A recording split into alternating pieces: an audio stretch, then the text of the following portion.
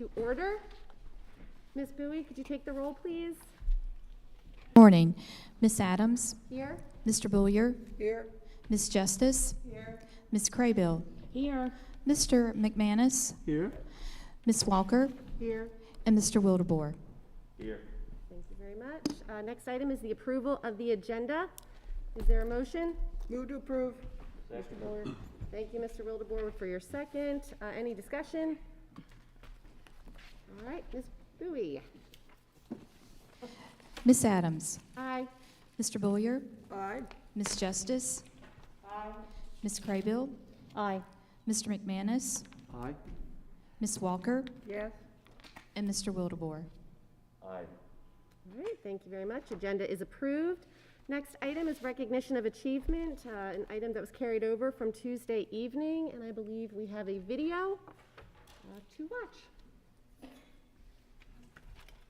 Video up there. Oh, thank you.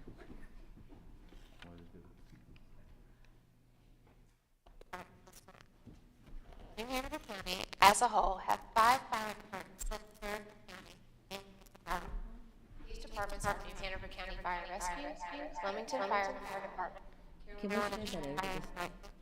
Untitled Chapter, New Hanover County Fire Department that provides services to unincorporated areas. The organization Can we pause that for a second? New Hanover County Fire was born out of the volunteer fire departments that began providing fire protection in the 1950s. Can we watch it online? But they have to be able to project it. Normally we'd get it up here Right. too, but that's not on. New Hanover County, as a whole, has 5 fire departments that serve the county and municipalities. These departments are New Hanover County Fire Rescue, Wilmington Fire Department, Can you, Carolina I'm sorry, Beach can you Fire pause that, Department, Ms. Justice? Wrightsville Beach Fire Department, and Go ahead on the large screen. The projector is broken at the moment. Oh, okay. Oh, okay. Thank you. Okay, I thought something like that, but you guys are always great about that. Thank you. All right, sorry about that. Yes, ma'am. Prairie Beach Fire Department. New Hanover County Fire Rescue is the fire department that provides services to the unincorporated areas of the county. The organization is led by Fire Chief Donnie Hall. New Hanover County Fire Rescue was born out of the volunteer fire departments that began providing fire protection in the 1950s. In 1986, the county hired its first fire marshal, creating the first county department related to fire protection. In the late 80s, a single fire tax service district was created to fund fire protection in the unincorporated areas of the county. This fire tax service district is still the funding mechanism that is used today to fund New Hanover County Fire Rescue. New Hanover County Fire Rescue, as it is structured today, began with the hiring of a fire administrator in 1996, followed by providing career staffing at the Highway 421 fire station in 1997. Additional career staff were placed in the volunteer stations in 1998. As the county became more urbanized and the call volume increased, the department continued to add career staff to support the volunteer fire departments. In 2010, the volunteer fire departments were consolidated, resulting in New Hanover County Fire Rescue being the sole provider of fire protection in the unincorporated areas of the county. New Hanover County Fire Rescue responds to calls for services that include emergencies such as fires, emergency medical calls, hazardous materials, vehicle extrications, and technical rescues, as well as non-emergency requests for public assistance. The department also provides other services such as fire code inspections, fire investigations, and community risk reduction. Community risk reduction is an overarching term for public education and programs that reduce community risks such as smoke alarm installations and child safety seat inspections. In 2019, New Hanover County Fire Rescue responded to 6,647 calls for service. The majority of those calls, 58%, were emergency medical calls. New Hanover County Fire Rescue provides these services through 8 fire stations located strategically throughout the county. You can find these stations in the Castle Hayne, Murrayville, Wrightsboro, Porter's Neck, Ogden, Highway 421, Myrtle Grove, and Federal Point communities. The department is staffed with 127 full-time employees, as well as a small team of part-time employees, volunteers, interns, and youth explorers. Currently, New Hanover County Fire Rescue has several programs that we partner with the school system and schools throughout the county. Recess Buddies is a fire safety program for students from pre-K to 5th grade. Students have the opportunity to learn fire safety through play and active games at recess. Both our firefighters and the students enjoy being active and playing games, all while learning how to be safe. This program will return to 5 of the schools once it's safe to do so. The department also has many school appearances throughout the school year. We are invited to fall festivals, back-to-school events, community helper events, career fairs, Fire Prevention Week, and other special events hosted by the school. Burn Awareness Week is a program that is held in schools with a pre-K program. It educates them that hot things burn. This past year, we participated in Read Across America with 2 schools where we read stories to students and showed the fire trucks. Each summer, we partner with the New Hanover County Sheriff's Office for Great Gang Resistance and Education Training Summer Camp. 5th grade students from across the school system are selected to participate in the program. During one day of the week-long camp, we have the opportunity to share the job of firefighting with the students. They learn about fire safety, hands-only CPR, duties of a firefighter, using fire hoses, teamwork, connection to hydrants, and firefighters' gear. On the final day of camp, they put the skills they learned to use in a group rescue challenge. The last program we would like to highlight is the partnership with CTEC in building and supporting the Public Safety Academy. The Public Safety Academy launched this year at CTEC and will provide high school students with the opportunity to receive firefighter training, experience, and certification to prepare them to pursue a career as a firefighter. You may also see us in the schools for fire code inspections. These occur twice a year and have to be at least 180 days apart. New Hanover County Fire Rescue is continually developing partnerships and programs with the schools. Here are a few of the programs that are in the works for the future. Youth Fire Prevention and Intervention Program is an intervention program that educates about fire safety and the consequences of playing with fire. Before participating in the program, students are evaluated to determine if this is the right program for their needs or if they need to be referred to another provider for additional resources. In the future, the program will coordinate with the schools for a system to refer potential participants. Another program on the horizon is the Sound Off program. This program is a school-based program for 3rd grade classrooms that educates on fire safety, smoke alarm safety, and home escape planning. The program also includes an opportunity for a home visit for students where we will install fire safety equipment such as smoke alarms in homes that need it. Lastly, we always have an interest from schools in firefighters coming to the school to read or tutor. In the future, we hope to formalize this program and connect firefighters with students in the schools. Once again, we appreciate the opportunity to share information about New Hanover County Fire Rescue. For more information about the department, visit firerescue.nhcgov.com. Welcome to Holly Tree Elementary School, home of the Cardinals. The school was opened in 1997, and since its inception, high expectations for learning and teaching have been the norm.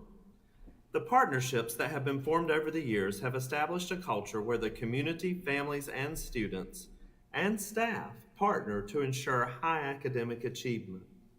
As the school transitioned into the 21st century, digital learning tools were integrated into the learning community, providing students with the opportunity to demonstrate their creativity, collaboration, and critical thinking. In March 2020, the COVID pandemic shuttered our school doors and closed what felt normal to all of us as parents and citizens, but especially to the staff and students in our schools. School transformation and change is constant as we all work together to be continuous learners. However, we are accustomed to change being gradual, but this transition was forced on all of us suddenly. In order to prepare for the 2020-2021 school year, the theme for Holly Tree captured the vision to adjust to the new normal for public education. Holly Tree Elementary had committed itself to connecting the dots for a transition from the past to the future. Our mission continues to be that of high expectations for students' academic success, but through a new set of lenses. The ability to collaborate within our professional learning communities has required teachers and staff to collaborate and work together like never before. Parents are now partner teachers with us all. Daily, our teachers are virtually teaching in the homes of our students. School is no longer just the building where students come to learn. Learning is happening online, at home, at school, in daycares, and often even in the car. We have taught in 100% remote learning and hybrid models of face-to-face and online, and we know that one day we will return to full face-to-face instruction. When that transition does happen, all of the knowledge gained from the various remote teaching experiences, assessments, and preparation will have prepared us all to take public education outside of the walls of the schoolhouse. Well, welcome to this first grade class, and we have Miss Daniels here. Hey, Miss Daniels. Hi, how are you? I'm great, and can you tell us, we are in the middle of Plan B, and we have COVID going on, and we're excited to have kids back. Thank you. And we have all of the social distancing piece. I'm going to give everyone an idea of how it has to look when we have to socially distance. But you figured out a way to work with small groups. I have. And so can you tell us a little bit about that? Of course. I was a little nervous at first just for the distancing piece, but thankfully my class sizes, there's only 2 per group usually, so I can still keep them at that 6 feet distance. But I came up with a way for them to read to self at their seat, work at their seat, specifically writing, because that is something at home they don't really do because they're doing that digital piece on Seesaw, which I'm thankful for. But it is so important to have that pencil and paper piece too. And so then they come to my group, and right now I'm working on assessments, but it gives me that time to learn what I can do to differentiate my teaching. So while I'm assessing one student, the other student is starting to read passages, whisper reading, and then I can hear them reading and then know, okay, so this is where they are, and this is where we're going to take this group after I'm done with my assessment. Oh, wow. So using the assessment, even in this, now I bet last year this time teaching first grade, you would have never thought, No. oh my gosh, how could we do this? No, I know, and I was nervous about it, but it goes so smoothly because it gives the kids something to do. They're busy working, and then I can take that assessment and differentiate my instruction. Well, Ms. Daniels, thank you for everything Thank you're you. doing. All right, and you're making Holly Tree, you're just supporting all the boys and girls. Oh, thank you. I love these kids, and I'm so glad to be back, and I hope all of them come back soon. All right. May. Teachers have participated in countless hours of professional learning to ensure they're proficient with digital learning tools never explored or often not even allowed in the school building. We continue in this present learning mode, being flexible but ensuring we create learning experiences for students with fidelity. The fidelity is modeled by the ongoing assessments, benchmarks, and other data collection tools that ensure we are able to meet the unique needs of each student. Social distancing has not stopped us from being emotionally connected with each stakeholder in our school, most importantly, the students. Even though we continue to live in our pandemic world, our educator mindset has shifted to continuing to provide students with opportunities to express themselves in a creative, collaborative, and engaging way. With a new superintendent, a new principal, and a dedicated group of educators who have served Holly Tree for decades, Holly Tree Elementary School is perfectly positioned to move forward knowing that school is not a building. It is a place where it's a culture, a mindset that ensures all stakeholders feel safe, loved, and cared for, while ensuring we're preparing students academically to be college and career ready, setting the stage for the second quarter of the 21st century.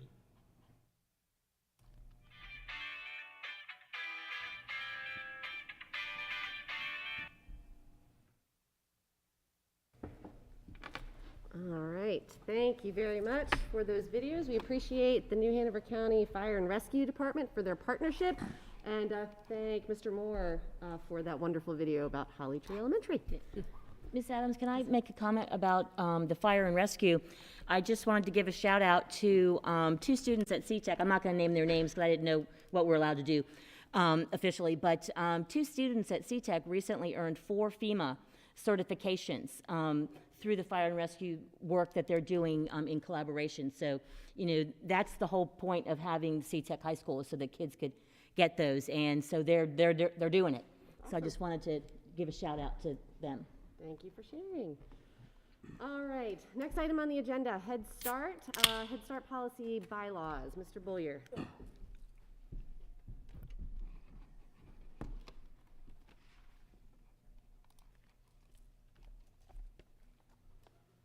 Feels somewhat surreal being up here in front of you all in normal clothes. But good Saturday morning to you all. You all, the Board of Education, are the governing body for Head Start.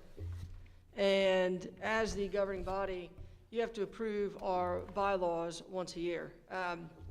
This just really tells our Head Start how we're going to operate. It informs the decisions that we make, and it really just is our key to operating successfully. Ms. Smiles is here to answer any questions. I certainly hope you guys have had at least a few seconds to look this over and ask any questions that you have. I can answer, or Ms. Smiles can answer. But otherwise, Madam Chair, I would ask for a motion to approve the bylaws. Okay, you have heard the recommendation. Is there a motion? A motion to approve the bylaws. Thank you, Ms. Craybill. Is there a second? Ooh. Which one? Who wants it? All right, Ms. Justice will take it. Yeah. Any discussion about the bylaws? Or any questions for Ms. Smiles? I don't know what's changed from the last time, so I assume y'all worked really hard on this to just kind of condense it better, or? update it? Absolutely, we work with our parents and all of our stakeholders. I was sure what questions I would have. It looks good. Okay. Well, if no further discussion is needed, Ms. Craybill. I mean, sorry, Ms. Bowie. Okay. Sorry, I looked to you and I was sorry. Ms. Adams, Aye. Mr. Bullier, Aye. Ms. Justice, Ms. Craybill, Aye. Mr. McManus, Aye. Ms. Walker, Yeah. and Mr. Wildebohr. Aye. All right, motion passes. Bylaws have been approved. Thank you, board members. Thank you. Next up, for information, I am going to hand this to Mr. Wildebohr to share some information about far UV technology.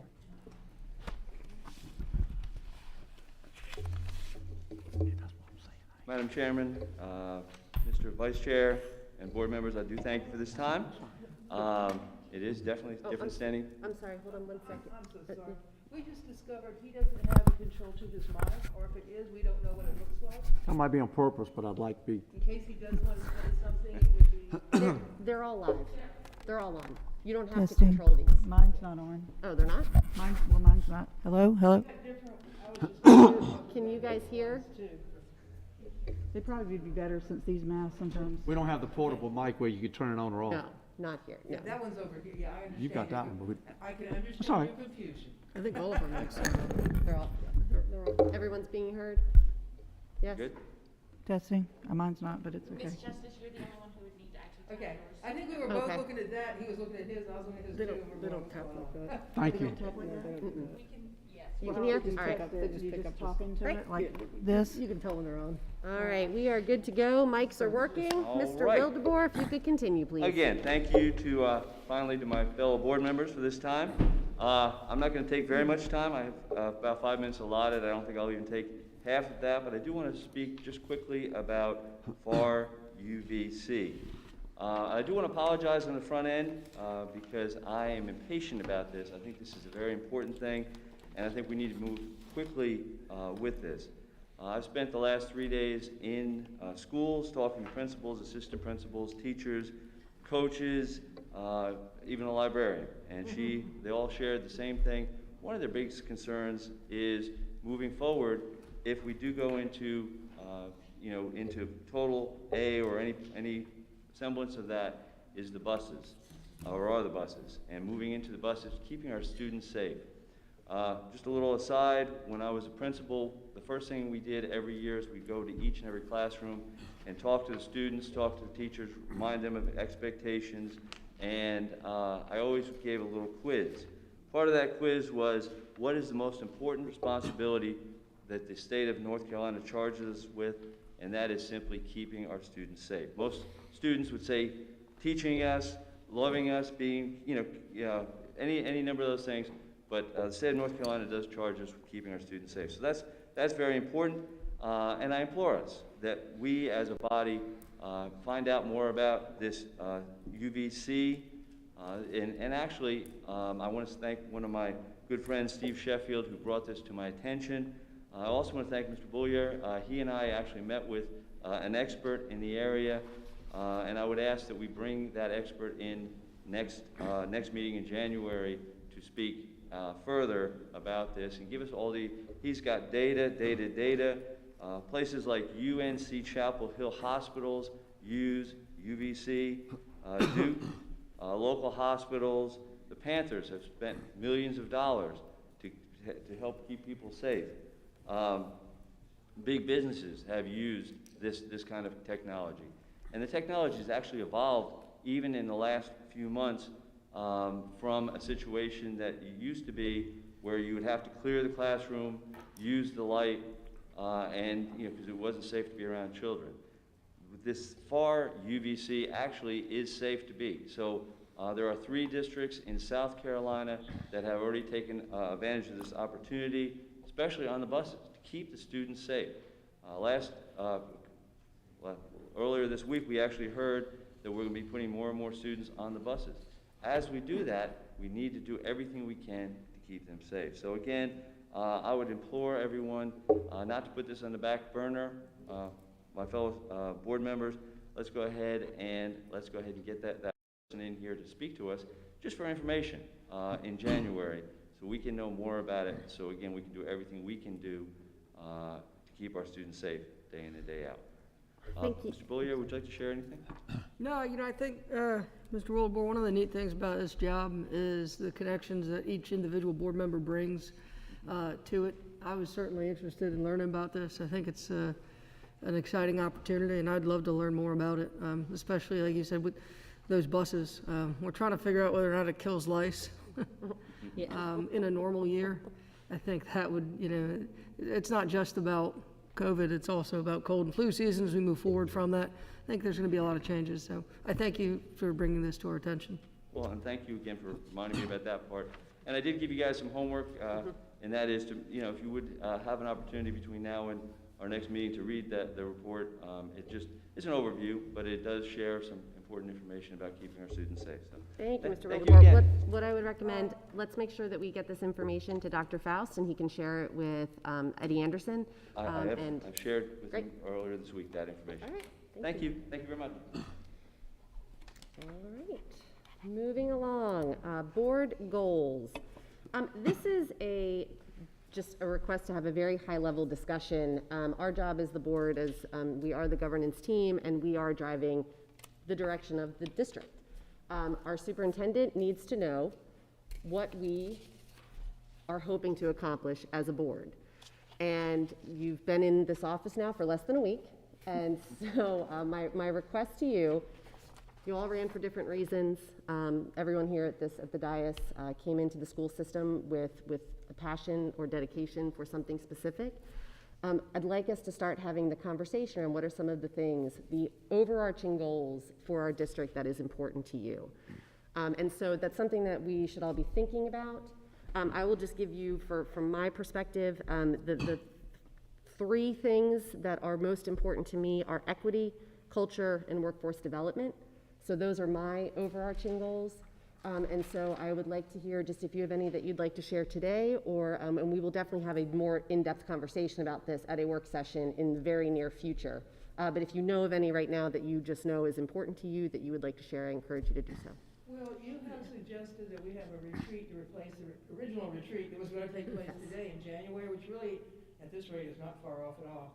And this would give us all an opportunity to think and possibly, if you want to research, I mean, we probably already have some idea what our goals are. Right. And then during the retreat, we could do a work session on it. I mean, instead of going into detail, everybody naming things off when they really haven't had a chance to think about it. Okay. I think the retreat would actually be quite a good time to do that. That would be a retreat on. And this was originally supposed to be on the retreat agenda, but obviously things changed for today. And so the idea too, this will also help to start to inform the conversation around strategic planning. Okay, so it was on our agenda, so I did have time to think about some goals. And I would like to put Isaac Bear on my list to try and get secure a building for them that is 20 years in the coming. It would be nice to have something sort of put even sketched in writing to celebrate their 20-year anniversary, so that would be good. I'd also like to take a look at climate surveys and exit surveys. And with our exit surveys, I'd also like to include retirees, not just people who are leaving to take other jobs, because people retire for different reasons. And you know, even if they're just, their time is done, you know, they still can offer some good feedback because they've probably been here, you know, for a long time. So those were my two that, having not heard anybody else's. That's great. Thank you very much for sharing, Ms. Craybill. Isaac Bear, that has been discussion since I've been on the board, that just seems, even though a lot of work's done, you know, aiming towards the goal, it just hasn't approached it the way it needs to. Is there anything else anyone would like to share? I'm gonna add to the Isaac Bear conversation. I know they tagged all of us in there to go take a tour, if that's possible. I don't know, but, I know there are some local representatives that really we have been interested in this in the past, and we want to connect with them because, I mean, I briefly read over the contract, and I think that's something we can talk to UNCW about for sure, because they're in charge of the building, right? That's under their purview, so I agree with that. That wasn't in my top 3, but it's a really good idea. It's been a personal passion of Senator Lee for a number of years Let's hope he's ready to step on up on that, so. Can you update, although I think I'm pretty familiar with it now, I'm trying to read quite a bit about it, but where we are at the present concerning Isaac Bear? So that is not an agenda item for today, so that is something, would you like us, we can definitely add that for I January's was agenda? associating with Yep. what our goals were. All right, so Isaac Bear Isaac Bear update for January. Stephanie, I thought of the third one that I couldn't remember. Yes. To work hard on developing community partnerships and relationships, and not only just for money, but for people power and knowledge, you know, talent power, you know, for our schools. Yep. I know that was something that was similar when we were running this recent campaign, bridging the connections with the community a lot more, including UNCW, Cape Fear, and there's some really good nonprofits out there that will really be able to help us a lot more. We know this community is very, very smart, very strong, and connecting the partnerships with them is just a no-brainer. Well, I think that would also provide us, as far as workforce development, which I agree is a priority, internships, shadowing, maybe start going into the arena of assessments rather than testing, because a lot of kids can learn and be assessed if they do have a proficiency in a particular skill or skills. But I'd like to add, at some point we discuss in our retreat, we need to look at an unusual environment for the lower performing students that are a year or two or more behind. I do not think that putting them back in the same situation they're in is just going to get the same results. And so we need to be creative and get out of the box and try something totally different. So But it's got to be small. So I hear that's an academic goal, right? That would fall under an academic category. Absolutely. But it needs to be a controlled group, Right, okay. small. Thank you for sharing, Mr. Madam McManus. Chair, very briefly, I think these are all really good goals, but I just did want to focus, you know, for the next 2 or 3 months. I think we are approaching an unseen crisis in terms of our funding if our state does not agree to hold us harmless with regards to our ADM numbers. I think this is a crisis across the state. We really need that support from the state more than ever, really, in light of what we're going to be facing moving forward. So I do want all of us collectively to focus on securing those funding sources from the state, making sure the state holds us harmless, and looking at, you know, the EOC and EOG assessments. How are we going to how we're going to deal with those. If the state forces us to take them, I really do hope that they do not use those numbers in terms of funding. We Well, will talk a you little hit the nail right on the head, though. This is across the state and across the country. So it's not like we're alone in this. In fact, we are literally the majority. So to fear that the state or even the federal government wouldn't be impacted by this and change, then that would be very short-sighted on our part, their part. We need to, hold strong with all the other districts across the state, doing the right thing for our kids and, making that awareness very vocal and loud.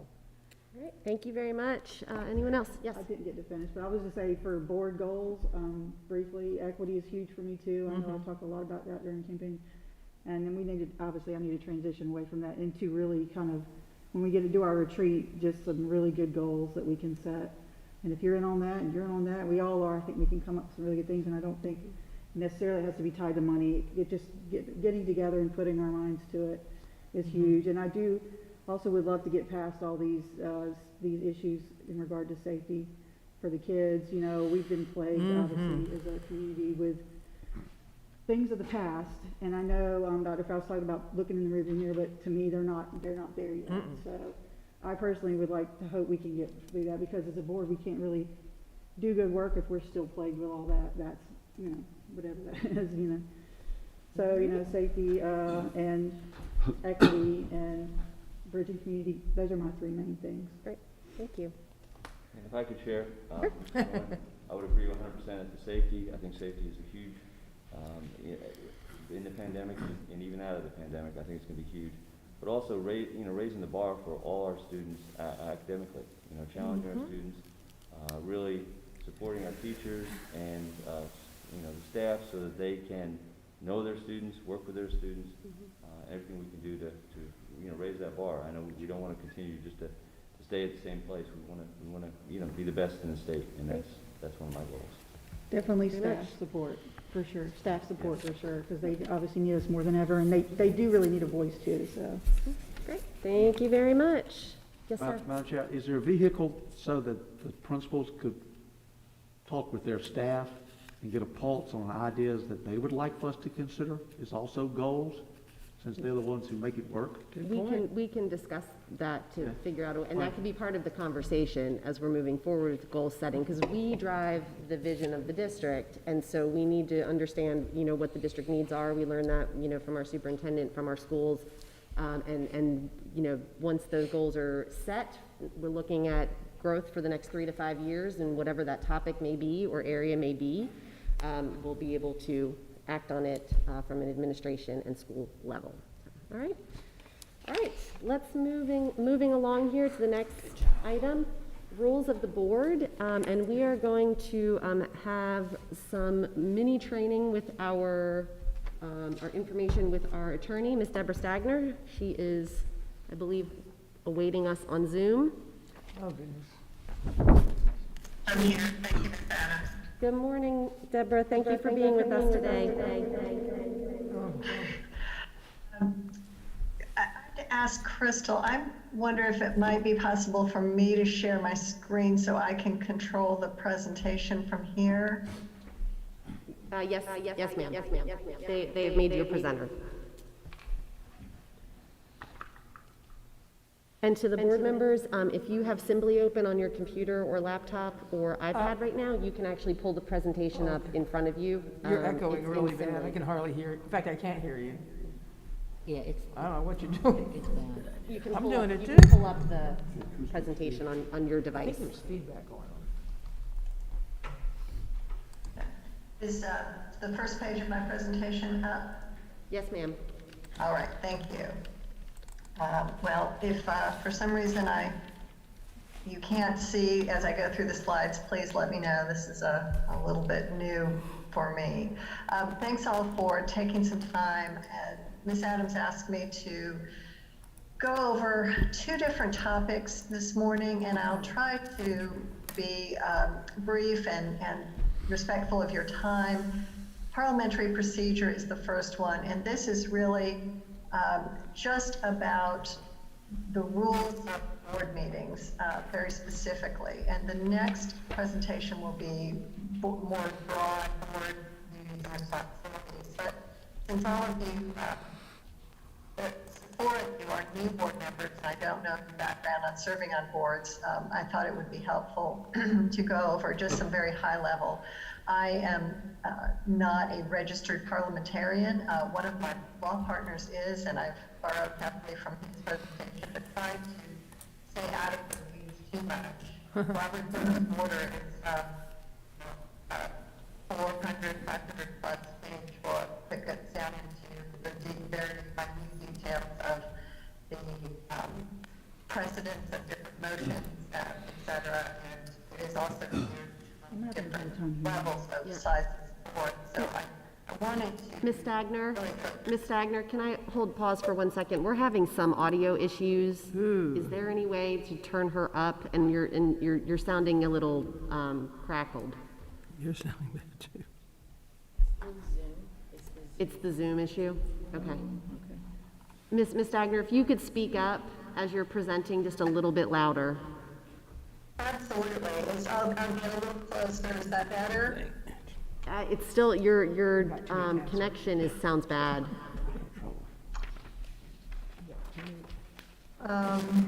That's better. Would it help if I called in? If there's someone there that can talk about the technical aspect, would it help if I called in and used the video or the audio on my phone? Why don't we try that? That's a good idea.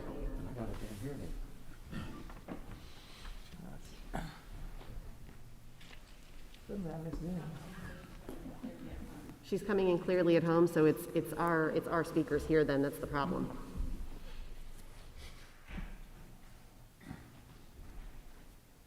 Apologize for the delay, ladies and gentlemen that are here today. Welcome to Zoom. Enter your meeting ID, followed by pound. Hello, Zoom. Oh, I love Saturdays.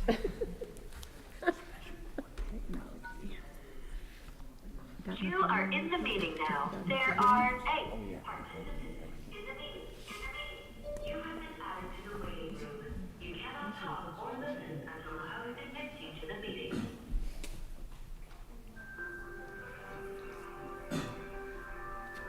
Oh, Crystal, can you come let her in, please? I'm sorry.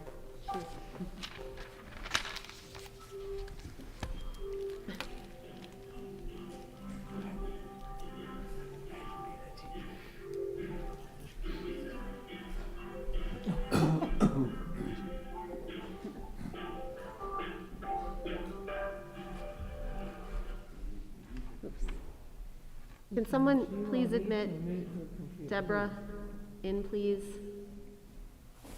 Who's muting the You. computer? So can you let me into the meeting? They're On doing my that right phone? now. All right, your phone should be in. Is that better? Yes. Thank you. Thank you. Certainly. Please let me know if you can't hear me at some point.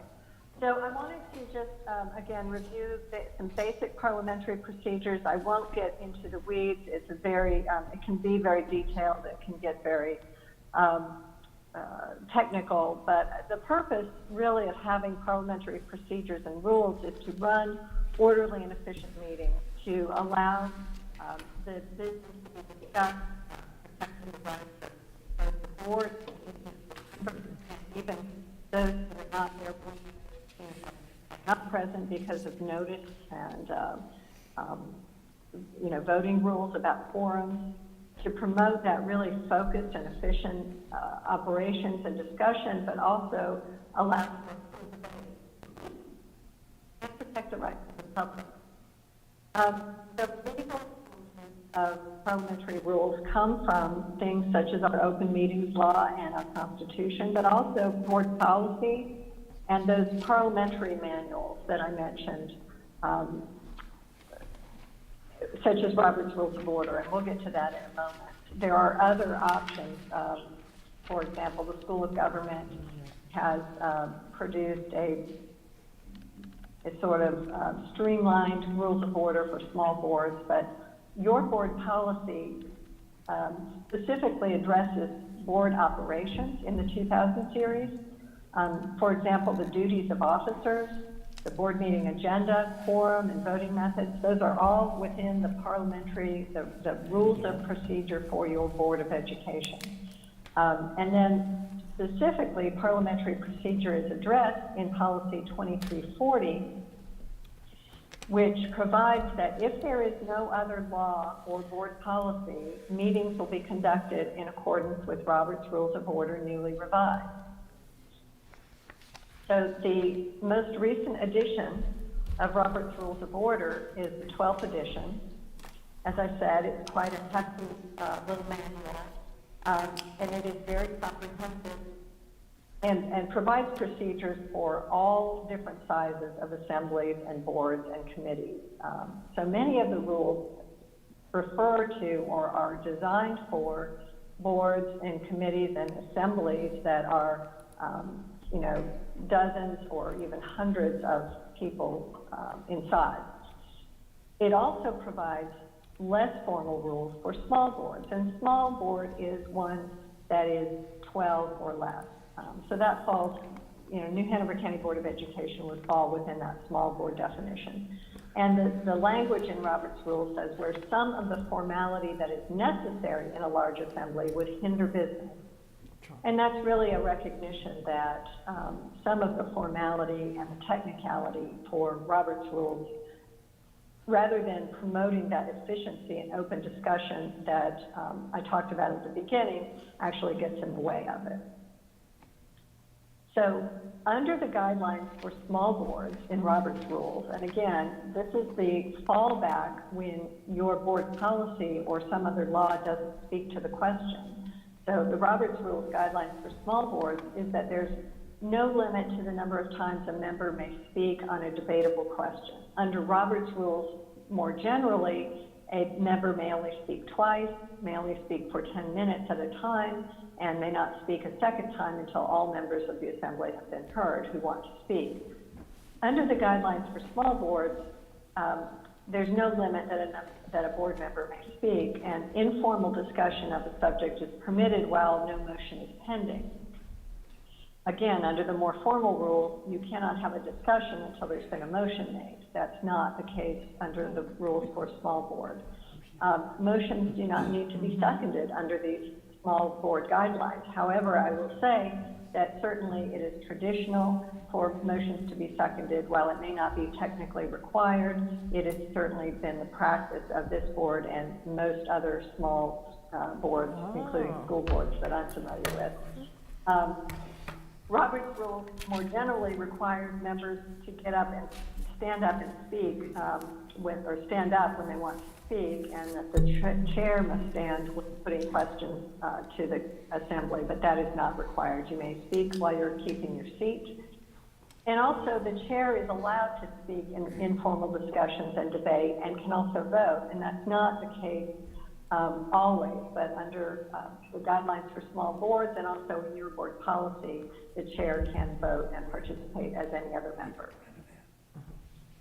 So very specifically for the role of the chair is to open the meeting and to announce the business that is before the board and to recognize members who are entitled to the floor. And that means that while board members may have informal discussion and you're not limited on the number of times you may speak, you must wait under the rules of order until you are recognized by the chair. And so that is typically done by raising your hand or saying, Madam Chair, I'd like to speak, something like that. And that, again, that promotes the orderly discussion and debate. The board chair also has responsibility to state and put to a vote all questions that are before the board, and that really means, if necessary, restating the motion so that all members of the board understand what is going to be voted on. The role of the board chair is also to announce the outcome and tally of the vote, to enforce the rules of the board, and to preserve order. So again, making sure that the rules of the road are followed, so to speak, and that the business of the board can move forward in an orderly manner, and that really is the responsibility of the board chair. but also at the same time, again, to keep in mind the dual purpose of the rules, which is also to preserve and protect board members' individual rights, the rights of the public. So while expediting the conduct of business consistent with members' rights. In your board policy, it also says that the board chair shall determine whether to speak on beyond reasonable standards of courtesy and remarks. So one of the principles of debate under Robert's rules is that members should be courteous and respectful of other members, that there should be certainly vigorous discussion on policy matters and matters of differing opinions, but that personal attacks should not be part of that discussion. And so part of the board chair's responsibility is to make sure that the debate is focused on the issues and the policies and not on the personalities of individual members or others. And then the board chair rules on parliamentary questions. The parliamentarian, which in your board meetings would be the board attorney, is to advise the board chair on the procedure, but the board chair and not the parliamentarian makes rulings on those procedural questions. So now we've talked about what the role and responsibility of the board chair is. The rights of the members is another important aspect, again, of parliamentary procedure. As board members, you have the right to attend meetings, the right to make motions, the right to speak and debate. And if you'll remember, as we're going through these rights come along with responsibility. So you also have a responsibility to vote, and that is included in your board policy, that unless there is a conflict or a reason that you must recuse yourself, you have a duty to vote. So you have a right and also a duty to vote. Your right is to have your vote carry the same weight as any other board member. You have a right, as does the general public, to receive notice of meetings and of certain votes. And some, again, I won't get into the weeds on this, but there are some votes that must be noticed in advance, and proposed changes in parliamentary rules are required, or also rescission of previous action. And you have a right to raise a point of order, which is a challenge to the rules or a challenge to something that's been done that is in violation of the rules.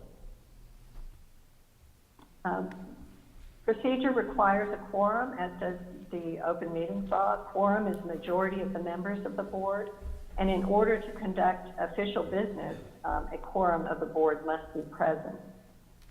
Again, the open meetings law requires that board business only be conducted in an officially called meeting of the body. The agenda is the roadmap or the toolkit that sets the order of business for any meeting. And once the agenda has been adopted, an item can be taken up out of order either by unanimous consent or by a 2/3 vote of the body to formally amend the agenda.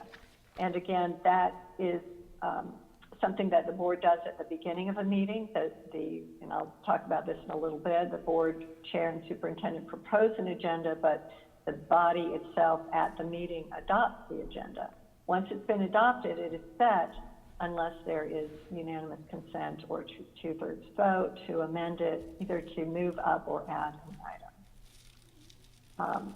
So the process for placing a topic on the agenda is set by your board policy. And again, these policies related to the operations of the board are in the 2000 series. There is no way this morning that I'm going to cover all of those, so I really would encourage board members to go through your policy manual, your school board, the School Board Association, North Carolina School Board Association is assisting the board in reviewing its entire policy manual, and those board operation policies are among the first that have been adopted. So those are all newly reviewed and revised and in place. And the placement of a topic on the agenda is initially the job of the chair and the superintendent. They work together to develop the proposed agenda. Any two board members who agree that an item should be added can make that request, and that item, make that request at least 6 workdays before the board meeting, and that item will be added to the agenda. And then the other opportunity for board members to place something on the agenda is, again, at that portion of the meeting where you review the proposed agenda and adopt it. So you may make a motion at that time to add an item to the agenda. Often, you may just ask, and it would be with unanimous consent, the item would be added to the agenda as well. So once you are in a meeting, you have a quorum of the board members are present, the agenda has been adopted, and there are items on there for action. How does that occur? Well, again, parliamentary procedure directs how the body acts, and that is through a motion and vote. The board chair can make some decisions about routine procedural matters, such as recessing for a few minutes, adjourning the meeting, and the board chair may also seek unanimous consent for other routine or minor matters. And typically, any decision that requires the board to act as an entity has to be done by a motion and a vote, but there are some things that can be accomplished by unanimous consent. And the decisions are made by majority vote. So that means a majority of those members present when a quorum has been attained. There are some limited cases that require a supermajority, but for most decisions, that's the majority of the members present. We often get into a situation where a board member has made a motion, and then there's some discussion, and there's a desire to change that motion, and there are multiple, there are different procedures, and I just want to touch on briefly that it is certainly possible to change a motion, and there are many ways to do that, but one method is before that motion has been restated and seconded, the members can suggest minor changes, and the maker, the person, the board member who made that motion can accept those changes. After the motion has been seconded and stated and put for a vote, it could be modified with unanimous consent. And if there is no objection, I would like to modify my motion as follows. Or what is more typically done is that another board member may make a motion to amend the motion. And in that case, then you have a vote on the motion to amend, and then you have a vote on the either the original motion or the amended motion. Well, so what happens if the board has moved and voted and approved some action, but then there is a desire to go back and change your mind? And the purpose of a motion to reconsider, in the words of Robert's Rules of Order, is to permit correction of a hasty, ill-advised, or erroneous action, or to take into account information or a changed situation that has developed since the taking of the vote. Now, a motion to reconsider is only appropriate during that same meeting in which the original action was taken. So if you are in a meeting and you take a vote and there's further discussion, or a staff member or someone comes up with additional information, the board may move to reconsider that action. It can only be made by a member who voted in the winning side in the original vote, but it can be seconded by anyone. And a motion to reconsider cannot be taken when there has been something put into place that cannot be undone. So, for example, if a contract has been approved and there has been some movement on that, or it is binding at that point, if there has been a hiring decision made and someone has been approved and employed. So there are some motions that, or some actions that cannot be undone by a simple motion to reconsider. There's also a motion to rescind, also known as a motion to repeal or annul an action of the board. And that can be made and seconded by any member of the board.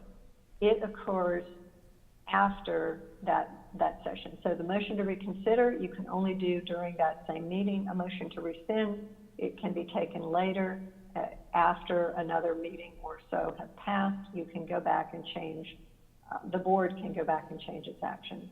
There are special voting rules, 2/3 vote if no notice has been given, a majority vote when there has been notice of the motion to rescind.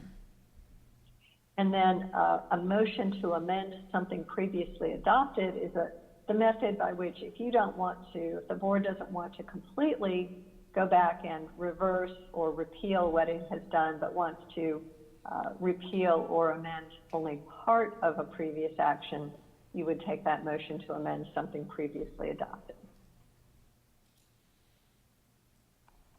So once the motion or the topic has been presented to the board, there is debate. And I talked a little bit about debate being on the issues, being based on the policies and not individual personalities or motives. Debate must be confined to the merits of the question under Robert's rules. The right of members to vote includes the right to debate, and I believe I've reviewed that. So you have a right to discuss and debate a question that's on the floor, and the board chair cannot preempt that right by very quickly just putting the question to a vote. However, you may have often heard someone saying they call the question. So that would be a motion to close or limit debate, or to limit the number of times a member can speak, etc.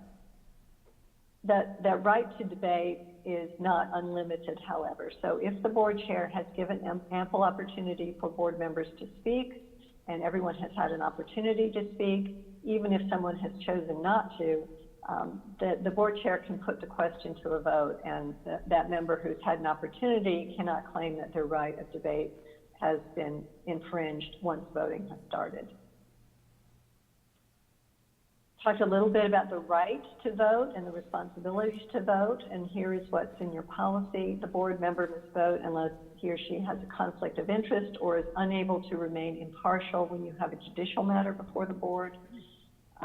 A board member who accuses him or herself must state the reason before the vote is taken, and the minutes will reflect the vote of each board member, including any abstentions, unless the vote is unanimous, and then the individual votes do not need to be set out in the minutes. Once voting has begun, interruptions are not permitted, and a board member doesn't have a right to explain his or her vote during voting. That occurs during the debate portion. So the debate is the substantive discussion. Once voting starts, it is a matter of voting and not engaging in further debate. And then I talked about the board members having a right to raise a point of order. And that is when a board member thinks that the rules are being violated, he or she can make a point of order. And that point of order needs to be raised promptly, or it can be waived. There are certain exceptions if it affects a fundamental right, such as a right to vote or to attend meetings. Those types of fundamental rights and ongoing violations are not subject to that waiver. But generally speaking, if you believe that there's been an error in an action taken or that there's been a violation of the rules, that point of order should be raised very promptly so that it can be corrected as soon as possible. So that is my presentation on parliamentary procedure and Robert's rules. I don't know if the board chair would like to entertain any discussion or questions at this point. Are there any questions? Yes, a couple things. Could we get a copy of this, please? It's loaded. It's on Assembly. Okay, thank you. I did. Yep. Oh, when Yeah, did I that? printed it out. What? No, I didn't. Right from No, Assembly. you're fine. I'm just surprised. I thought I'd looked at Assembly. I didn't see No, it. it's in there, under the attachment on the Okay. agenda item. All right, thank you very much. And also, and we had this discussion yesterday, Ms. Dagner, there is another reason that you can abstain, according to school board rules, when you're voting. And I did that, I believe it was Tuesday night, and we discovered I was informed by some parliamentary people, and also you agreed that that was the case. Could you explain that to everybody? So I believe when that issue came up during the board meeting, I didn't have the policy in front of me, and I had indicated that if a board member vote or abstains, then their vote would be counted as a yes. I subsequently looked at the policy, which is 2342, voting methods, and it does not indicate that that is counted as a yes. It indicates that it will be recorded in the minutes. So that's a little bit different than the general rule. So it says, the language of the policy says a board member must vote on all issues unless the member has a conflict of interest or is unable to remain impartial in a judicial matter before the board. If a board member recuses himself or herself from a vote, the member will state the reason before the vote is taken, and the reason will be recorded in the minutes. So the policy states the permissible reasons to recuse yourself if you have a conflict of interest or you're unable to remain impartial. But the policy does not say that that vote will be counted as a yes vote. It says that it will be recorded in the minutes as an abstention or recusal. Thank you for Does clarifying that that, answer the Ms. question? Wagner. Well, no, because our discussion yesterday, there was also, and I can't remember because I didn't bring it in front of me, but also if the board member doesn't feel they have enough information to make the decision that they're comfortable with. That was what we discussed, and that is, I don't have it in front of me. But you agree that that is the case? No, Ms. Justice, I don't believe that's what I agreed to. I think that what I said is that I was incorrect to say that your vote would be counted as a yes, but that the reasons stated in the policy are that you have a conflict of interest or you cannot remain impartial. There's nothing in there that says that you have a right not to vote if you don't have enough information. Certainly, the policy doesn't, policies don't cover every conceivable matter that might come up. And I cannot say, sitting here today, whether or not that's a permissible reason or an impermissible reason. I don't think that and if I gave you the wrong impression, I apologize, but what I was clarifying is that the vote would not count as a yes vote. Thank you. Did you consult the parliamentarian? You said you weren't one? I mean, this is Stephanie Walker speaking. I mean, I'm sorry. I guess my question is, you said you weren't a parliamentarian. Did you consult with a parliamentarian on that? Because we want to make sure we get it correct. So what I consulted with is your board policy, which sets out I mean, it's very clear, and let me, well, I don't know if I can share that other screen. Policy 2342, and the language of your policy, and again, the parliamentary rules apply in the absence of a board policy or other law. And the board policy says that a board member must vote on all issues unless the member has a conflict or is unable to remain impartial. Now, I will point you to for example, the code of ethics of board members. So you do have a commitment and an ethical obligation to render all decisions based on the available facts and independent judgment, and refuse to surrender that judgment to individuals or special interest groups. So you have an obligation to vote with available information. I am certainly not going to tell a board member who believes they do not have enough information that they must vote. I think that you all have an independent obligation to uphold your ethical obligations to vote on complete facts. And so what we often have as attorneys and as public officials is competing sets of obligations, and you have taken an oath to do the best you can to carry out those obligations. So if you have a situation where you believe that you cannot make a decision based on the available facts, the rules of parliamentary procedure are not going to give you the magic answer. What I think you have to do is incorporate and take into account all of your different obligations and make the best decision that you can under those circumstances. Thank you, Ms. And so Dagner.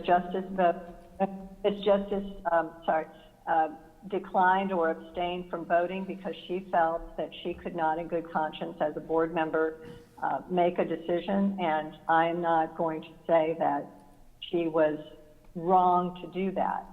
My point is only that that is not what the one policy about voting says, but you do have competing ethical obligations as well. Since there is, obviously, I have talked to a parliamentarian, and this is where the confusion, I guess, can lie, that with policy.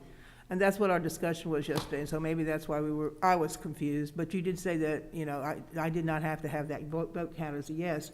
But since we are having this discussion, and we could carry it off possibly in the future with the policy committee, could we add that to our policy so it would jive with parliamentary procedure done in other boards?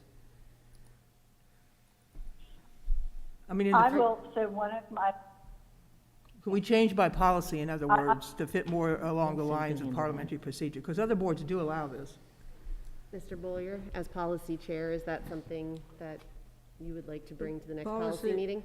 Absolutely. The policy committee will hear any policy recommendation from a board member. Great, thank you. For the interest of time, I would like to move forward. Can I just, I had a couple questions for points of just clarification. Yes, Ms. Craybill. All right, so, Ms. Stagner, if someone recuses themselves from the vote, do they have to recuse themselves from the discussion so as not to bias any other people or present that bias? Oh, that makes sense. that's a very good question.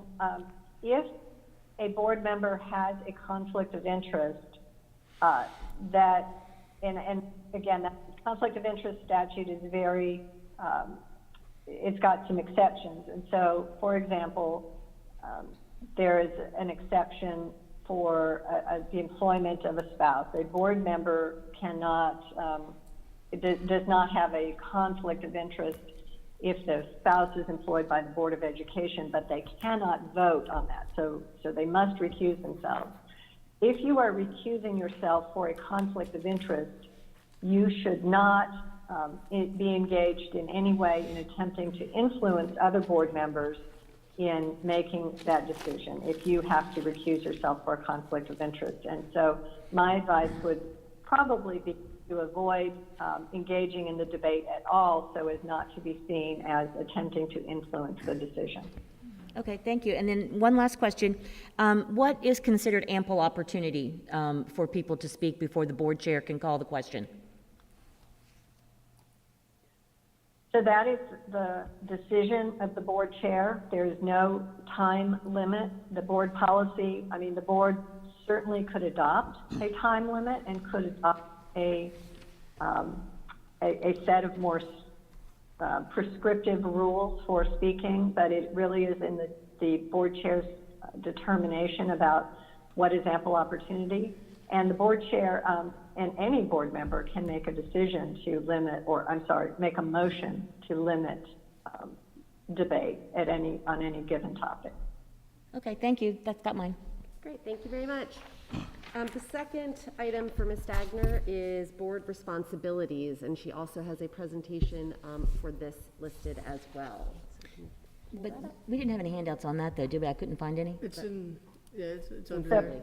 The board, I didn't see it. I do apologize. These were uploaded very late because I had limited time to get everything put together for this morning. And so Ms. Bowie has uploaded this one just this morning. You will have access to it. You did not have access to it in advance. And again, it was just a matter of not having enough time to put it together before this morning. Thank you. So this is just, again, a very high-level overview of board duties and authority. And this comes from statute and also, and primarily from your policies. And for these, I'm looking at the policies in the 1000 and the 2000 series. So again, those two, if you have the opportunity, I would again strongly encourage you to review those governing principles and board operations policies. So we'll start with the legal status of the board, and that is established by the General Assembly. The General Assembly has created all local boards of education and given the local boards the powers and authorities and responsibilities set out in statute. Local boards of education do not have any independent constitutional authority. While you do have obligations, you really are, as boards, creations of the legislature. The Board of Education is the governing body of the new county. Yes. I'm sorry, the board chair left the room, and I believe when any of us leave the room, we're told we have to take a break. I'm not sure quite how to handle this, because I've never had this happen. But in the So do we absence of the chair, the vice, Nelson. in the Nelson absence takes of the over. chair, the vice chair is assumes that role. Is the vice chair present? Yes, normally what we do, if one person needs to leave, then we all leave until, and then come back. No, I don't I believe mean, so. just have a short agenda. We don't, I've never had this happen before. I don't believe so. I think I think she can just. Well, I mean, we use the could all take a facilities break and and come then. Someone ought to check on So, Mr. Bill, as acting chair at this point, you can recess the meeting, or you, if you have a quorum, we can continue. All right, let's continue, please. Okay. Good. She's back. She's back. Right. But I'd like to. Never happened before. So, Janice Kavanaugh used to do. the New Hampshire County Schools, you have a school administrative unit that goes by the name New Hampshire County Schools, but the board is really the entity that has the legal status that can take action for the board, for the school system, enter contracts, purchase property, sue and be sued. That's the body, not the school system as a whole. General Statute 115C36 and 115C40 in both places say that local boards of education have, quote, general control and supervision of the matters pertaining to the public schools in those respective administrative units, which are subject to laws that vest authority in other agencies or officials. So in the absence, again, of some other law, the Board of Education has that general control and supervision of matters within the public schools.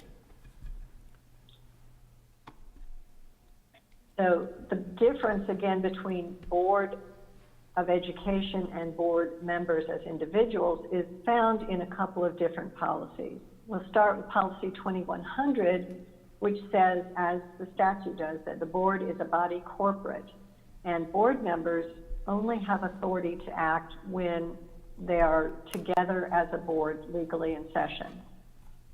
Individual board members do not have that authority to act. And the Board of Education is not bound by any statement or action of an individual member unless that authority has been delegated by an action of the board as a whole. Policy 2300, again, repeats that the board is a corporate body and can transact its business only at official meetings of the board. This has been upheld and repeated in cases that have come to our appellate courts, that an individual board member does not have authority to act in the absence of delegation of that authority by the board at an official meeting. So then we go to the authority and duties of the board as a whole. So we've determined that individual members cannot act. The board as a whole acts by vote, by motion, and vote. So the board itself provides leadership and direction by formulating those goals and objectives. The Board of Education is the governing body for the school system that creates policies to establish the standards, the accountability, and the evaluation of essential operations of the school system. The Board of Education helps to ensure legal compliance of all school system functions. The Board of Education performs any quasi-judicial functions as necessary, and I believe in our orientation, and we've certainly, the existing board members are familiar with this, you may have a student or a parent or an employee grievance or complaint that comes to you, and the board or a panel of the board will sit in a judicial function, hear evidence, make rulings, and make decisions on final actions. The board hires the superintendent and supports the superintendent in the administration of the school system and evaluates and responds to the superintendent's recommendations, so that the superintendent brings recommendations to the board. Those recommendations are heard, considered, and then acted upon or not acted upon. Policy 1010 goes on to include some other board authority and duties, which is to employ staff on the recommendation of the superintendent. And as I think I've said before, the superintendent makes recommendations for employment. The Board of Education votes to approve or not approve those employment recommendations, those hiring decisions. The Board of Education is the employer, but the Board of Education only employs personnel on the recommendation of the superintendent. So in the absence of the superintendent's recommendation, the board does, cannot employ someone.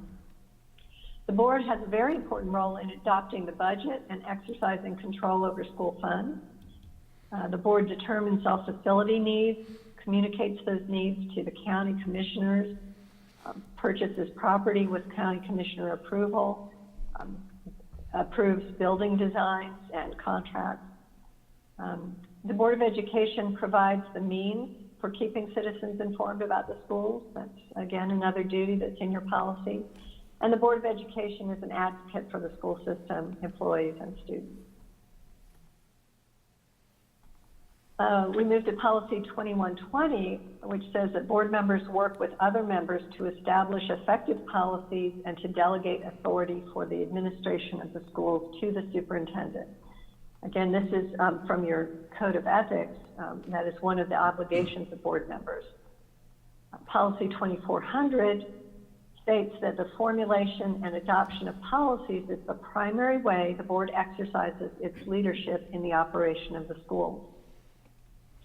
So again, all of these policies really reinforce each other, that the Board of Education is the governing body, the governing entity that sets those goals and objectives and policies for the district. Policy 2010 talks about the board and the superintendent having distinct and separate areas of responsibility. And this is covered in those school board superintendent relations. It's, again, repeated and reinforced throughout your policy manual that you have those distinct and separate roles. The superintendent is responsibility for the administration of the school system that is consistent with those goals and policies that the board has adopted. The superintendent has a role to keep the board informed of all issues, needs, and operations of the school system. And again, the superintendent makes recommendations to the board as required by board policy and by law, and as the superintendent determines is appropriate. And then the board acts on those recommendations of the superintendent.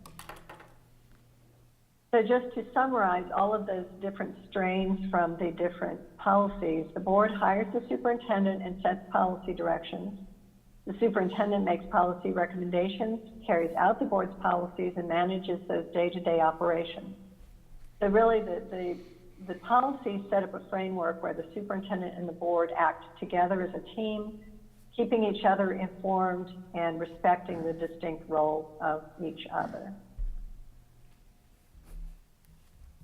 So again, there are a multitude of different areas within which there are distinct roles and responsibilities, and I'm just going to touch on a few this morning, again, to try to keep this at a high level and keep it on within a reasonable time limit. But one of those areas where there is a distinct role between the board members, and the superintendent is responding to complaints.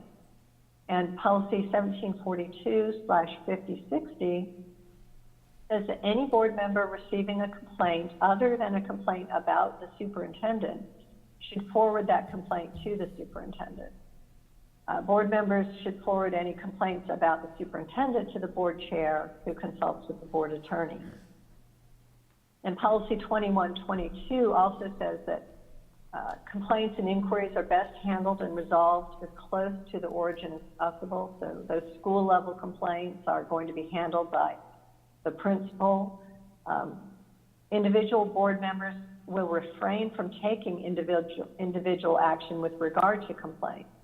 And that is very much to protect the board members and the Board of Education from accusations that there is bias or some unfair or improper influence when you get to the point where the board may be hearing a matter in its quasi-judicial role. So board members have to remain neutral during any disputes or complaints that they may hear that might come to them when they're sitting on that hearing panel. And board members must be able to render fair and objective decisions after hearing the evidence. So that is the reason and the rationale behind individual board members not taking action with regard to complaints, so that if that complaint ultimately gets to the board, you can be an impartial and fair decision maker. Another area, obviously you are all elected officials. You will have interactions with the community. You will talk to your constituents and other citizens and parents and business leaders. And that is all absolutely proper and expected. But there are some policies in place to sort of give guidance in communicating with the public about specific positions of the board, positions of the school system, as opposed to positions of individual board members. Policy 2210 says that the board chair serves as the spokesperson of the board for communicating the board's official position to the public. Policy 2220, again, repeats that the official spokespersons of the school system will be the board chair or designee and the superintendent and his designees. And that board members who speak to media outlets should notify the superintendent, the board, and the communications department of that interaction as soon as practical. And I'd also refer you to policy 9040, which talks about the communications operations of the school district.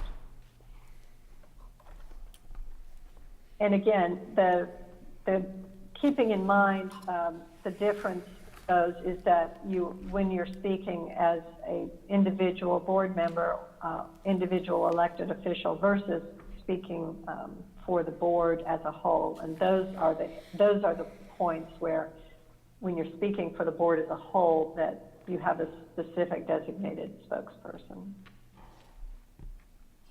Policy 2310 also talks about communicating with the public in context of call to the audience, and says that board members will not respond to individuals who address the board during call to the audience except to request clarification of points made by the presenter.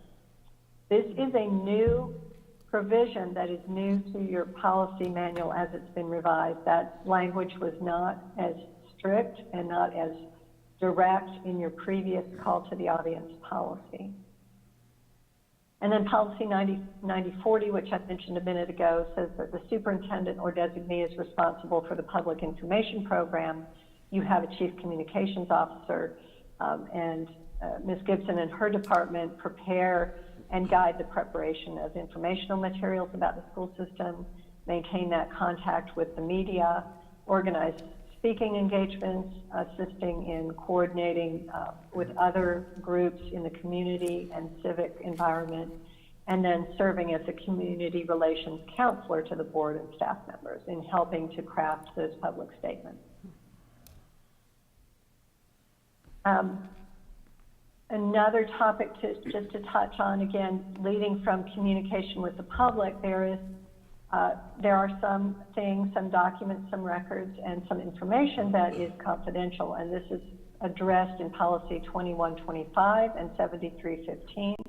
Board members have an absolute duty to maintain confidentiality of records as required by law, and two of those are confidential personnel records, which relates to the hiring, firing, suspension, performance, investigations, et cetera, of individual employees. And then it is a criminal offense to knowingly and willfully disclose personnel, and also give rise to civil liability. Student records are also confidential. They're protected by board policy, by state law, and by federal law that's known as FERPA. And that protects not only the records themselves, but individually identifiable information that comes from those records. Now, for both personnel and student records, there's a statutory exception for personnel records that lists things like name, salary, position, et cetera, that are public. And then for confidential student records, the board adopts something called directory information, which are those items of information that will be disclosed to the public upon request. The flip side of confidential information is public records, and all of the documents related to the business of the school system are public records. Some may be confidential under law and be withheld. Some are specifically excluded from the public records law. But for the most part, in the absence of some specific exclusion, public records are open to public inspection. There is also an obligation to preserve and maintain those records, so they cannot be destroyed except under the procedures that are prescribed in state law. And that public records include electronic records, and any information that is sent to or received by a board member, even on your personal device or using a personal account, is a public record if it's made or received in connection with the transaction of school business. It can include in communications between individual board members, between board members and members of the public, and it can include email, text messages, Facebook messages, etc. So those are all public records if they're made in connection with the transaction of school system business, and you do have an obligation to maintain and preserve those. So again, best practice, and I didn't get a chance to make a slide about that, but best practice is to only use your New Hanover County Schools email account for conducting school business and board member business. That way it is automatically archived, it can be accessible in the event of a public records request, and there's no question of using a private device that might have to be accessed to obtain or retrieve a public record. And since you've heard so much of me talking this morning, I thought it might be helpful to just point out you do have a board policy about the board attorney, policy 2610. It spells out the board attorney's duties, which is to attend regular meetings of the board and any other meetings of the board as requested or board committees, to advise the board chair regarding questions of order at board meetings, to consult with the superintendent as needed to carry out administrative operations of the school, also to consult and advise other school administrators as authorized by the superintendent, to review school system contracts, and other legal tasks as requested by the board chair. So your policy provides that the board chair normally decides when legal advice will be sought from the board attorney. Individual members that contact the board attorney under your policy should notify the board chair before doing that. As I have said, I'm happy to answer a board member's phone calls, but I do report and make that known to the board chair. And that really is just a matter of fairness and my responsibility as representing the board as a whole, representing the school system, that individual board members shouldn't have legal information or legal advice that the entire board doesn't have. And so any replies, and again, this is in your policy, legal questions raised and legal advice will be given and reported to all board members. And I'm happy again, it's the board chair's pleasure to answer any questions or assist in any further discussion. Thank you very much, Ms. Stagner, and I would also like to recognize that you had a very short timeline to pull these presentations together for the board, so I appreciate the effort that went into that to present to us this morning. Are there any questions from board members? Yes, so part of the superintendent's role, according to what you just covered, is that they're supposed to inform all board members of all issues at all times? Does that mean only during meetings or on the outside also, that they are involved in? All board members, if there's an issue that's important to our role as a board member? So the board members, or the superintendent's role is to keep the board informed of all issues, needs, and operations of the school system. I don't think that the policy language says at all times, but let me pull that up just to make sure. Well, very important issues then? So typically, again, going back to the board as opposed to individual board members, the superintendent has a responsibility to keep the board informed. And so that is generally done at board meetings. It can also be done by regular email updates. Some superintendents have a Friday roundup kind of an email that goes out to board members. There are certain things such as the suspension of a teacher that has to be reported to the board within a certain period of time.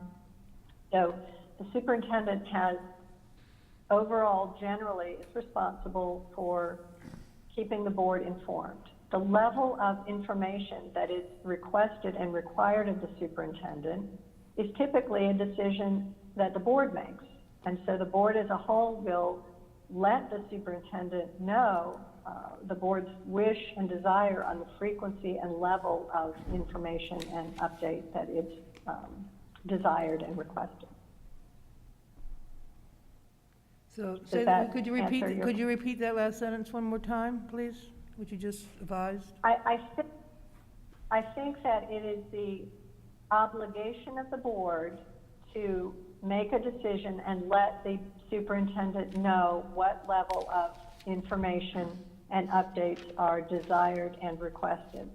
So that, again, if I may, would be a discussion that the board would have perhaps in conjunction with its goals of saying that the board would like to be updated on this level of information at this frequency of reporting, for example.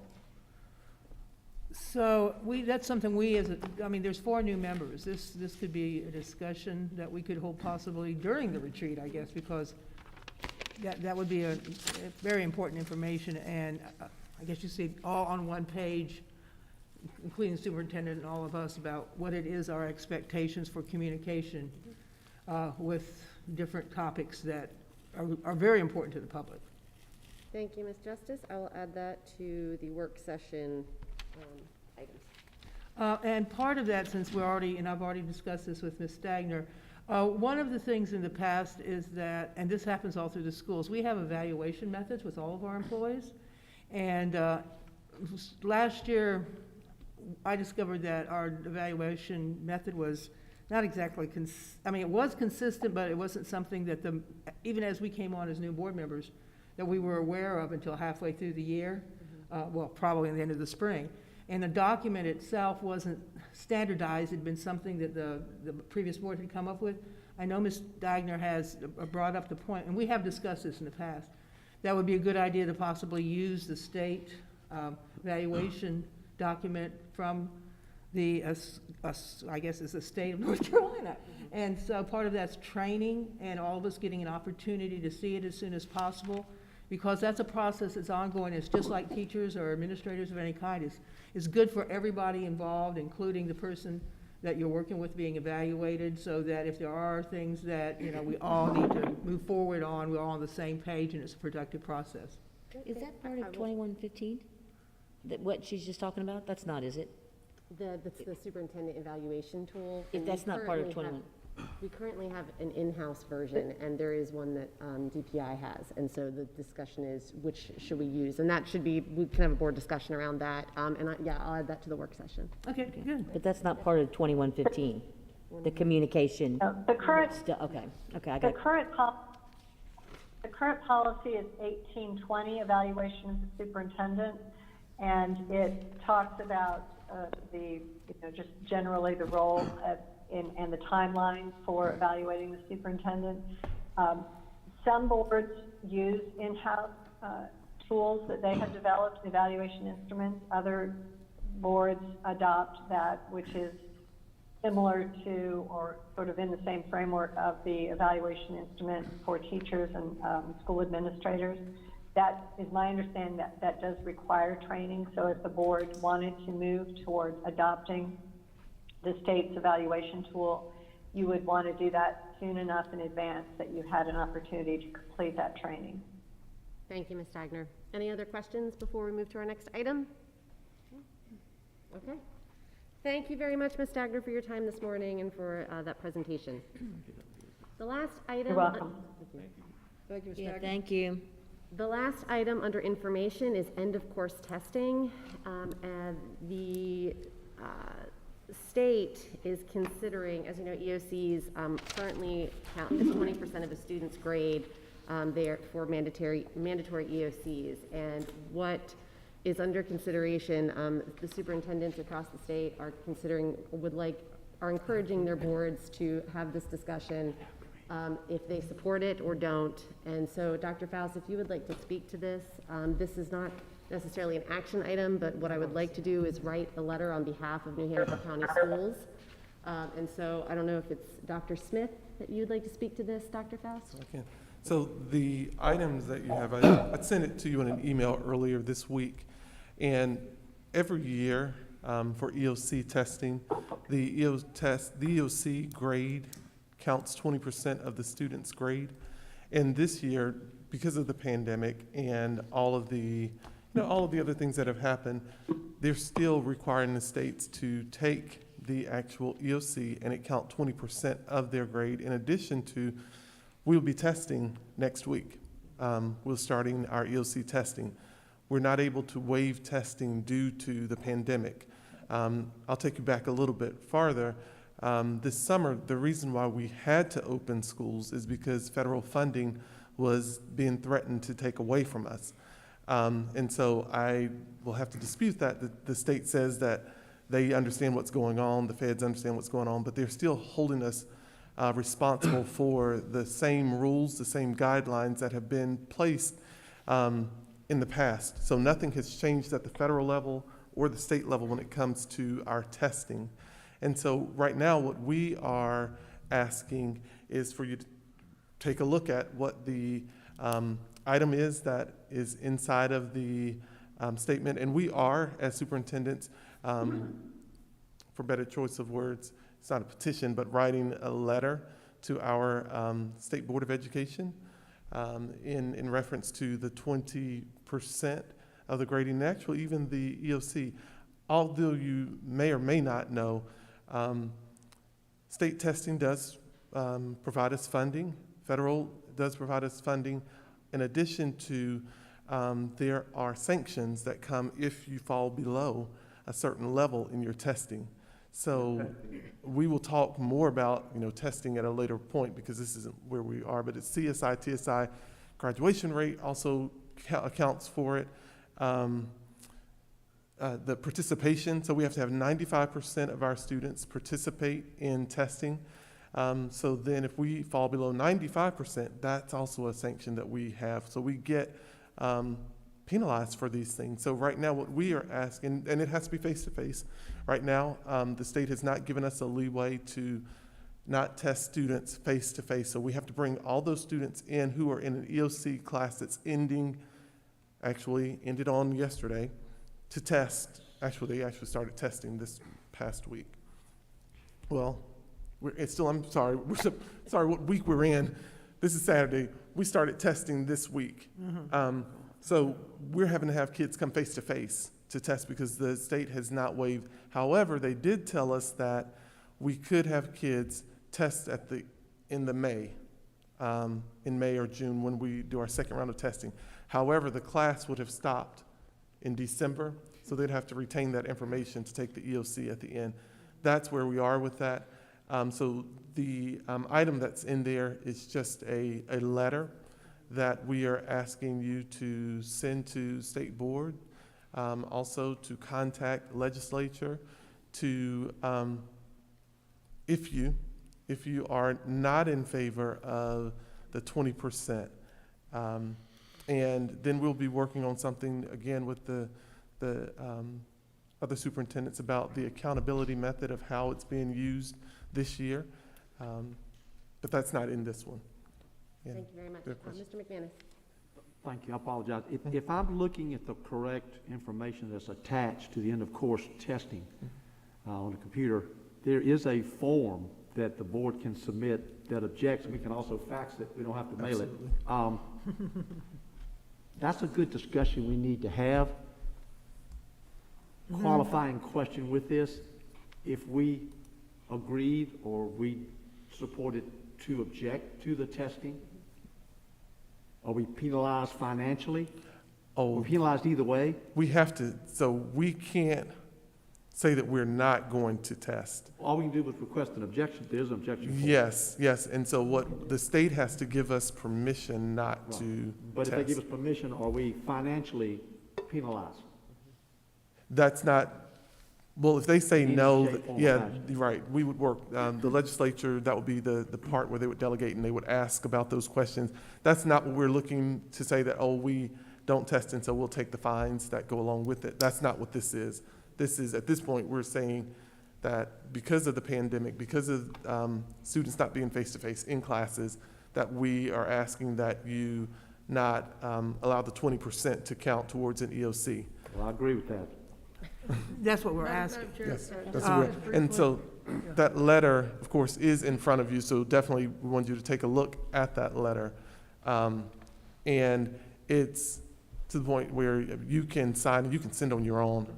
It's not necessarily where you have to collectively sign and send. Of course, I think that would be good, however, but if you wanted to send it on your own, you definitely could do so. There's Yes, two things here. Okay, you got the EOCs, correct, from the Correct. federal government that they're saying we're having to use, State- we have to state and test. federal. Mhm. That's one thing, correct? Correct. And then what we're talking about now is 20% of the students' grade based on those EOC outcomes. Absolutely. So that's what we're requesting, is they not use that. Correct. Not So to that's use- two different things. So there is a possibility, and I'm not even sure, but the this Department of Education is going to be changing within 2 months. And there might be a different, as I said, there's two different things here.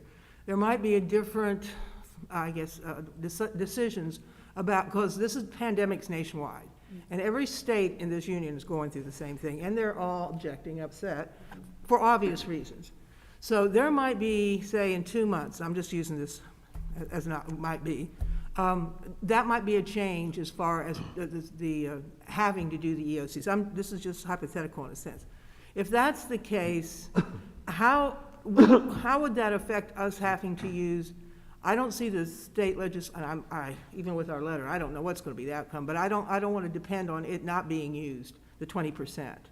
So do you have any idea how that would affect the 20% if, say, there isn't the requirement on the federal level not to have the requirement to take the EOCs this particular cycle because of the pandemic situation nationwide? Do you have any idea how that would So affect the the 20%? 20% is a state mandate. That's not at the feds. Right, but they're dependent on the federal. The feds are just saying you have to take an assessment. Correct. That's what the feds, that will show an accountability measure. That's what the feds state. Our state says 20%. From those assessments. Of that assessment. And then the Yeah. feds also say you have to have 95% and, well, yeah. Here, the state says 95%. So those are two, what you're asking are two separate things. You're I talking about know the that. feds and then the state, but this is specifically about the state and the 20%, Right. which deals with the student's grade, 20% of the final grade is supposed to be based on the assessments. the EOC. Saying, what if the EOCs change between now and the end of the year? Right now, they're taking the EOC that was given to them. So this applies this semester? This applies, we're trying to work for this semester and the end, because everyone said, oh, we think they're gonna be held harmless, we're gonna be held harmless. The state is not holding us harmless. For this semester? basically on a lot of things. We're still acting and functioning as if we are pandemic-free. I know that. That's, And that's so- what this is about. I'd like to recognize Mr. Bullier. I just want to briefly say, you know, and I want people to understand the economic realities. Every government is hurting for money. Our state government, the budget for our state government, about 50% of it comes from education. It is the largest ticket item. And so I'm not comfortable saying, oh, they're not going to hold us. You know, you guys write us all the time. I am urging you, write your state legislatures immediately. Again and again and again. The emails that we get from you guys, please send a copy right over to there, because we need to make sure that we secure our funding next year at the same levels that we had it this year. We cannot have this 20%. It is urgent. So please, please, please do that. So this is not something that the board signs and suggests. It's something that we as an individual, anybody out there, Correct. teachers, principals, parents, you know, can fill this out and send it in? Correct, yes, and then I will be preparing a letter as board chair, and my hope is that there is support to do so. It's not a vote, I am going to create a letter as board chair for New Hanover County Schools. Question. Again, it says objections can delay the implementation of the state board's EOC rule. And all I'm saying is, unless we're gonna be, if we're being penalized financially in any shape, form, or fashion, I guess that's another whole discussion. But please, send the letter. Obviously, you don't have to be a rocket scientist to figure out how kids are gonna do. I mean, it's gonna be horrendous. Be horrendous if we were taking the test too. So I encourage everyone to, if you object, please feel free. Madam Chair, to the I was objection just form. wondering, wouldn't it be more powerful if it did come from the whole board? I would, if that is the will of the board, absolutely. Right, yes. right. I think that'd be great. That would be my question to you. You can also do your own objection form, but would you like to also have can it be from the Board of Education for New Hanover County Schools as part of this conversation? Was this on the agenda yesterday, the principals meeting? What was the reaction, the pulse on their individual schools? So no, this is coming from the superintendents, and so we're sending it out to everyone. Okay. And, I mean, principals, I mean, I can speak on that behalf. No one wants a child to. I know, I just wanted to hear it. So, Ms. Adams, you said that you were going to prepare a letter, but you said you weren't wouldn't we have to vote on it then?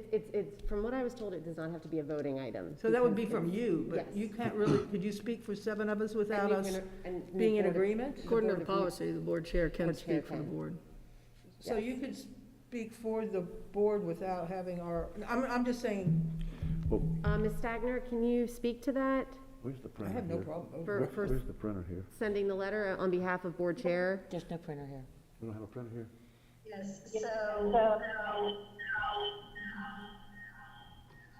Ooh, can you try that again? we'll try that again. Oh, there you go. Sorry, it's funny. Fun with the Is that better? Zoom. Yes. So, sorry about that, I had both devices going. As I mentioned before, in the parliamentary procedure and the role of the board chair, the board chair as spokesperson can, speak on behalf of the board, and I would interpret that as writing letters on behalf of the board. And I think that it's presented as the board chair intends to write this letter on behalf of the board, absent any objection. There doesn't need to be a full vote. However, if the board feels that it would be better to have a full vote, then you may amend the agenda to add this as a voting item and then take a vote on it. What is the will of the board? Would you like to make an amendment to vote on this item to send a letter to the state legislator regarding EOCs? I would like to make a motion to do that. Okay, so the first thing we have to do is we have to make a motion to amend the agenda. I make the motion for that. Second. Any discussion? And just to be clear, the motion is to amend the agenda to add an action item to, is that correct, Ms. Stagner? Yes. All right, any other discussion? Okay, Ms. Bowie? Ms. Adams? Aye. Mr. Bullier? Aye. Ms. Justice? Aye. Ms. Craybill? Aye. Mr. McManus? Yes. Ms. Walker? Yes. And Mr. Wildebohr? Aye. Thank you very much. Motion passes 7-0. And now the next item would be, is there a motion to write a letter to the state legislature regarding the 20% requirement for EOCs? So moved. Who got that one? Pete. Mr. Wildebohr got that one? All right, is there a second? Second. All right, Mr. Bullier with the second. Any additional discussion? Actually, Madam Chair, I would ask if you could think about reaching out to our county commissioners. I would really love a resolution of support, given that they are our funding partners. All right, I can do that. All right, any other discussion? All right, Ms. Bowie? Ms. Adams? Aye. Mr. Bullier? Aye. Ms. Justice? Aye. Ms. Craybill? Aye. Mr. McManus? Aye. Ms. Walker? Yes. And Mr. Wildebohr? Yes. Motion passes 7-0. Thank you very much. Can I just ask Dr. Faust one quick question? When I was reading, and I don't know where I saw this, but the letter appeared to have come to us or to you from Mr. Johnson, the outgoing superintendent of public schools. Is Ms. Truitt on board with all this? I'm sure that she is, but just thought I'd ask. This came from, also, it was like this, there's a superintendent's council. Okay. So there's conversations going on, and then he was also involved, so it's, Yeah, I mean, I'm not debating. I just, when I saw that, I was like, uh-oh, is this old? But it's, okay. Great, thank you very much. Moving on to our next item, old business. Plan. Can I request that we have a There is a request on the table for a recess. Let's take 5 minutes, please. Thank you, Ms. Justice. All right.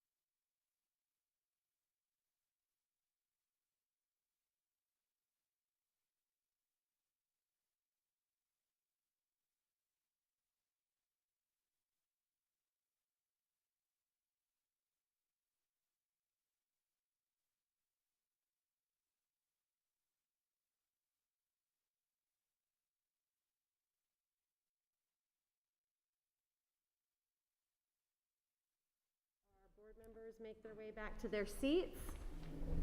Thank you for that momentary break. I think we all needed a little stretch of the legs.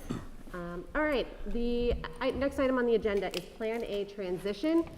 I am going to hand this to Dr. Faust, who has his senior staff waiting on Zoom to present information.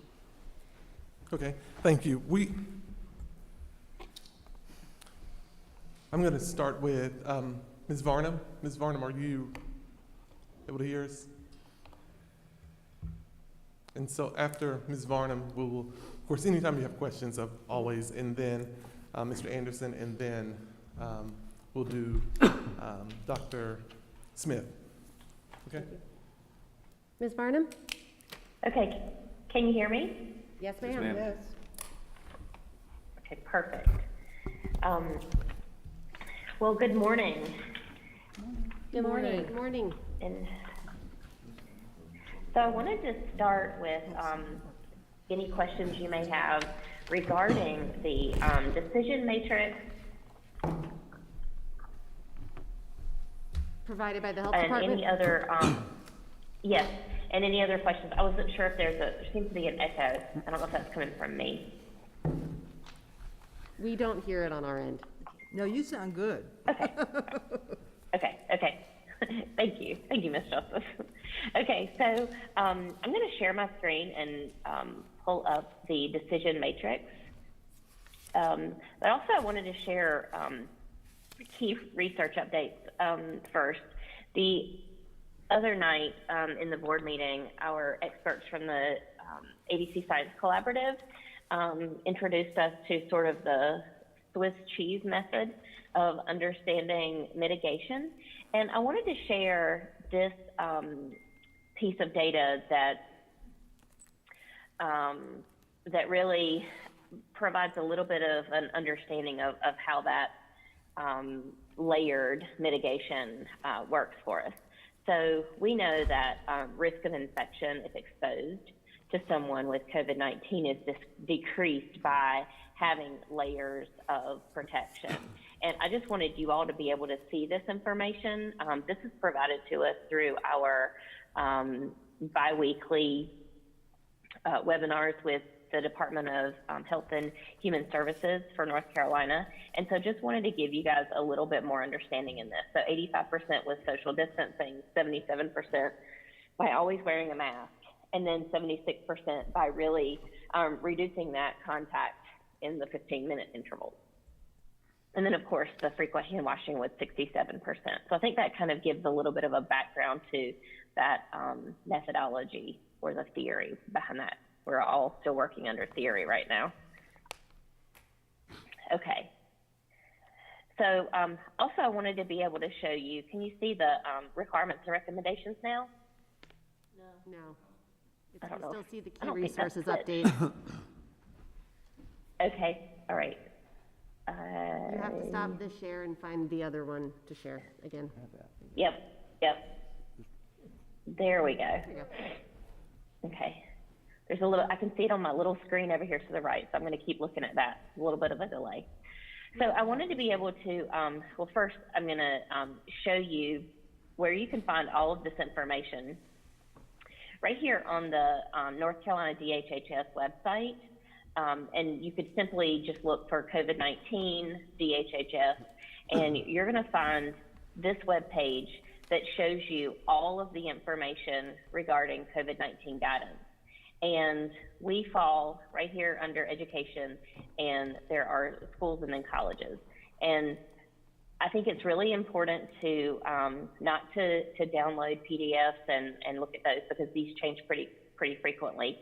I want to show you that the Strong Schools Toolkit that was updated on December 4th is exactly what we follow. We look for any updates. And if you have questions about what looks different from Plan A to Plan B to Plan C, you can see that it lays out the requirements for the different plans. And then as you move through, this one is the one I really wanted to show you. As you move through the requirements and recommendations, it helps you see it regarding the different precautions, and this one would be social distancing and minimizing exposure, what we are required to do. And then If it's under Plan B only, we have additional requirements. So we understand in moving to Plan A for our elementary, we would be following these overall pieces. But if we were still in Plan B for elementary, we would follow these. But of course, any areas that are Plan B, which would be all of our secondary, which would be middle and high schools, we are still under the Plan B only. So the difference in the social distancing is the main area that I wanted to show you. While in Plan B, we limit the total number of students, teachers, staff, and visitors within the building to that extent necessary to ensure the 6-foot distancing is maintained, and especially when folks are stationary. That is what's not in this area here. We continue to have the requirement to mark 6 feet of spacing with regard to students as they're in line and other times they congregate, marking that for teachers and staff so that they are staying 6 feet apart in staff meetings, any planning periods, lunch, recess, break rooms, that kind of thing. Continuing to have the markings on the floor for reminders of 6 foot distancing, that limitation of non-essential visitors and activities, and then also, these other pieces that are necessary under Plan B as well, where we really aren't having in-person activities that aren't essential. So I wanted to make sure that I showed you the main difference from Plan A to Plan B with regard to the social distancing. And the other piece of information that was requested was really a view of our matrix, our school level matrix and district level matrix. So I want to give you an idea of, and this is page 2 of the case monitoring. I wanted to give you an idea of where we fall as of today. And I also want to clarify for our new board members that we complete this data tracking. We complete it on a daily basis. We're collecting our daily information, but we report on it on a weekly basis. And that's recommended by not only our local health department, but also North Carolina Department of Health and Human Services, and also the ABC Science Collaborative. It is highly recommended that we adopt a weekly reporting so that we're giving an idea of trends and not misrepresenting daily totals, because daily totals can sometimes come in as a presumptive, and then it's confirmed on the next day, and you really don't want to count those twice. And if you're looking at data from Monday versus Tuesday versus Wednesday versus Thursday, Friday, it can really misrepresent the totals as opposed if you look at a particular week. Also, because lab results come in an inconsistent frequency, we would need to make sure we compare weekly trends to weekly trends and not compare one day over another day. At this time, our district level case monitoring risk for schools with cases, and that would be schools with at least one positive case within the past 14 days. We fall in the elevated risk for that one with 30 schools. However, in the next piece of data, the schools with quarantined individuals, and I want to clarify, quarantined individuals are those that are identified as potentially exposed. Those are the close contacts, because our positive individuals are identified as isolated, not quarantined. Those two different terms are important to understand when looking at the data because there are different timelines for their exclusion. So when we look at quarantined individuals, that does not include the positive cases. Those are the exposures or close contacts of the positive. And we only have one school that has greater than 25 individuals in an active quarantine. Now, I do want to clarify that we have 2 schools that have 23 and 1 school with 33. So we do have a higher number in 3 schools, but only one of those is above the 25. So we have 2 separate schools that have 23 in quarantine, and then 1 school which falls in this area that has more than 25, and that number is 33. And in those, we have a couple of athletic programs, which is part of that, two separate volleyball teams. Okay, I'm going to take you down to the school level case monitoring. Again, not to go through every school, but to give you kind of the district perspective. I'll show you the dashboard, which can make sure you understand the cases in the schools and where you can see those numbers. Before I jump to that, I'm going to go ahead and speak to these last two pieces. For school clusters, we have 0 schools with a cluster within the past 28 days. So we only have 1 reported cluster, and the identification of a cluster is not just 5 cases in a school within 14 days, but they have to be connected cases. And we don't make that determination on connectedness. That comes through the contagious disease team within the health department. And any clusters are also verified by the state epidemiology team. So that is not our own determination of clusters. We completely rely on the contagious disease team and their determination. And then again, individuals in active quarantine, we could see those numbers on our dashboard. I'm going to take you to our dashboard real quick.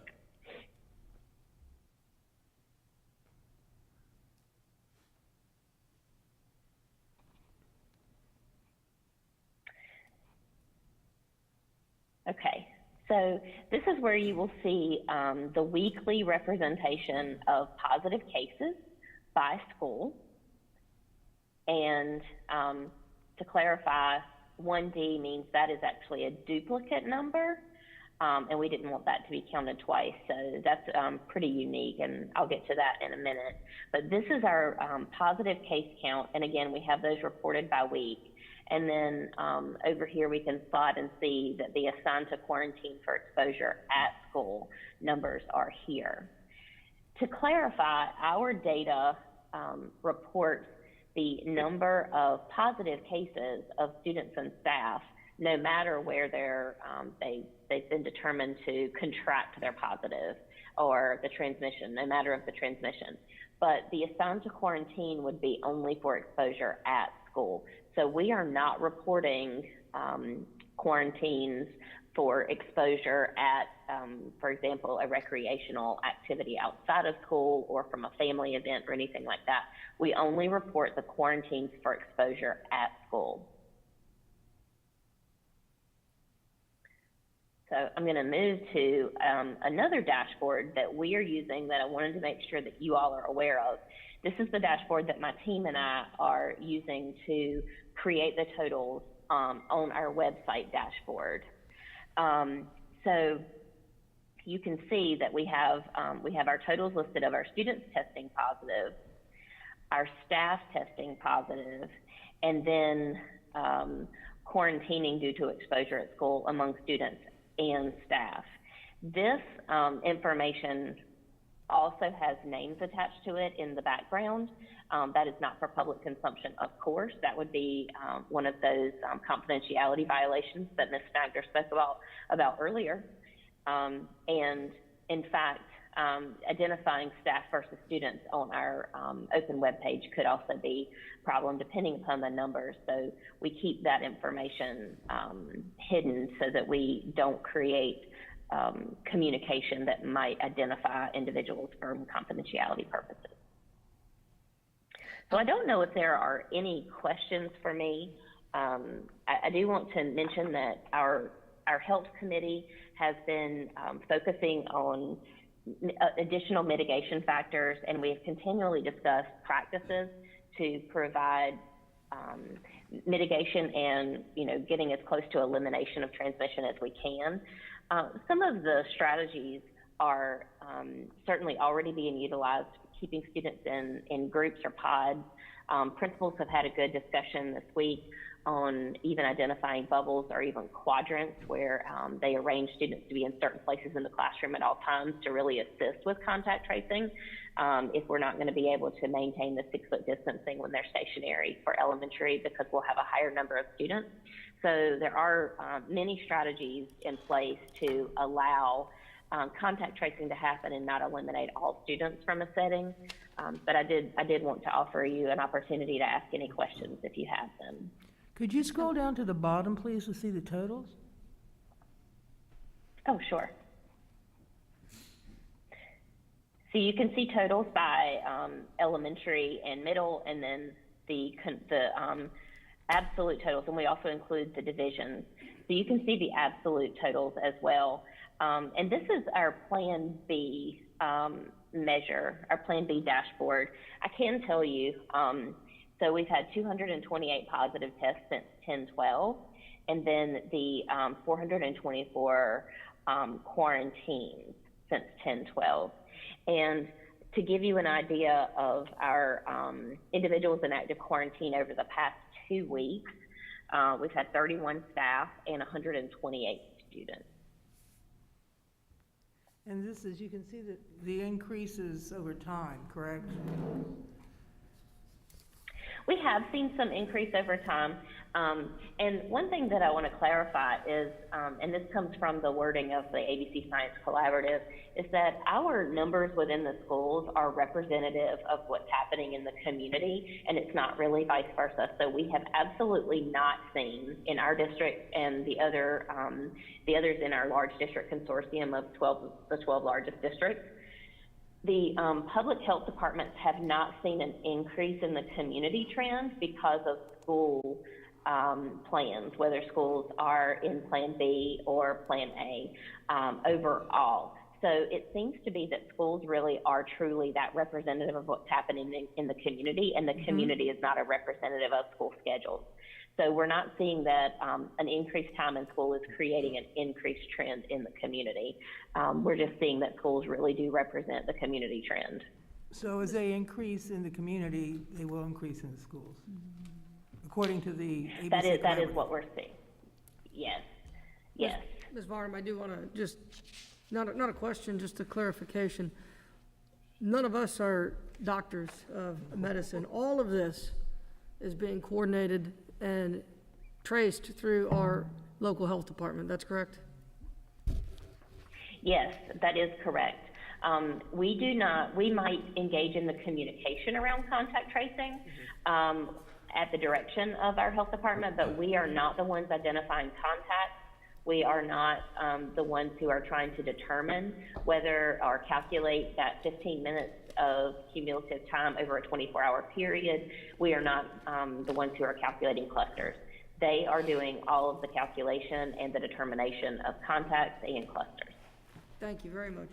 Ms. Farnum, I have a question. Yes, ma'am. Do you know if the health department, you know how we have a % positive community spread, do they give you a % positive for schools, or they just, I know they only do it through ages, so they really can't say whether they're school children or not. I know like other municipalities do that, so I was just curious if they do. So we don't have I think maybe they could probably provide that for us, but the % positive, because not all of our folks are getting tested, and there is no requirement for students or staff to be tested, and so the % positive isn't something that we would have. But I can certainly ask the health department if they could provide that for us. I think it might. Yeah, I can certainly request it. I'm trying to think of how we would get that from our dashboard. I just feel like it's just another tool to let us know, because we just talked about how community spread is a little bit reflective of, the rise and fall of school rates, and I didn't know whether it would be helpful for us to know what the school rates are, because I know the news talked about the New York City thing that happened a couple weeks ago where they had slightly different rates, but it's just more information, that's all. And Ms. Barnum, even if it's just the calculation, I think it's the number of cases divided by 10,000 is how I think we calculate that. But if we can just, maybe clarify that, 'cause then you can just keep up with it yourself. And then I was talking with Carla the other day, and I forgot to ask her about the calculation, but we can do that like we do injury rates, the same thing in our schools. But I had a question. Is there? Right. I know. I'm sorry. Now, I was just going to clarify that the % positive would be about the total number of tests given, and then the positive from the test. Yeah. So that among versus our population rate, yes. And so a question I had, you said that you keep track of it by cases by staff and student, but we don't want to post that, for obvious reasons. But is that something that you can update us on just as in general numbers, staff versus student, because, it seems that, our adults in the building are the ones who are feeling, a little more vulnerable than the kids in the building. So if you could just let us know that, just as a data point. We have the general numbers. We have the general numbers up. So. No, but they're not divided by student and staff. Ms. Varnum, So one don't we have the general numbers divided by student and staff? Yeah, She does, but we don't get to see it because it's got a lot of hidden information in the. I thought she was just hiding the names. Right. No, just. I think Dr. Faust wants to Right. speak to this. And there, Julie, if I may just insert, we also will send you, and you may already have gotten the individual, it'll tell you the individual, we don't give a name, but it'll tell you the school, say if it's a student versus, but you're asking for the percent. Share with me what Well, no, to me, it's easier. I mean, I was very thankful to get that one update where he listed by the schools, and it said student versus staff. But if you're not keeping your own log at home, then, which, I just joined the board, so I've only seen that once. So I can't even go back and look at trends. But if that could be just something you can send us when you send us that, just the total running so that we can kind of see that ourselves, that would be really helpful. Knowing that that's confidential. I can definitely do that. Yes, I can definitely do that. I think also we'll need to make sure that we do that in a weekly format so that it won't create any, won't provide any communication or information that could be individually identifiable. But Right. I can certainly do that as a weekly update. Yeah, And yes, Dr. Faust is correct. You will get the like a daily update Yep. on the cases, and you'll have information on whether it's a student or staff. But we can do that weekly. And a that'll weekly just report. be added to our, you get your weekly updates from right, me. It can be added to that. And now, part of it right now, we are updating weekly for this, the chart or the numbers that we give to the public. Is there a problem with us doing that with the staff and the students to the public also? I didn't understand your question. Is there a problem disaggregating the staff and the students for the public when we give our numbers every week? Since it's not, it's confidential, nobody knows a number. We wouldn't want it to be school, if we aggregate it that way, I'm thinking to keep the anonymity. How would that affect? Because if you're out of school and then she recognized, oh, well, Ms. Justice was out, she must be the one with COVID. That's pretty. Circumstantially, you have to do that because it can point inadvertently to that, Right. and that's completely acceptable.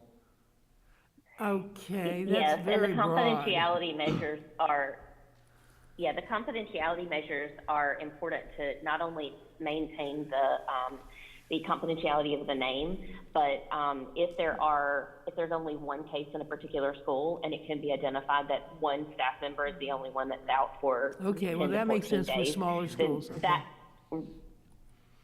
that could create kind of the communication of positive. Possibility. Especially with children too, I would add that there is an undeniable stigma associated with having gotten this illness. I know adults have experienced it. There's some social isolation. We don't want a kid who's out and comes back to, be labeled or branded or, isolated. Well, we certainly don't want that. I guess I have one question. I guess I'd gotten a little bit of feedback about quarantine, and I mean, there's HIPAA and FERPA and all that stuff, but are teachers being able to manage the fact that they're not going to be exposed? I mean, they're told, right, if they're potentially exposed, we don't want anybody to know because of the stigma problem, but we definitely want to make people aware if there's potential exposure. I mean, I know that's a HIPAA thing, but. Ms. Varnum, can you speak to the contact tracing and what goes on in Yes. schools when a case is identified, please? Yes. So initially, many of these are staff report to us. So I'll just speak to the staff, for example. And the contact tracing is the same whether it's a student or staff. But we're notified of the positive. Very often, the first notification comes from the staff member themselves saying, I have a positive test at this point.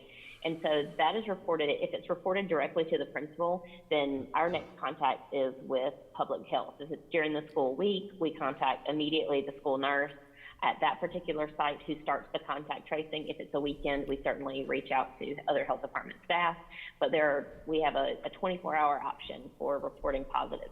And then the health department engages in that discussion with the positive individual on identifying any folks that they have had a close contact with within the school setting.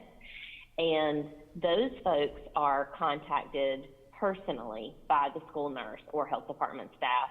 And so while there will not be communication to that person on who the positive individual is, of course for confidentiality reasons, they're identified as you've been around a person who has tested positive. This person has reported that you have been with them this amount of time. And so those immediate contacts or those who are potentially exposed are communicated with directly. And then after the contact tracing is done, the entire school family, so all the staff in the school, get notification from their administrator that says one of our teammates has tested positive. All of the close contacts have already been identified and communicated with. This is just for you to know if you feel like you've come in contact with the virus, here are the resources, and it goes through that. And an email also goes to parents that says one of our staff members has tested positive, and we just wanted you to be aware, but all close contacts have already been identified. So by the time they get the email, it's really more of an FYI and a transparency communication. It's not, that email is not a communication of contact or exposure. Those who have potentially been exposed have already been communicated with individually. Are these positive tests that have come from the school, like the nurse, or you're talking about from outside, or you mean from the inside? You know what I mean? Well, I'm talking about whether it's staff or students. Okay. So, you know, we don't have any testing happening in the school. Okay. So folks that feel like they've been exposed are having their test done at an outside lab, and then when they get the results, they communicate that to us. We are very rarely receiving notification from the health department of positives that haven't been communicated already by the individual. So parents are doing a great job letting us know if their children have tested positive, and our staff are doing a great job letting us know if they have tested positive. Our checks with the health department lab results, which those don't come in as quickly as a person is notified themselves as a positive. Those lab results generally are communicated to the health department a day or two later. We have found very few, and I can't think of any in the past several weeks that have been communicated to us that were not a self-report. So our staff and families are doing an amazing job communicating with us any positives, so the contact tracing is done quickly. So there's currently no testing. Well, like if someone doesn't feel when they go to the school nurse, there's no testing. You just refer them to health department. Yeah. It's outward testing, right? I'm just curious. Right. We don't do testing right. at all. Nurses don't. Okay. Mr. Wildebohr? Exactly. There is no testing that happens within the school setting. Ms. Okay. Farnham, Yes, sir. just a quick question. I was at a school this week, and it was not one of the schools that was reported as not having a nurse. I understand we have a lot of schools that actually have nurses on the way, but they were presented as actually having nurses. So who is the one that does the majority of that work if there is no school nurse? So every school has, while they may not have a full-time nurse at this moment based on vacancies, and again, we have 41 nurse positions for 45 schools, but of course not all of our schools are the same size either. So every school has nurse coverage. They just may not have a nurse there 100% of the time. And so when there is not a nurse there because a nurse is serving in another location, then our two school nurse supervisors, so we have two school nurse supervisors that are dedicated only to the work of the schools. And they are the ones that are supporting that contact tracing. They are our weekend and nighttime contact tracers, and they're also supporting every single contact tracing that happens with any of our schools. So we don't necessarily have to have that school nurse on site for that. That would be the work of the team within the health department.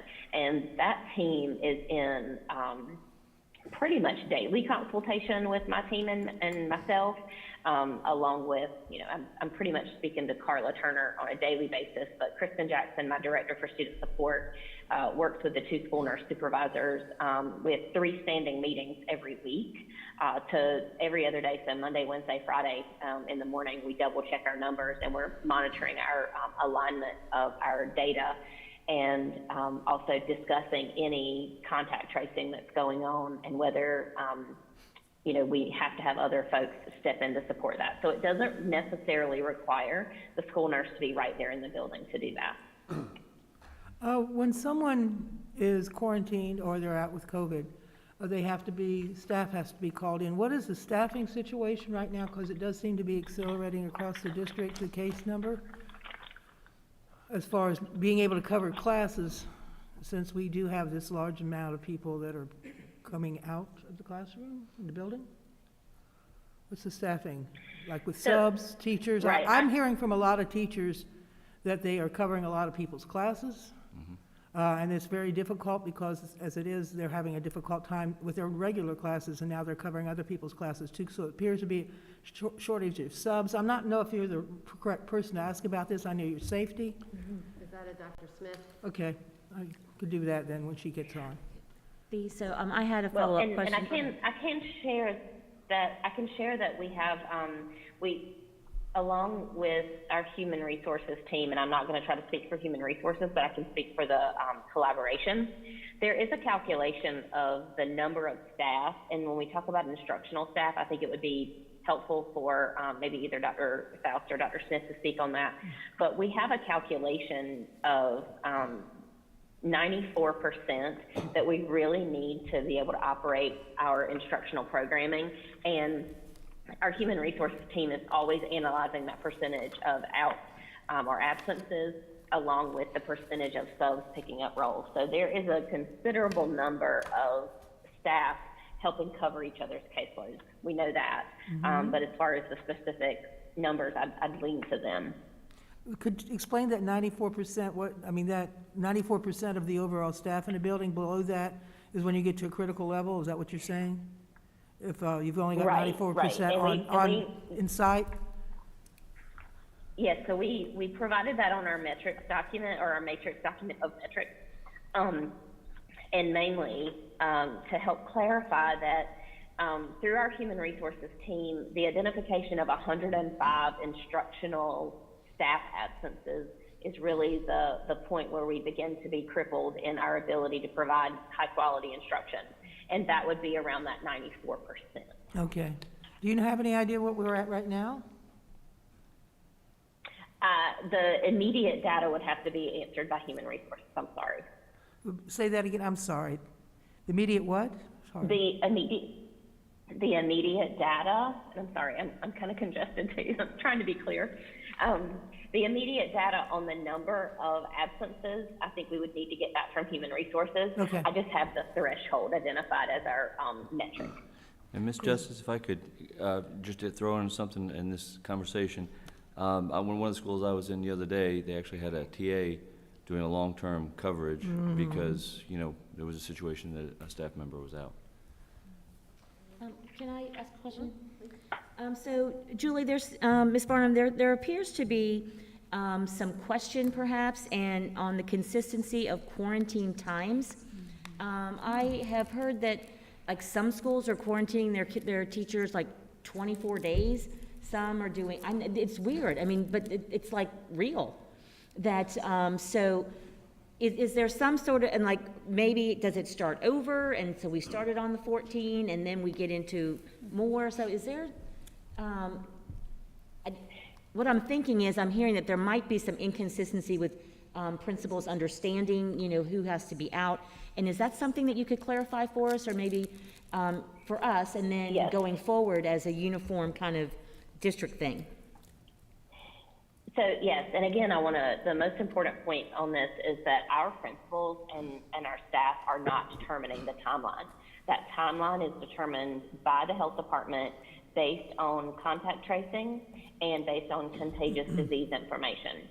So there are situations where a 24-day quarantine has been created. So for example, If a teacher reports to us that his or her own child, has tested positive, then that teacher, of course, is an immediate contact of that positive child, because they're a caretaker for their own child, not their student, their own child.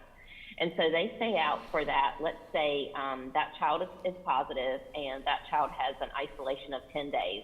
That staff member or teacher has that same 10 days out with that child. But on the final day of that child's illness, if their symptoms have resolved or have improved and they've not had fever or coughing within a 24-hour period, that child can return to school. But that teacher has to spend a 14-day quarantine from the last date of exposure from a sick individual, and that last date of exposure is day 10, and that starts a 14-day quarantine period. Now, so that is where the 24 days comes from, and that is not a school determination. We hate it as much as anybody, but that is based on the contagious disease protocol. Now, recently we understand that the CDC has updated the quarantine timelines, not isolation timelines necessarily, but quarantine timelines. Although, you know, that fine print still says they continue to recommend the 14 days of quarantine. Our Strong Schools Toolkit has been updated to reflect the CDC change, but there is an error the way it was published in the type of antibody versus antigen test. And so our local health department is working with us to inform us of timelines of each case, so that we aren't trying to adopt a uniform rule for an isolation or quarantine timeline, but we are using contagious disease protocol on a case-by-case basis. So yes, you might have an individual who is quarantined for a 10-day period. You might have one that's quarantined for a 14-day period, and you may have one that's quarantined for a 24-day period. And those are all based on the unique characteristics of the exposure. Okay, so, and, all right, I kind of get that, I think, even though I thought 10 days was the new number, but I can understand your explanation. So let's say that, and this might be a Dr. Faust question or another department, but when the teacher has to go out for that, are these like family medical leave? Are these PPO time? How does that work? There is actually COVID time that doesn't count towards their leave. Okay. They're not personally charged for that. Okay. Are they, so, Thank you. so they're receiving their regular pay, and this is part of a special, Under COVID leave, they're under COVID leave. We're not charging them anything. So the feds have issued policies that we have to abide by for HR. and so does that apply to all employees? Does that imply, sorry about that. Okay. Does that apply to all employees, not just? Anyone who is under COVID leave. Now, if you were just sick, you have to use your sick leave. If there's some other leave, but if it's COVID quarantine, there's specific leave that we have to code it that way. And one more follow-up to that, I'm sorry. So let's just say that this teacher is out caring for her child. She's not, he, there's lots of men, sorry about that, men teachers, that the teacher is out, but can teach. Should they be remotely teaching, or is that just, you're kind of cut off and somebody's got to cover for you? So that's site-based. That is up to the principal. Oftentimes HR gets involved with that one, but it's usually principal, HR, teacher. That teacher to work it well, okay. Yeah, so it's specific. All of those are literally specific questions because sometimes you may not be able to do it when you're at home. Just for health reasons, there may be something that's going on. So, but that's not like a district kind of thing that we would encourage perhaps a teacher that is not sick but just has to be home from quarantining, that they should just. So we do encourage remote teaching if it can be done. Yes. Okay. Yes. Thank you. All right, can we move along to the next presenter, and then we can circle back if there's additional questions with Ms. Barnum? Who's next? Is it Mr. Anderson? Mr. Anderson? Thank you very much, Ms. Farnham. Thank you all. Thank you, by the way. Good job. morning. Thank you. Can everybody hear me okay? Yes, sir. Yes, sir. Yes. Excellent. I love it when the technology works. So, yeah, I want to provide an update, and I'll follow the the same three areas that I've been following in the past, which are facilities, child nutrition, transportation. But Mary Hazel Small also gave me some information on our PPE, cleaning supplies, and equipment. So I'll just start off with that. So for total PPE, cleaning supplies, equipment, we have purchased to date a little over $1.2 million. Around 300,000 is PPE, about 650,000 in cleaning and disinfecting supplies and equipment. There's 31,000 of donated PPE, and then 250,000 in state purchased PPE. So that's the breakdown of the 1.2 million that has been purchased to date. So of that, we've actually issued $966,000 worth of PPE and supplies to our schools. We've got about $8,000 in some pending deliveries, and we've got $260,000 of in stock and available for schools to order as needed. We do anticipate that we will continue to order supplies as needed to meet that demand and to have that in stock and available for schools. But we feel we're in very good shape at this point in time to meet the needs of our schools in Plan A. In looking at facilities, I think Ms. Barnum mentioned the social distancing, and our schools in Plan B, as you're aware, we set up signage throughout the schools. We have floor markings and all of the reminders for following the 3 W's and following our social distance guidelines. And that will remain, and we are going to follow our social distancing guidelines in the common areas of our schools. In the classroom itself, we will not be following the 6-foot social distancing. The social distancing will be determined really by the size of the space and the number of students. We will social distance students to the greatest extent possible. Ideally, we would, I think the ideal situation for a classroom is individual student desks and chairs positioned to maximize the social distancing and all of them facing the same direction.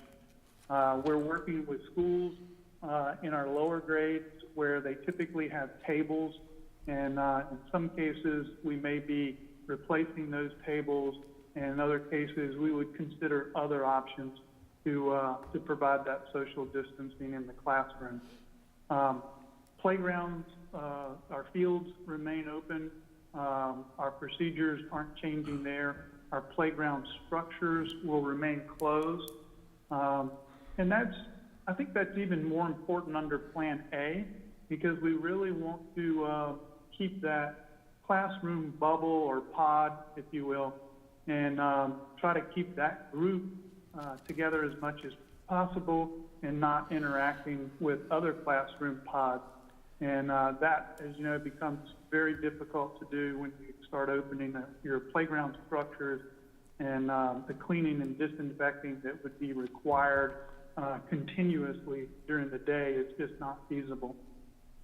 Our child nutrition program, as you know, we're continuing under the summer food service program. That allows us to feed breakfast and lunch to all children 18 years of age and younger. That program was extended to the end of the current school year, which is great news for us and our community. We are going to continue our meal program, which offers curbside grab-and-go service at some schools, and then we have neighborhood stops where we're utilizing our transportation, our buses and our drivers to deliver meals to the community. We have scaled that down based on participation. Also, at the elementary level, if we're coming to school full time, Monday through Friday, we will not have the number of remote learners that we had before. So we have scaled that back based on our participation rates, and we'll continue to monitor that. It's a more fluid program. We can ramp up and ramp down as needed. We are communicating that next week to get that information out to the community. But the first week that we return, the fourth, because that's a remote week, we will be operating the program, and we will be we'll use that as our transition week. Anyone that comes to pick up a meal at a site that will not be in use the following week, we can give them that information and let them know where they can pick up meals. So that actually worked out great in our case, and our communications department, we're working closely with them to communicate that information to our families as well. We have been working with our elementary schools. We want to eat in the classroom, but we're working with our schools to determine whether food will be brought to the classroom or whether our students will be coming to the cafeteria to pick up meals.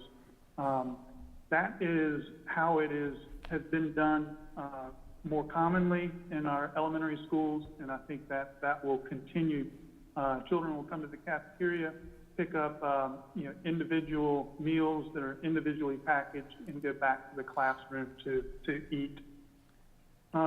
In transportation department is working now to essentially merge our routes for AA and BB. We do anticipate that our routes will become slightly longer in time once we do that, because we will be adding some stops, and then the stop time will increase with the number of students that are coming on. On our buses, we'll continue to load our buses the same way we have under Plan B, which the first student that comes on sits at the back of the bus, so we'll fill those seats, one student to a seat from the back to the front. Once we have one student per seat, then we'll start at the back again and start filling in two students to a seat. We believe that most buses will be two students to a seat. Of course, we will seat siblings together. We may have some buses that will have 3 students to a seat, but I don't know. We haven't gotten to the point where our routes are established enough to where we can say for sure. But I think the majority of our buses will have 48 students per bus or slightly more. Again, in communicating, this is a big change for our families. I don't know if any of you have the parent portal, but we have sent out notices already on the parent portal. As we make these changes, the parent portal will be updated automatically. And but right now, we've told our parents that during this process, not to rely on parent portal. And we anticipate that we'll have the routes finalized before Christmas, and then we will post those online and start communicating that out through Connect 5, social media, our website, and so forth, so that parents will be aware of where their bus stop is. In most cases, the stop location won't change, but the stop time may change. We are looking at, we're trying to expand wherever possible, but community stops will remain in effect. They are probably more important now under Plan A than under Plan B because our routes and our times will increase. So that's a quick update, but in those areas. But I'd be happy to answer any questions that you may have. If I could, Mr. Anderson, the buses you mentioned, you're probably gonna have about 48 or more per bus. Are those typically 66 or 72 capacity buses? They are 72 capacity buses. Okay, and you're talking 2 to 3 students on a seat, at least 2 most likely? At least 2. In some cases, we may have 3 students, or 3 students per seat. Okay, and in the classroom, going to the classroom, I know we've all heard this, there's surveys going out from the schools, which are smart, to see what the parents' feedback is on this, the go to Plan A. And one of the questions, from what I'm understanding, and I think I even saw one, is, how do you feel about having your child set 2 feet, basically, next to another student in class? So this is very concerning, because the very top list from both the ABC Collaborative, and I think the CDC too, is that the best way to mitigate this, like 85% of mitigation would occur if you can keep the social distancing. And when they're in the classroom, sounds like they're going to be eating in the classroom. They're going to take their masks off. They're going to be 2 feet apart for up to 30 minutes, the whole classroom. Now, I hope the teacher can stay safe doing that, because you've got small children they're going to have to be assisting. So is this a fact, Mr. Anderson? Yes, each classroom, of course, may be slightly different based on the shape, the size, the furniture, and most importantly, the number of students. So the distance between students may vary from classroom to classroom, but with under Plan A, you would not be able to maintain 6-foot social distancing in the classroom.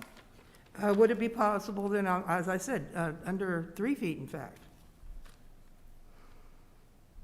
Well, again, that's going to vary from classroom to classroom, and until we know exactly how many students are coming back, I don't know that anyone can answer that question at this time, but the direction we've given our schools is to, based on the space that they're in and based on the numbers, is to provide the maximum social distance possible. Okay, and you said also that they can't clean during the day. Did I hear that correctly? Because of the, under Plan A, not the way they are at this point? I'm sorry, I didn't. I'm sorry, yeah, it's hard with the microphone and mask. Did you make the statement that the teachers won't be able to clean during the day the way they currently are under Plan A? The classroom itself? No, ma'am, I didn't. We are going to maintain our cleaning and disinfecting procedures just as they are. So now teachers have got twice as many students, so they're cleaning probably twice as much. And they have the same amount of time to do it and also teach in a very new environment. Well, cleaning isn't based on the number of students. It's based on when those students leave the classroom for a period of time. Whether that's to get meals, and of course we're cleaning after our meals, and then they could be out at recess. But whenever students leave the classroom, then teachers are cleaning the high-touch, high-travel area in the horizontal surfaces like desks. In my experience from being in a classroom is you got twice as many kids, you got twice as much cleaning. That's just I mean, it sounds, on paper, it sounds like that would be the fact, but I mean, like what you're saying. But I know from being in a classroom with small elementary school kids, it would make it more work on the teachers, and at the same time, they're supposed to be monitoring. I'm just trying to get all this, how it's supposed to keep these standards up that's being required. So what we have informed our principals and in other school districts is that kids stay in their area, everyone pushes in adults push in, so if you have, I will say a special ed, that person pushes in, or let's say you have music or art, they push into the classroom, they do it in that teacher's classroom versus you going to another classroom. If they go outside, you're assigned to your area and your desk is your area, so the student wouldn't be going to another desk, to another individual, they'd be going back to their desk. Just as we've gotten up, we left, we came back to our area and we were only assigned to our area. We didn't go to the person right beside of us to sit and work in that area. But if you got twice the people, you got twice the cleaner. I mean, you will be cleaning, you got literally twice the people. But we are not moving from that area. They will be at points and that's when they clean. When But they leave that area, they'll be clean. But what I'm saying is, you're not leaving your area. When you leave your area, you're going right back to your seat. The purpose of cleaning is if someone else comes up behind you and they're using your space, they're not using anyone else's space, but I'm assigned to this space. So at the end, someone's gonna come and clean this area. But while I'm here, I went there, I came back here. You left there, you went back there, you came back to your space. I'm just pointing out, you got somebody here instead of here and here. You're cleaning more intensively. But they'll have individual desks.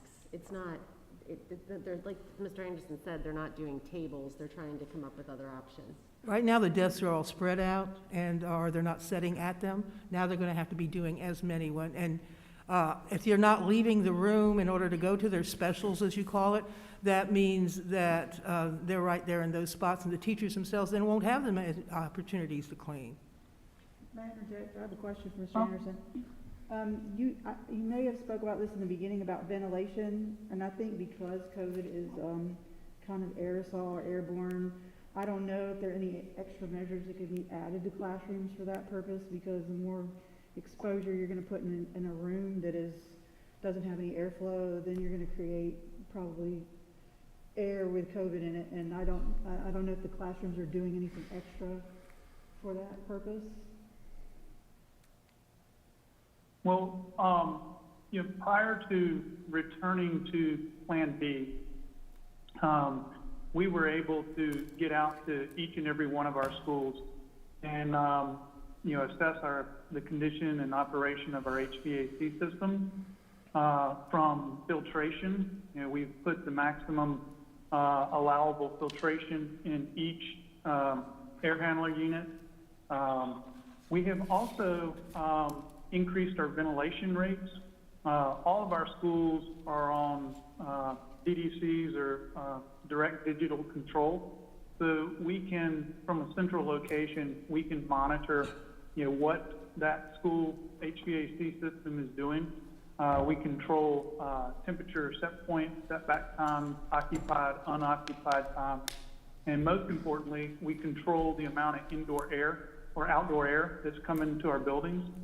So what we have been following are the recommendations to maximize the amount of outdoor air that we're bringing in, treat that, filter it, and run those systems longer so that not only during the school day we're having more frequent changeover of air, but we're running it longer at the end of the day, where normally we would shut our outdoor air dampers maybe 30 minutes before school even ends.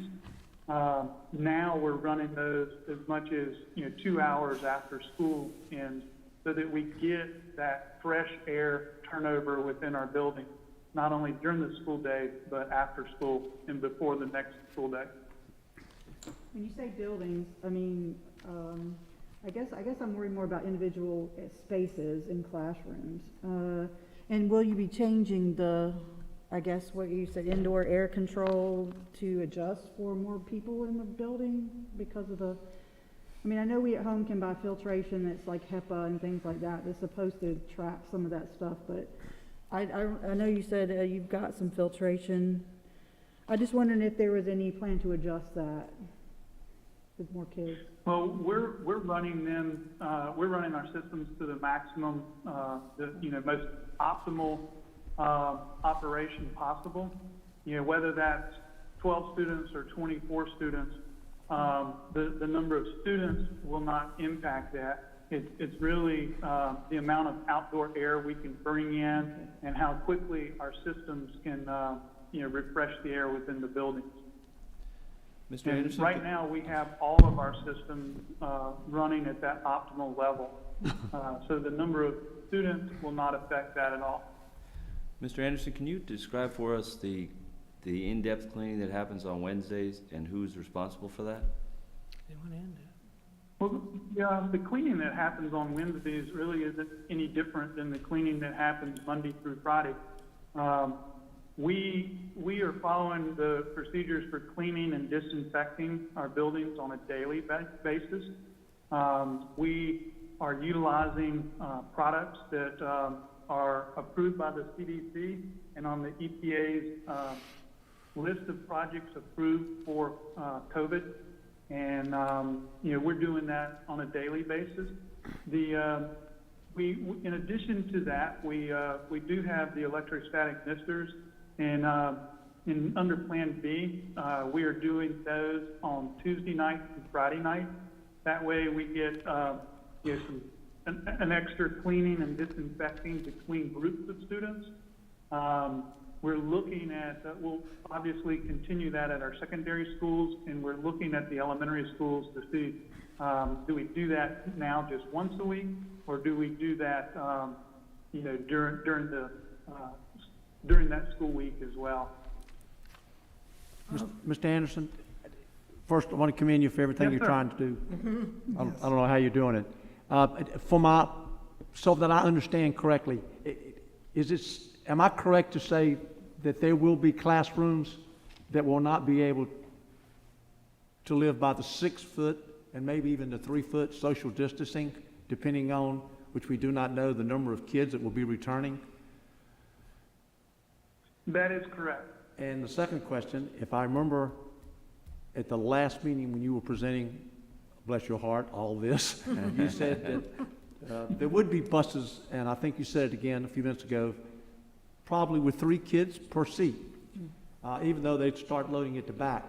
My question is, those schools where parents are in a situation where they can bring their kids to school, I would assume that the size and the load on the bus is much less, versus those where parents can't, are not in a position to take their kids to school.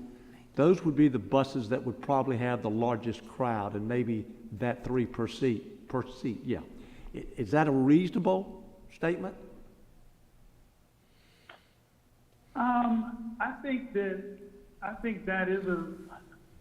that's a reasonable statement, and we actually see that prior to COVID. And I'll say this, on a district-wide basis, if we looked at a year ago, last school year, the percentage of students riding the bus compared to our ADM, that percentage is only slightly less this year. It's pretty comparable.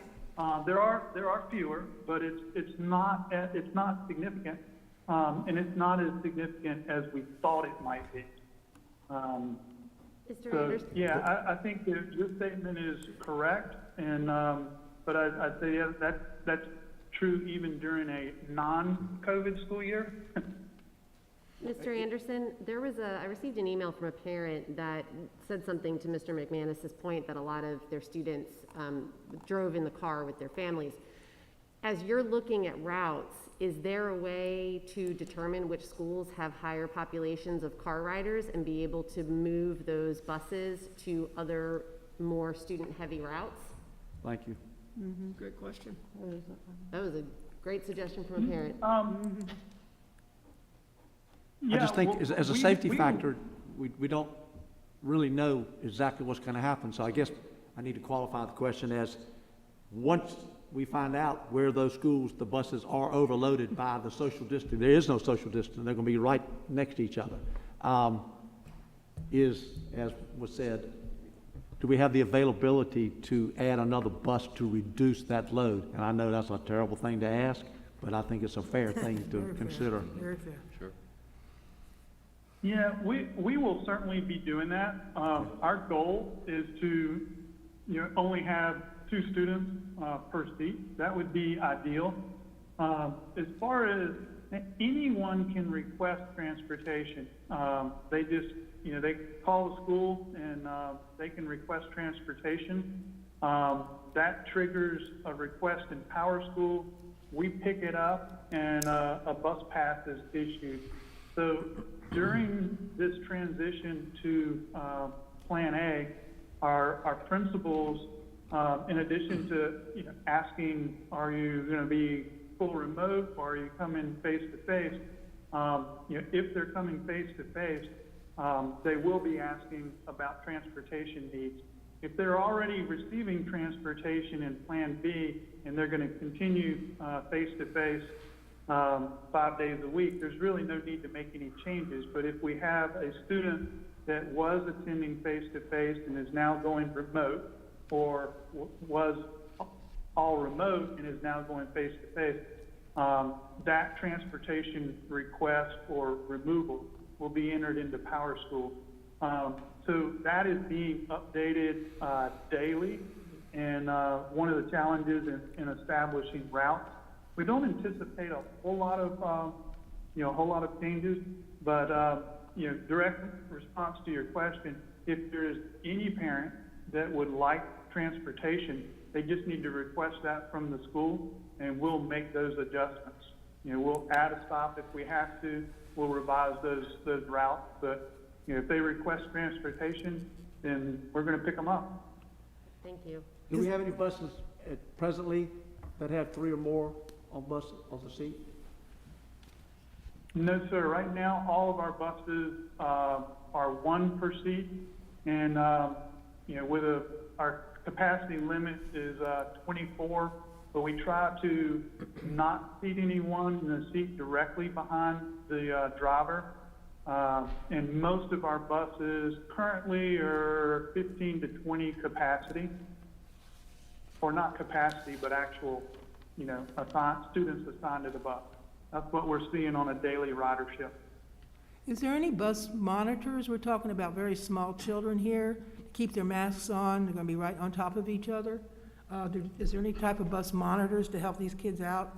Because this is a totally new process for a regular bus route, I guess you could say. Yeah, absolutely. We don't have bus aids on all of our buses, but where we do have bus aids, it's a tremendous help, because just like you say, I mean, the driver has so much to do, and we really want them focused on driving and operating the bus. So it's a tremendous help when we do have bus aids. We do have masks available on the bus, and so if a student shows up and they don't have a mask, then we do provide them a mask and ask them to wear that while they're on the bus. But the bus driver is not the mask police. But I will say that for the overwhelmingly majority of the students on the buses, they're doing a great job. I mean, I go to school often, whether I'm walking around on the site or in the building. I mean, students have their masks on. Kids are doing great compared to a lot of the adults of the public. For the interest of time, I know Ms. Craybill has a question, and then I think that we can move on to Dr. Smith's, if that's okay, and hold on to some of the other ones if there's additional for Are operations. you gonna ask a PPE question? No. Okay. No. All right, so I'm going to try and go in order for you, Mr. Anderson. So questions come up to my mind when you say we're going to social distance the best that we can. Will we be having any walkthroughs by our safety director and our safety work group to make sure? Because I'm concerned that a school will say, I'm doing the best that I can, and the best that they can really is still not good enough. It comes back to that commercial. Do you really want okay when you need to have a little bit more than okay? So have we given any thought to that? And then maybe guiding a little bit at the school level on what those classrooms look like? Well, it's not feasible for us to go check each and every classroom prior to reopening under Plan A. I think all of senior staff, when they're in schools and walking through schools, all of administration, it's just something that's on your mind and you observe. We will continue to do that, of course. What we have done is at the principals meeting on Thursday, this is the same thing we did under Plan B. So we said, if you have a question, call us. If you have a challenging situation, let us know. Let us come out. We will gladly. There's a group of us that have been going out and meeting with principals and meeting with teachers. And what we found is, if you can set up a couple of classrooms, then as good examples, teachers get it and they implement that in their own classroom. And I'll even compliment the teachers in their creativity. And they came up with some great solutions and ideas that we didn't think about, but we were sharing with other schools.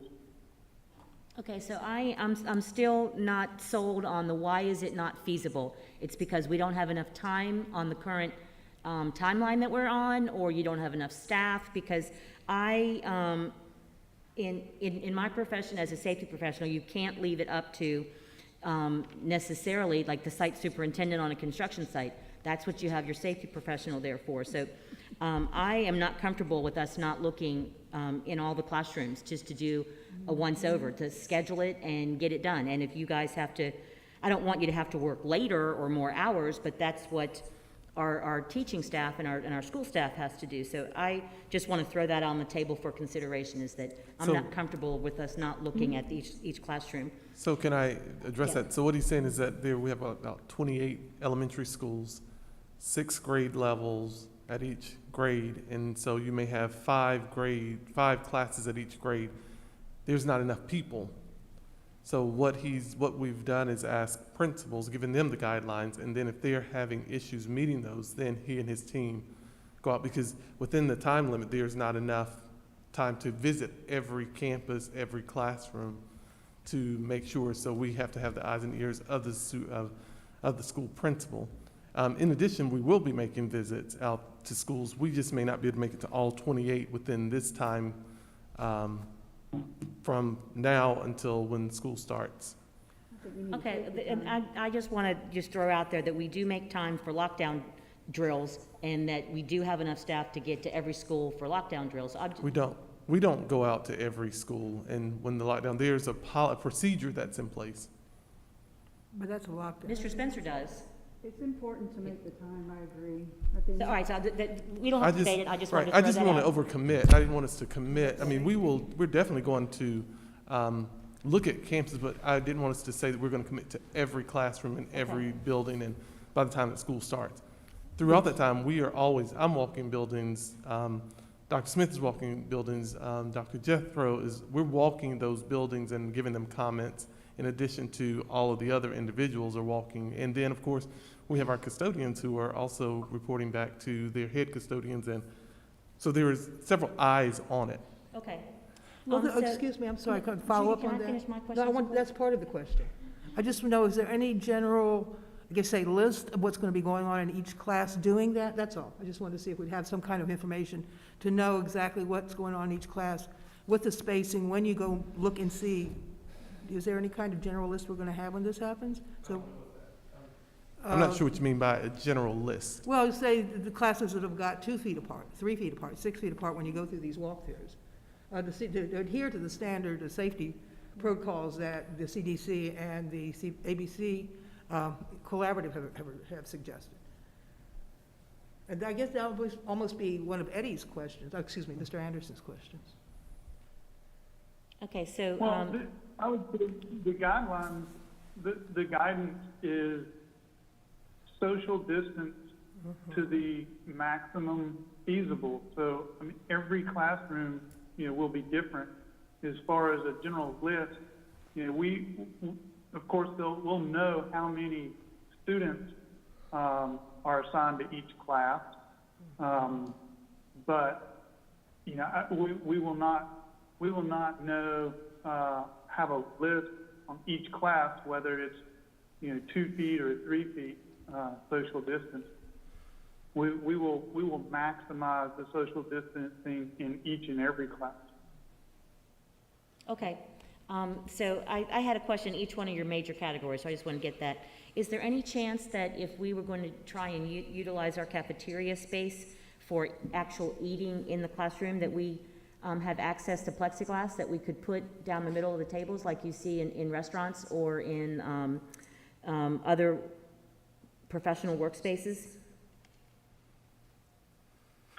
I mean, access to the plexiglass, we could certainly purchase that. But I think the recommendation is to eat in the classroom to try to maintain that classroom pod. You know, our elementary schools typically eat on a continuous rotating basis, and we don't want, you know, one classroom pod that could be potentially exposed to, you know, 4 more other classroom pods during that daily lunchtime. Okay, that's fair. I'm sorry, can I back up on the same you're asking great questions. I'm just trying to, you know, flesh them out. I have been in the schools during the lunch times, currently as they're doing it, with the half the population there, and we're going to be feeding them in their classrooms, correct? And I right now have witnessed that the current cafeteria setup with them feeding them in the classrooms, it's really almost a stretch to get with the half the population of the school. Will it be, what could they do during this challenge? Now you've got the same amount of cafeteria workers trying to take twice as much food throughout the building. I'm just trying to see how that works. Well, wherever possible, we're working with the principal to have the classes come individually and pick up their meals from the cafeteria and go back to the classroom and eat. I think it's a good break, you know, a good time to get up and move around. But, you know, just as you mentioned, staffing-wise, it's a challenge for the cafeteria staff alone to deliver meals, where schools, where we don't do that, we're asking for assistance from the school staff to help us in delivering those meals. Okay. Sable, final question. All right, so these have to do with transportation. So I think I remember you saying in a previous meeting that our time on the bus was about 15 minutes. Is that right? Currently, the time on the bus is less than 15 minutes.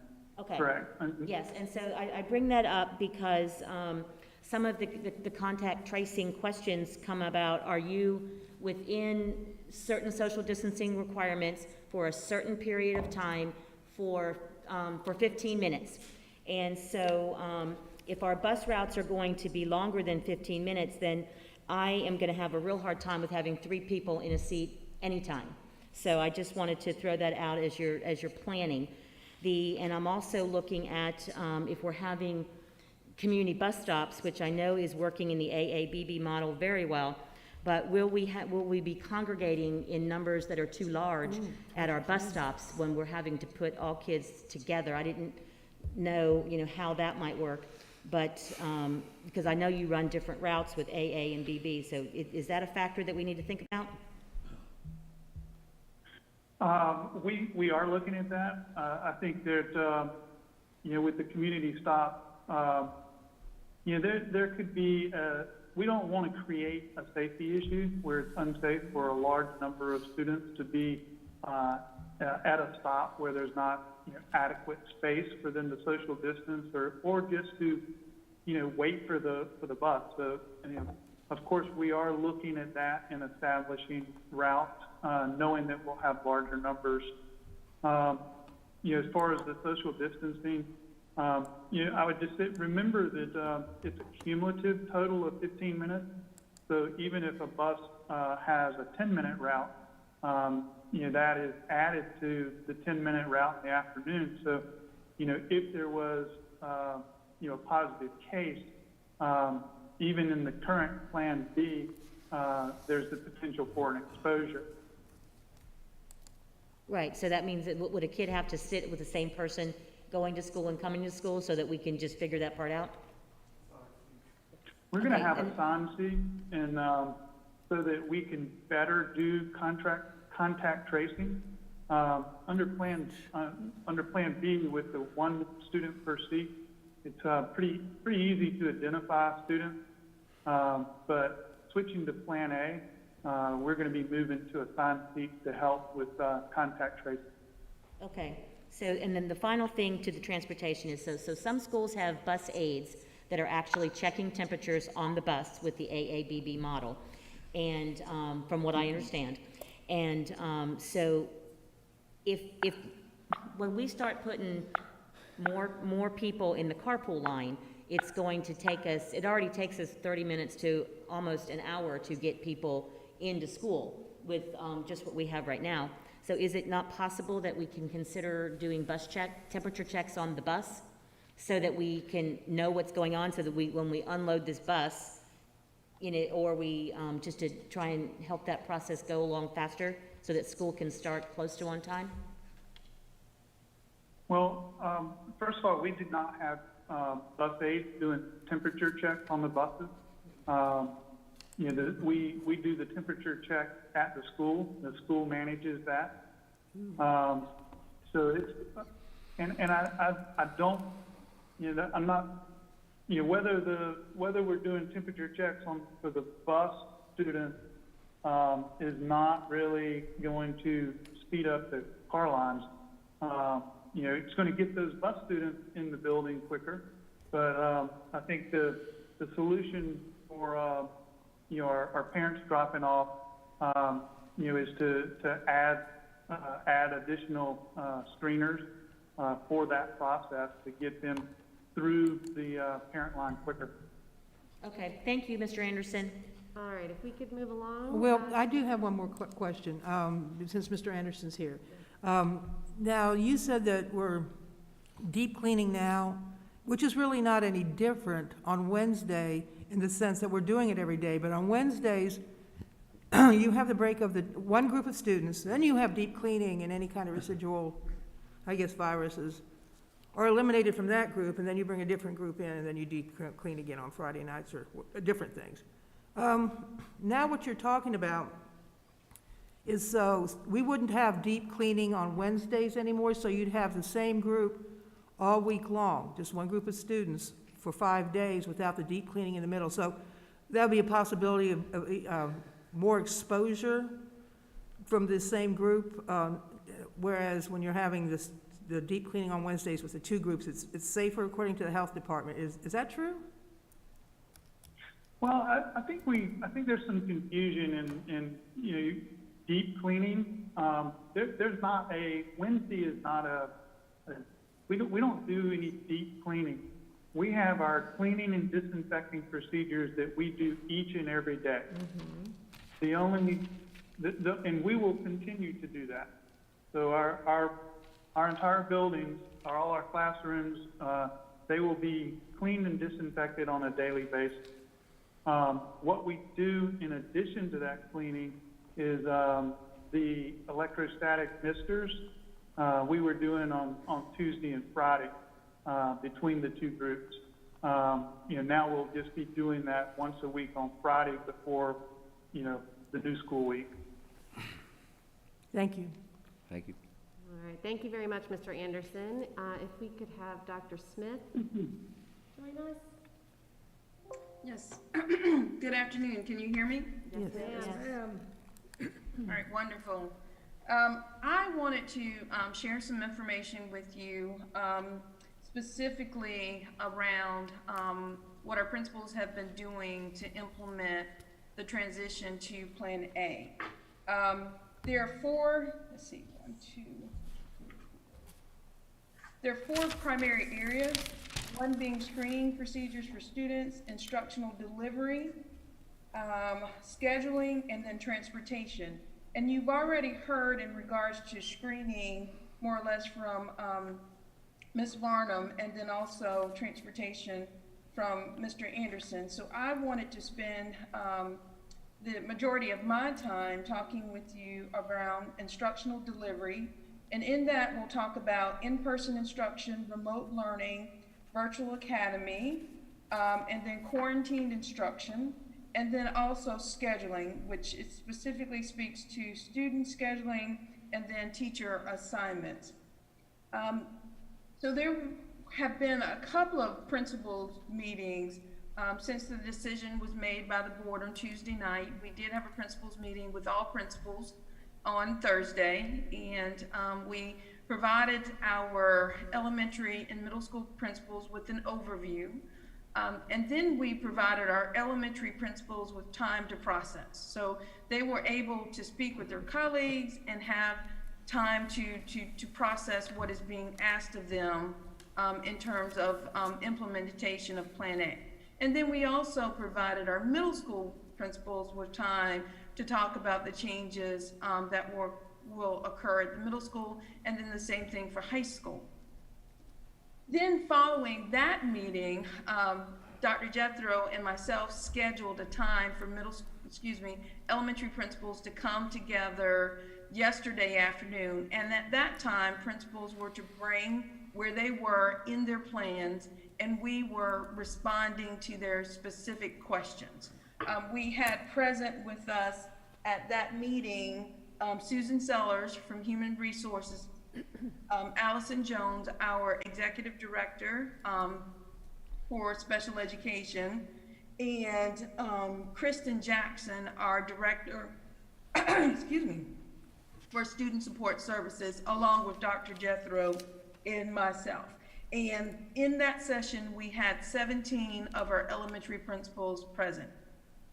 And prior to that session, which took place yesterday afternoon around 3 o'clock, many of our elementary principals met that morning at 8 a.m. And so they did a lot of this foundational work, had done a lot of the foundational work before they even came to that meeting that afternoon. And so the meeting really was about clarification and moving things forward. There were 4 primary points covered in the meeting. All of those were regarding remote learning, specifically remote learning and staffing, remote learning and expectations for itinerant teachers, remote learning and expectations for instruction, and then remote learning and managing the needs of EC students. There were some outcomes just in terms of that discussion. And one of the major outcomes was around principals collaborating to share resources to best meet the needs of students across their schools. And so there was a created spreadsheet that principals are going to use, and it's going to be coordinated through our Human Resources office so that we can assign visiting students to schools so that we can maximize the number of teachers that we have in each of our buildings. Because as I'm sure all of you know, the numbers aren't, they don't come out very evenly or very nicely. So you're not going to have necessarily 18 students who want remote learning and then another 18 students who want face-to-face in the same grade level. So you can very easily assign a teacher to them. And so principals understand that we're going to have some graded classrooms, and then we're going to have to share resources across schools. In regard to instructional delivery, in-person instruction specifically, students will receive daily in-person instruction.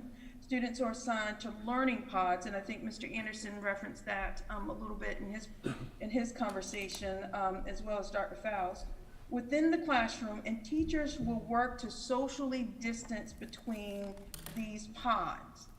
So we understand that we will not be able to maintain the social distancing between individual students, but the goal will be to maintain social distancing between the pods.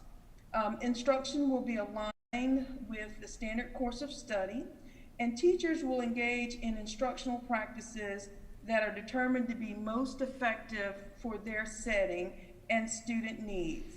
and will allow the greatest social distancing.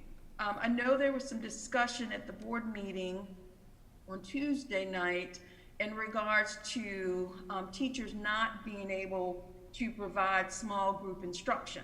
And so what I would offer to you is that small group instruction will not look like it has looked traditionally, but that does not mean that teachers will not be able to work with students in very intentional ways specific around their needs. So it's not going to be that everything has to be whole group instruction. It's just that the seating would not necessarily look like we might have previously expected it to look if a teacher was delivering small group instruction. I know that there has been some conversation that perhaps we, might transition to a 4-day week and maintain the Wednesday so that we could continue to offer small group instruction. And from a professional position, I think the loss of a full day of face-to-face instruction just to gain 20 minutes of small group instruction would not necessarily serve the best interests of our students. I believe that our teachers would be able to identify some other best practices so that they could continue to offer the small group instruction to our students. So losing a full day of instruction to accommodate 20 minutes of small group instruction that would be delivered remotely, I don't necessarily think would be in the best interest of children, especially if we're focusing on recouping lost instructional time and really accelerating the learning.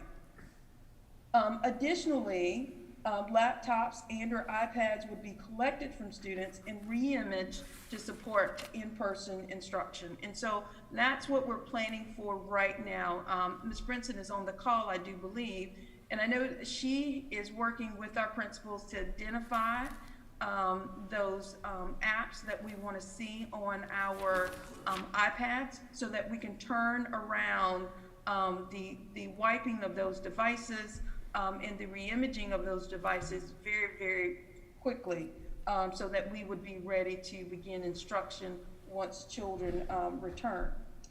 Second in this conversation was about the needs of our students who would be, whose parents have chosen remote learning. Students will be assigned to a classroom teacher who will provide that online instruction.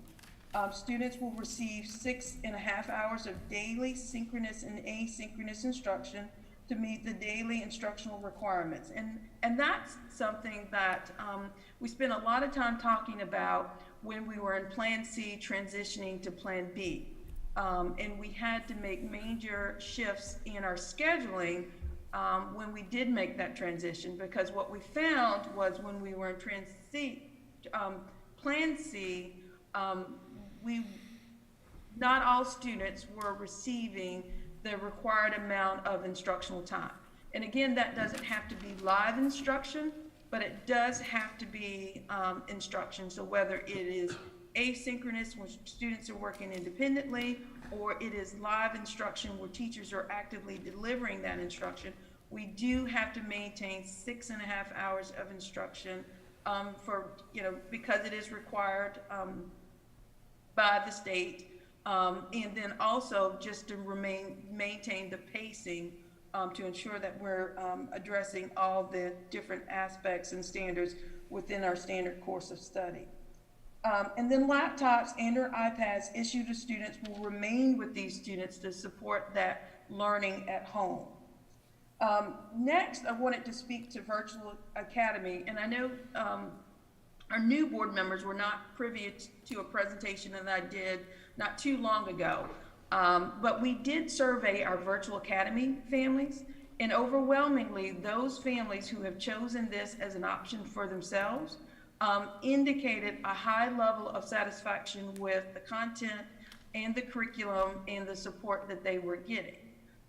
Most often, the negatives that I hear are from folks who do not have their children enrolled in Virtual Academy. And so they have intentionally not chosen this option as an instructional model for their family. But for those folks who have, overwhelmingly, the conversations and the feedback has been positive. And I can speak specifically to a family that I talked to probably about 4 weeks ago, and how they explained to me their home situation, how they both were working parents working from home, and in the evening they supported their child's learning through the Virtual Academy. And they had considered remote learning, but were not able to maintain the schedules associated with the live instruction, and that they did not feel comfortable sending their child to a child care facility at the time. And so, we have those anecdotal types of stories associated with Virtual Academy. But again, the families who have selected this as an option have indicated through a survey, and I do have those results that I could share, that this option is meeting their needs. And then also we surveyed the teachers that were delivering Virtual Academy, and we had 110 responses from parents. But from teachers, we had 12 teachers that responded across 9 schools. And those teachers talked about, some suggestions for the program, which we've done, and then also some of the positives, which were the status reports. Students and families seem to be enjoying the program and its flexibility.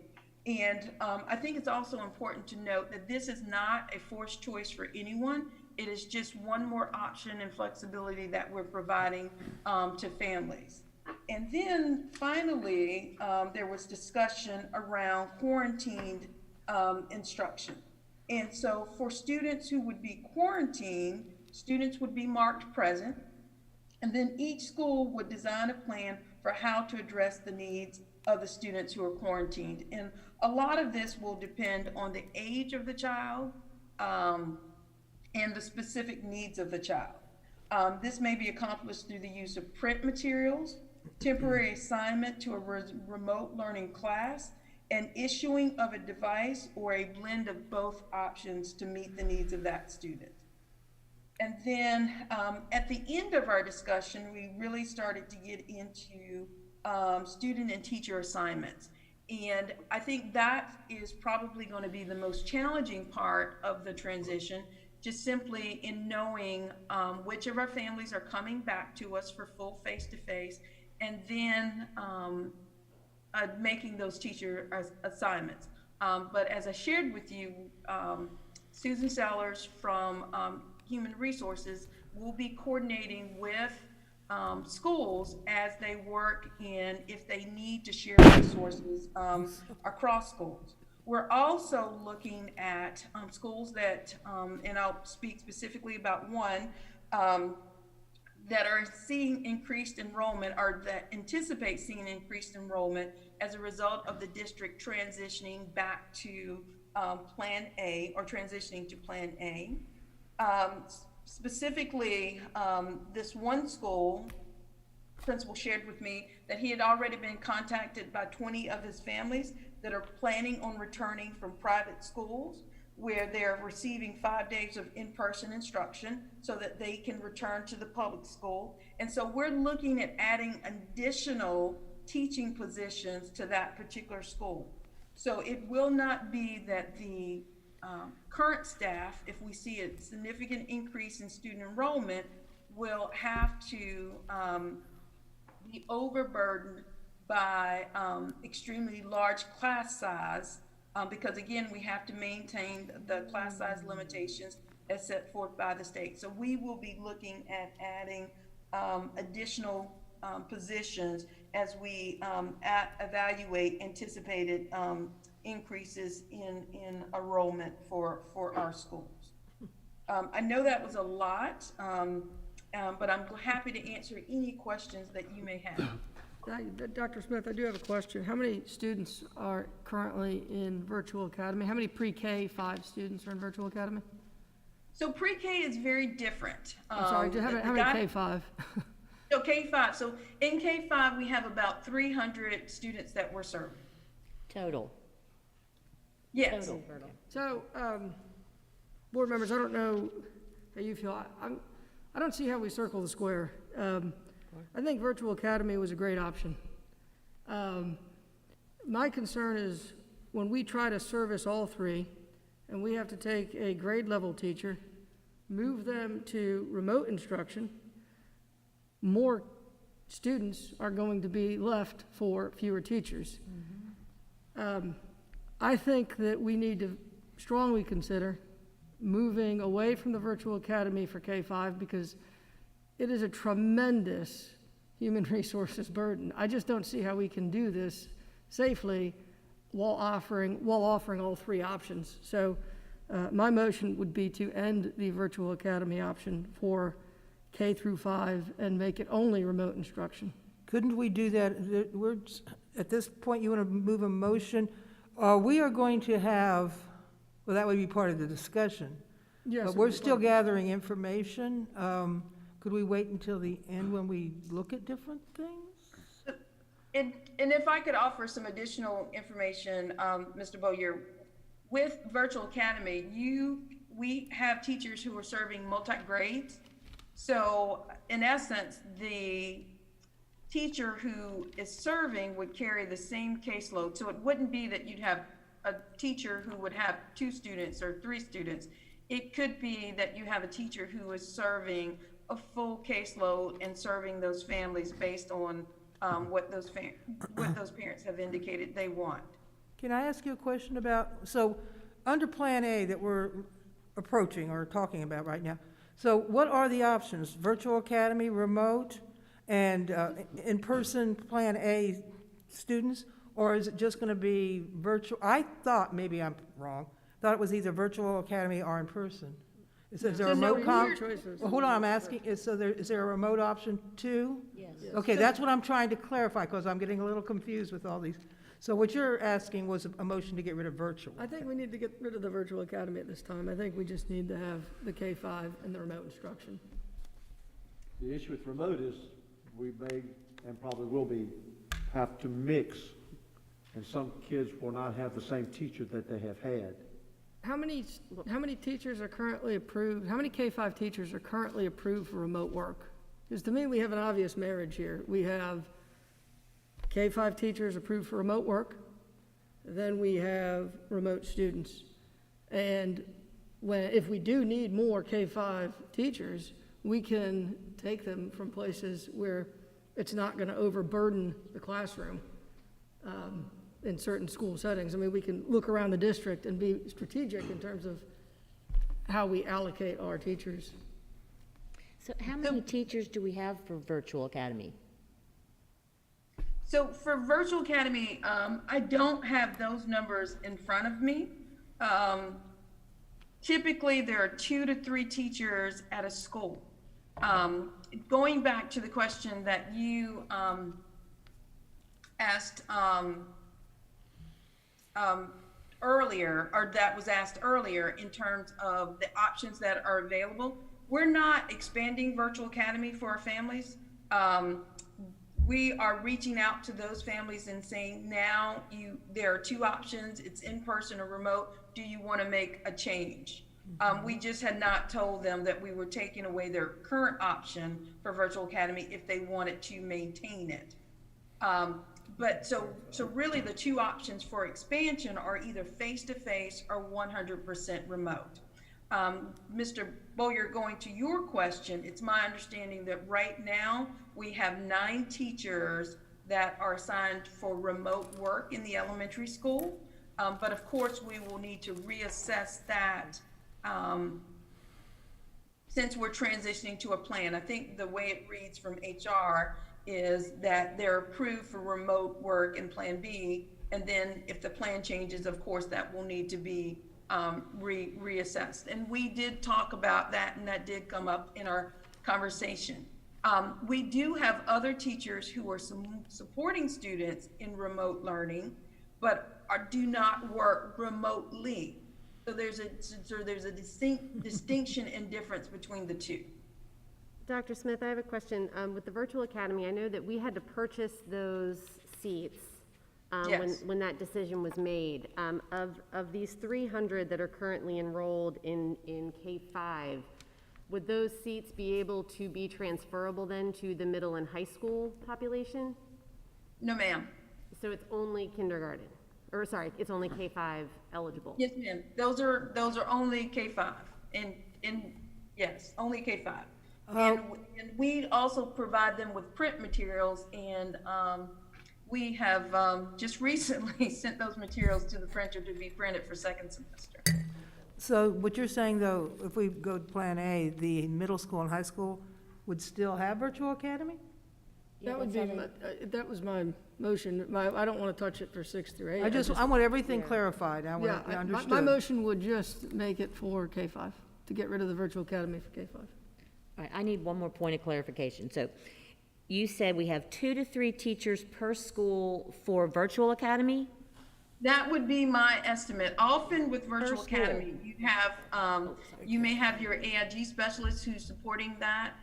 You may have a reading coach who's supporting that. It's not necessarily a classroom teacher, because all of those folks hold licensure. So they hold elementary licensure. So they can serve as the teacher of record. Now, of course, it's very different in the middle school. So even eliminating it does not necessarily mean that that will generate for you a classroom teacher or a K-5 classroom teacher, especially if a school has assigned someone like an instructional coach or an AIG specialist to support the program for their students. Okay, and then you said we have 9 teachers who are teaching remotely. Is that for all of elementary school? So based on my understanding and recollection of the conversation yesterday, we have 9 teachers who are approved for remote work. So that's different than just simply teaching remotely. They were approved for remote work. And again, also based on my understanding, that will need to be assessed as we transition from Plan A to from Plan B to Plan A. But again, there's definitely the opportunity for continued remote teaching because there's a need now, a more delineated need, since we're not asking teachers to do both options in terms of the synchronous and the the synchronous concurrent instruction. We're no longer asking that. But there are other teachers who are teaching remotely, who are remote teachers, but not teaching remotely. They are within the building. Mm-hmm. Okay, so we have teachers who teach remote students, and we have teachers who are teaching remotely from their home or not in the building. Is that right? So let me clarify that. Yes, So please. what that means is that there are 9 individuals who aren't coming into the building for whatever reason the HR has deemed what they've, and so those 9 are approved for remote learning. They do that. But then we also have teachers in our building who are doing remote and face-to-face at the current. Well, isn't that everybody right now? That's everyone. That's everybody, okay. Yes, yes. So our goal is to take our teaching staff, assign some to face-to-face and some to be remote learning teachers. Absolutely. That, okay, Yes, and no with matter 2 what you're doing options. right now. Yes, just 2 options. Right, Yes. 2 options. Yes. So those teachers who are working from home, then in a remote capacity by HR, they could also be utilized into this count. Absolutely. And they could also share students across other schools. Absolutely. Okay, so we can just, all right, so everybody is up for reassignment perhaps? Yes. Okay. And some additional information that's just been shared with me, we have 24 certified staff supporting Virtual Academy across the district. 24 certified staff across the district? Virtual. Yes. Virtual Academy, 24 right. for elementary. How many For for elementary, yes. 24 Yes. for. Thank you. That's a lot. That's a lot. Can I just ask, what's the benefit of removing that option? Because I'm just not understanding, I guess, because I just need to come up to speed with what's the benefit of removing If that we option. keep remote instruction, the way I look at it is, we're gonna have to take a grade level teacher and make that teacher do remote instruction. Part of this idea is to alleviate the burden placed on our teachers. When we're trying to be all things to all people, I really do appreciate it. And I think it's a noble endeavor, and I hope we bring it back after, we're back in a normal setting. I just think because we're trying to accommodate everybody, that's why we're overstressing our teachers. And I think this would make it a lot easier, in terms of staffing. This is how we're gonna do it. 2 options, you're in or you're remote. So you'll take the 24 virtual academy teachers and you'll move them to remote, or? They're certified staff, so they could serve a multitude of purposes. Correct. Have we got any feedback from parents yet about it, how they feel about it? I mean, I guess the option is the thing you're removing, and since it's paid for, I guess, I want to take the load off teachers, of course, but I don't know, I just feel like I don't have enough information, again, to kind of grasp it and understand it and then vote on it. And I mean, I haven't even heard from do they even know? Well, there's 300 students out of about 12,000 who are using Virtual Academy. Okay. And it's placing to me, it's placing a heavy burden on our. Is that the feedback you've gotten from teachers? It's a burden? I've absolutely Okay, heard that okay, from teachers. Okay. I'm just trying to Teachers, understand it better. principals, I have heard that quite often, that this is, having the 3 is very difficult. Are there any other questions I should be asking? As I feel like I should be asking more, but I don't understand what I should be asking. I understand the basic principle of alleviating the teacher load. That, of course, is something I am for. It's just I guess you're completely removing that option. And we're still allowing for remote instruction. Right. We're not saying no remote instruction. But if the parent says, okay, you're right, I'd rather go ahead and just do that with remote. The reason I ask is because we're talking about schools and logistics and that, but I guess we're not even asking about the children. I don't know. I mean, it's going to be an upheaval for a lot of them anyway when they're going to have to be shuffled to a new teacher, because right now they're in the AABB model, and they've gotten used to that, and they've gotten used to their teachers and their friends, and I don't know. I guess I just want to make sure that kids are being thought of as well in this regard. No, I totally agree. And to me, that's also sort of the point, is let's really focus on delivering instruction 2 ways, either in person or remote, and let's make that the goal, and let's really drive on that. Yeah. And then could a parent that really feels that Virtual Academy is the only way for their child, can they talk with their student support team as part of their IEP, that perhaps, or get that written in? Is that a possibility? So not an IEP. Okay. Or a 504 or what? Well, not 504. None of those numbers, okay. Name any of those programs in an IEP. But what we talked with the principals on Thursday is to call all of your parents in the Virtual Academy. The reason why I wasn't talking about Virtual Academy, because I knew you would get confused, like what's virtual versus remote. So that's why we were leaving that one out. But since we brought it to the table, what we told them to is pick up the telephone and call the parents and see if this is the opportunity, if they want to move to remote, if they were there because Dr. Smith had done a survey, and because the survey was stating that they were highly pleased with it, we didn't want to rip it. However, if there were, if there were 24 kids in a class at a school that were doing virtual, and now they're down to 3, then what we were going to do is then we would be able to look at it at the district level and see how we could support the instruction from a district, because the person who is doing, and correct me if I'm wrong, Dr. Smith, the person at the sites who are over your Virtual Academy, they have multiple grade levels, but it's self-paced, so the person isn't actually teaching the student. They have a curriculum where they're going at their pace, they're meeting those, and then you have to have a teacher of record just to be able to sign off on it. So it's a little different than what you would see at the remote level. So again, I didn't want to confuse it, because that's a whole nother, but if we could possibly support it at the district level or find another way, or I even talked to them, we have teachers who just graduated from UNC Wilmington and all the others that we could hire at this point to say, hey, you'll be our virtual academy teacher. And if there were a team of teachers who just supported virtual academy, we could move it that way and take it off the burden of the schools. That's what we talked about with them, but that's where we are. And Dr. Faust, you are correct. And just a little data on the survey, of the 300 parents, we did have 110 to respond to the survey. It represented 18 schools. Over 75% of the parents characterized the content as average to challenging but doable, because we wanted to make sure, the concern was about rigor, and so they did say that it was average to challenging. And then we had 72% of our families that responded that supplemental materials were average to good. 72% responded that it was average quality to good quality in terms of the supplemental materials.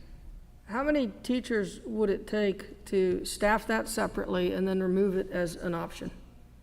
Leave it as is for the people who are there and then simply remove it as an option?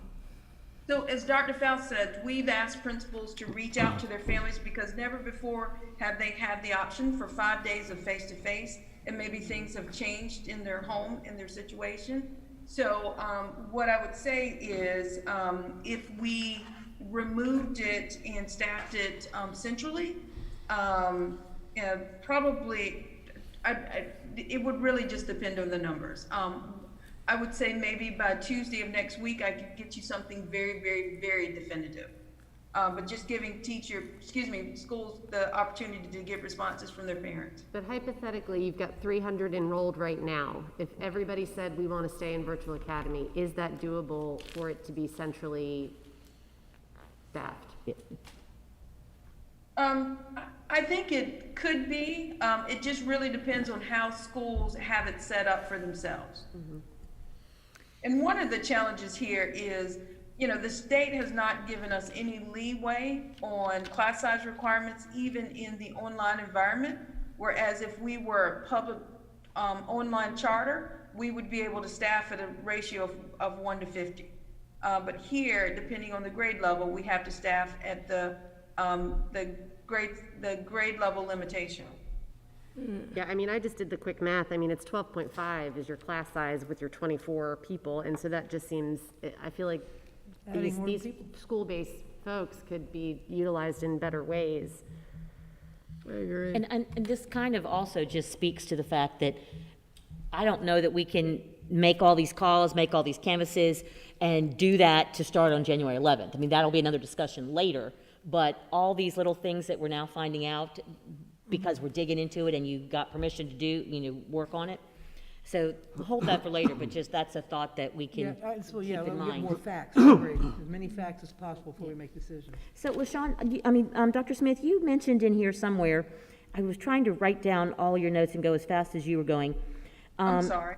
No, that's okay, because, you were going good, but I was trying to listen and write. It was something about, in quarantine instruction. Yes. Where you said that, a child is home on quarantine instruction, we're gonna go ahead and mark them present, but if they're sick, then they're sick and they're not gonna be doing remote work. So I had a little question about why we would go straight to that. Straight in terms of marking them present? Yes, ma'am. So, do you want me to take that one?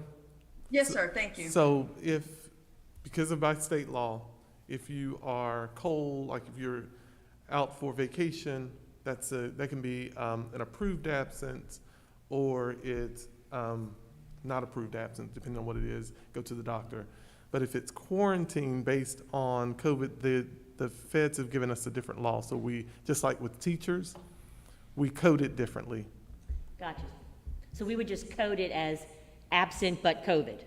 COVID, yes, because COVID quarantine absent. We have, and it Okay. may not necessarily be, and I would have to have Emily, and actually I think this is under Julie's department, how that affects. I don't know if we technically count them absent because they're technically quarantined, as we don't count it against teachers, but we have to have, that is based on, at the end of the month, each principal has to verify their attendance, and then at the end of the year, I have to say that this is where we were, and it's all about the ADM. Right, so when we were reading through your original proposal, when we're talking about attendance, that you either have to show up and I gotta see you. Yes. Or I'm gonna have to see you on the computer, to be marked absent, to be marked present. Right. Just because I'm quarantining, that shouldn't change, it should be uniform, don't you think? Or Right, they wouldn't, of course, then, if they are face-to-face and now they're quarantined, of course, they wouldn't be in there. So when she was saying, depending on the age of the child, depending on what the assignment would be, if it's 10 days of quarantine, we would know that you're out for 10 days. Right. And that's why if I'm face-to-face, you're not with me. Right. If you are quarantined and you're remote, then technically you should be logging back on. Right. Okay, so I'm thinking in my mind, I thought I heard you say, Dr. Smith, and maybe I'm just making it up, but if a student is quarantined and we're marking them out, we got that all straightened out. I thought I heard you say that we would get them work remotely, but does that mean that we're gonna allow them to like jump into the remote, or are we just gonna give them a packet, like mama comes in and here's what, just like if I was home in the good old days, was sick, mama comes in and gets my work, I do it at home, and I bring it back when I come. Is that kind of how we're working it too? If they are face-to-face, I would assume. Because if you're face-to-face, you're face-to-face. And we were yes. taking away that option of face-to-face this week and now want to jump on remote. Right, that's what I was making sure. So we can't do crossover. both. So it would definitely have to be something designed from that teacher if you're face-to-face. If you're face-to-face, I should have clarified, that's what I meant, if I'm a face-to-face student. Yes. If we have more children in a classroom and one of the students has COVID or somebody in the family does, or say the teacher does that mean at that point that we're going to have more people quarantined because of the close proximity of the students? That'd be up to the health department. Yeah. And it depends on where they sit in the classroom. Yeah, I'm not the expert on the contact tracing. We'd have to have Ms. Varnum answer that one. Great. Okay, no, great, I'm glad. Now, she was already up. Can she answer that now? Or should I is she coming back to revisit that question? Yeah, if you want me to answer that question now, I certainly can. That would be helpful. Go ahead, Ms. Barnum. Okay, so with the additional students in a setting under Plan A and that closer proximity, that is going to impact the number of students or staff that might have to quarantine, and mainly students because of the additional student numbers. So our contact tracing guidelines don't change from Plan B to Plan A. And so if you have students that are going to spend more time within 6 feet of each other and one of those students tests positive, the contact tracing will end up identifying more close contacts and increasing the numbers of quarantine. That includes staff members too, wouldn't it? I perceive it'd be very difficult, despite all we try, when you've got a classroom with that many students in it, staff members would be more likely also to come within, I guess, the social distancing violations. Is that correct? That would generally be true, yeah. Thank you, Ms. Barnum. So, just to clarify, and this is, Ms. Justice, to your point, I don't see how we can deliver remote instruction by taking away even a single grade level K-5 teacher and putting them on remote. I'm not, No. I'm thinking, You mean virtual academy? no, I'm saying, What we're offering question? remote instruction, virtual academy. I don't see how we can take away any teacher from face-to-face instruction. And Correct. so when we have 20 students, let's say, in third grade at Bellamy, who say, I'd like remote instruction, I don't see how we can service those students with their own teacher. They have to be going through those other teachers, those 9 or whatever we end up having. I don't see how we can do it. No, any that's other what way. that's what Dr. Smith, I think, said to us, is that they, the principals have suggested that they combine schools. Let's say, Bellamy and Anderson, and you don't even have to be close proximity because you're not going into the building. So three schools that, Dr. Voss, is that right? 3 schools that might match up and say, we can fill a whole class. So Stephanie's going to teach kids from 3 schools. And that's where we would have guest students at schools. Is that how we call it? Is that right? I Yes, spoke to a yes. principal yesterday about that very matter, and she said that their, at least their hope was that it'd be regional, regional areas, and I did ask a follow-up question on, well, if a parent has a concern then, who would they call? And the answer was, if, they were at my school, then they would call that principal, and that's who you would go through. Yeah, because the teacher would still address. offer, the principal would still offer the oversight, correct, Dr. Smith? If we're sharing? You're correct. So if there was a concern about instruction, they would simply contact their child's teacher. And if it were a concern that needed to go beyond that, then it would be the base school. So the school where the teacher is employed, not their home school. Okay, gotcha. And just to clarify something, Dr. Smith, I spoke with a member of the Teachers Alliance last night, and one of the concerns that was coming out was there seemed to be confusion with the move to Plan A, that teachers felt that they were going to have to continue being synchronous and asynchronous. That is not the purpose. The goal of the Plan A would be now that teachers would either be face-to-face or remote. Is that correct? Yeah. That is correct, but I will say to you that there are some teachers who, because they were doing the asynchronous and the synchronous concurrent instruction really well, actually have expressed an interest in continuing that. But what we've said to them is that that would not be an option for our gen ed teachers. But the plan is for that not to continue. Gotcha. All right, so right now we have a remote option, a face-to-face option, and Mr. Bullier put a motion on the table, I believe, to limit to just those 2 options and remove the virtual academy for K through 5. So do you want to, after having heard the conversation from Dr. Smith and the additional information, do you want it to amend that? Because we talked a little bit about central administration as well. I'm fine if we centrally staff it, but I do not want it listed as an option for students during this transition phase. I think it should just be the 2 options. We take the 300. If they'd like to continue, we need to centrally staff that and remove the burden off of our local schools. Do we have to vote on that yet, if we don't know? That's what he's Not asking yet. for. What's the vote? One second. Ms. Stagner, could you clarify what that motion should be? There was a lot to that. Well, that's what I was just going to ask.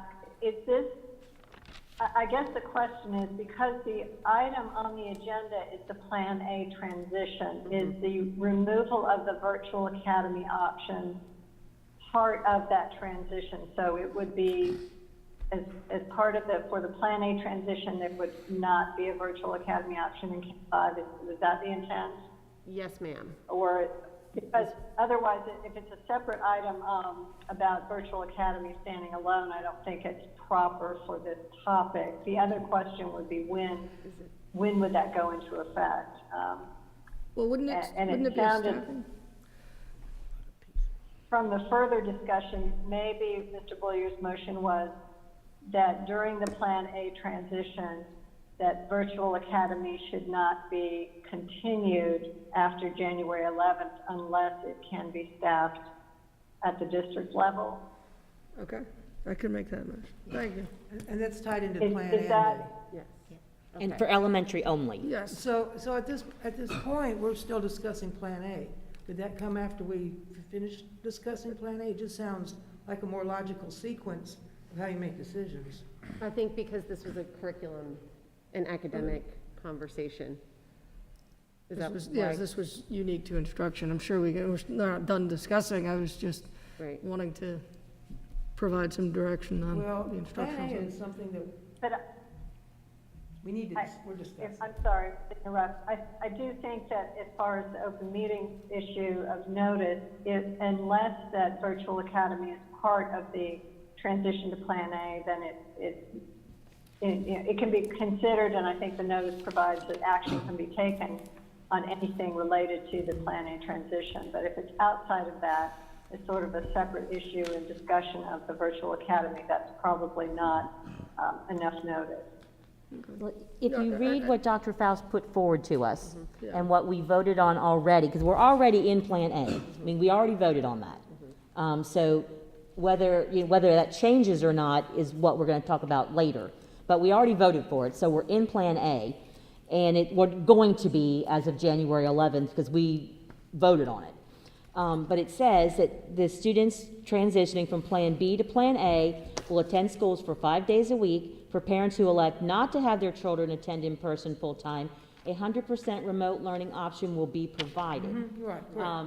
Schools will design these options for their students. So it doesn't say, it says 100% remote, so that it doesn't really delineate virtual academy versus remote. Doesn't really delineate, so we didn't really vote on that. We voted on 100% remote. So Deborah's point may be, kind of wilt. We might have to just make that separate. I don't know. I was just reading what we voted on.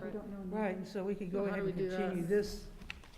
Well, that item, so Deborah, what you're saying is if that specific item is not on the agenda, there cannot be a motion or movement on that at this time.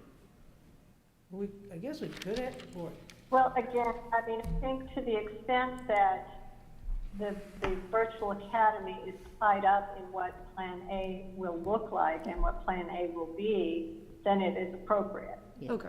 It is. Because you have noted that you discussed the district's transition to Plan A, and the board may take any action related to that item on the agenda. However, if there is a motion just to get rid of the virtual academy for K through 5, I think that's a separate issue. It's enough of a distinct issue to warrant that it needs to be put on its own item on the agenda at a later time. Okay, so I would then move that we discontinue with the virtual academy after January 5th, and that the virtual academy no longer be offered as an option to students desiring remote instruction. That's a separate issue she just said. I don't think That's connected to the She transition. was talking Plan A, we're discussing Plan A right now. Yes, the transition plan. We're The talking transition about plan to Plan Plan A. Ms. Stagner, would that be an appropriate motion?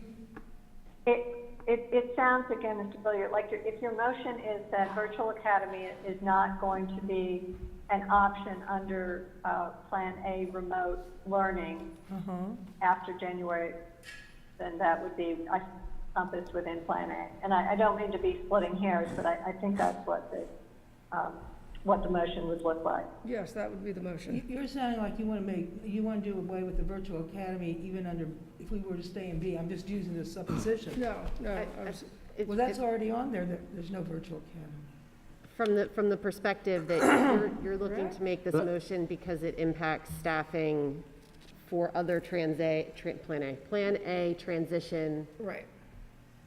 options. Right. Clarification. Thank you. Who knows the answer whether or not that was written with the intention of not having a virtual academy, so we all are on the same place? So it was, when we wrote it, we just left Virtual Academy as it was. It was.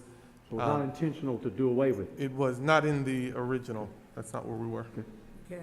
So now we know where So we it was are. like, shame on us, we voted on something without knowing about it, knowing clearly. But that's okay, because we can fix it. Yeah. So in light of that information, I don't know if your motion I think she is- said it's all right. No, she As said long it as wasn't all right. Plan D isn't Plan A, we're talking about Plan A. Yeah. And So- why don't we, in the meantime, Dr. Smith, if you said you'd be able to get some information back to us about what the interest level is in Virtual Academy, since the principals are all speaking with they're all speaking with their families right now. Can we get some information back on that? Yes. Okay. Is December 15th the date that is uniform across the county, across the district for having their surveys back? Many of our schools are actually calling their folks. Yeah. Others are using electronic surveys. So it's not necessarily a uniform date. It's just really as soon as possible. I would say the majority of our schools will be ready by Tuesday with their information, but there may be one or two just simply because they have had some difficulties in contacting every family that it may take until Wednesday. Okay. But the goal is, we must have the date, we must have your answer back before we leave for the holiday, because Right, we there's a can't make letter that plans went at out. all if we don't know. Yes, there's a letter that we did send out. And I think I saw that letter, and I thought I saw December 15th. That's why I was asking that specific question. Okay, thank you. Dr. Faust, are there any additional presenters? No, that was the last. This was the last one, okay. Thank you, Dr. Smith. Thank you, Dr. Smith. I would like to call. Yes, thank you, that was great. I would like to call for a 5-minute break, and then we'll come back to discuss Plan A in its entirety.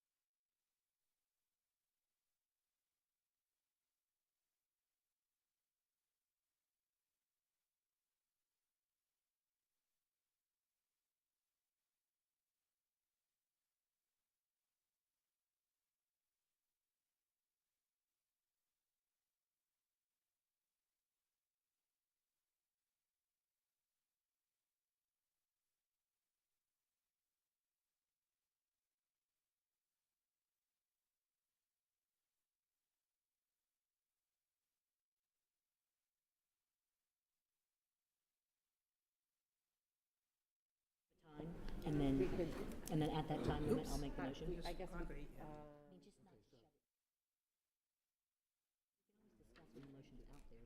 right.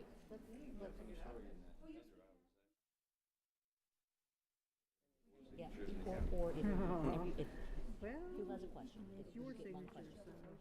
so. You know, that's what's on my sign. Like, oh, it's June's got somebody's your signature. Right. It's Just so as unique not to to you. appear. Doesn't have to be. All right, let's come on back from our break, please. All right, as you all know, on Tuesday, the board voted to transition to Plan A on January 11th per the superintendent's recommendation.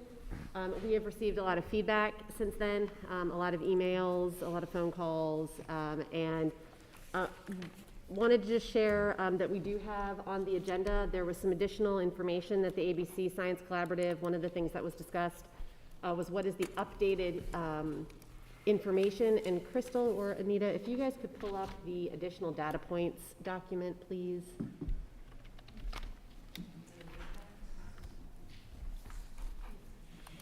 Just to share, not the principles, the additional data points. I did just want to share this. This did come from Dr. Akinboyo yesterday. She pulled this together for us. The 11 of 56 participating school districts, this is data from them. It's over 90,000 students and staff that were in-person instruction for the first 9 weeks. There were, I would just like to highlight, there were 775 community-acquired COVID infections documented in the 11 districts. 32 were acquired within schools per contact tracing by the health department. There were no instances of child-to-adult transmission of COVID-19 reported within the schools. Most of the cases of secondary transmission were related to the lack of face coverings. So the conclusions that she shared in the first 9 weeks, extremely limited within school secondary transmission. Excuse me, was that the first 9 weeks of the school year? Yes, for these were schools that were that were in-person instruction though. The data support concept that schools can open and stay open safely in communities with widespread community transmission. Thus far, we have not seen a difference in Plan A versus Plan B. However, she did qualify this with, it is still very early and only a few counties have returned data for these first 9 weeks. So just wanted to share this information, but that was what was asked the other day for what's the most updated, and so this was what they had for the most updated. Okay, so you're talking about a few counties out of over 100 districts. Yep, they had 11 of the 56 shared this information. Madam Chair, if I could, I would just like to share a little bit.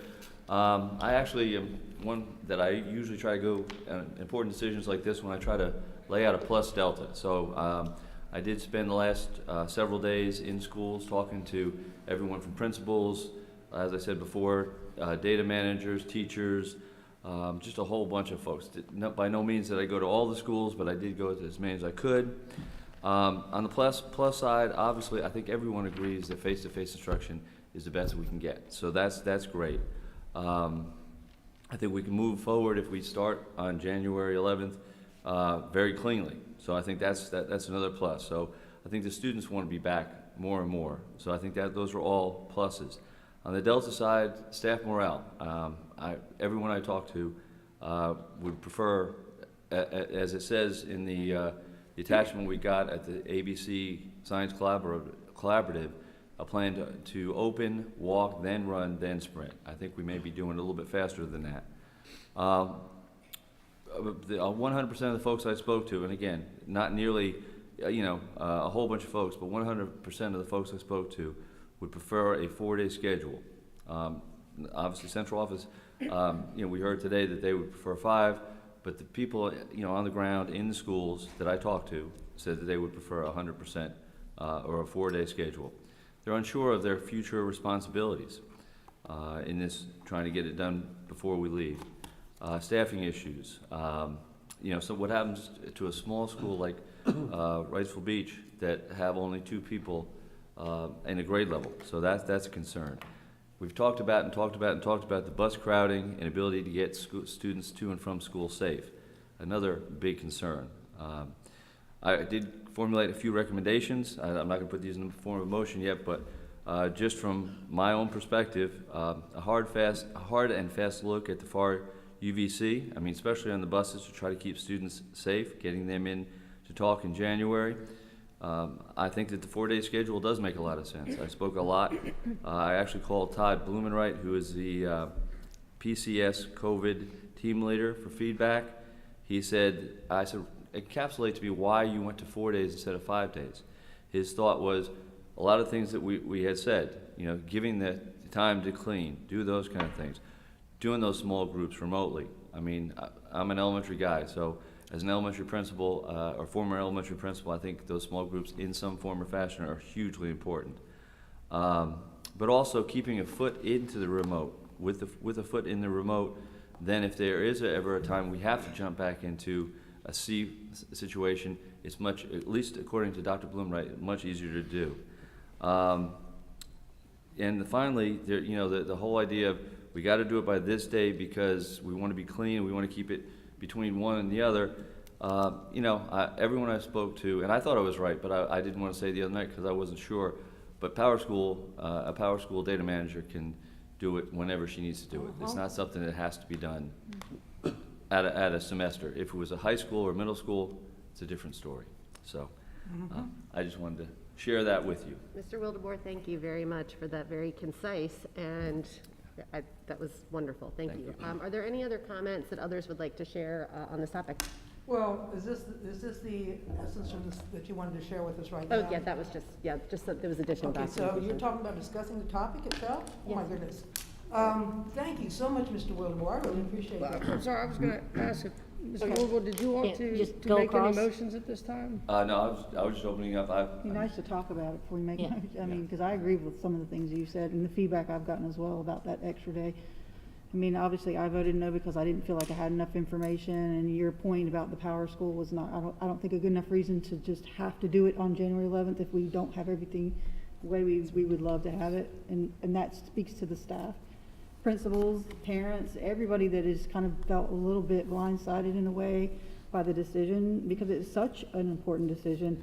And all this info and the science info, obviously it's very important, but it is, like I said the other night, this is a unique 100-year pandemic. We have to be very, cognizant of how people, feel about rushing into things, because like I say, this is such a tumultuous time. Like Governor Cooper could turn around, if our numbers are really bad, and say, hey, let's just put a break on everything. So I think getting it right is better than rushing, and so I agree with that point. And I've spoken to people too. Actually, my daughter helped me very much last night, and I gave a copy. I've emailed y'all, kind of condensing the feedback we've gotten via email, which y'all know has been like maybe close to 200 emails, maybe not as much, but there's feedback from a lot of teachers too, and I just think it's important to listen because they're on the ground, and I think the stuff that we hear and the stuff we know but we don't really get to hear it's important to hear that.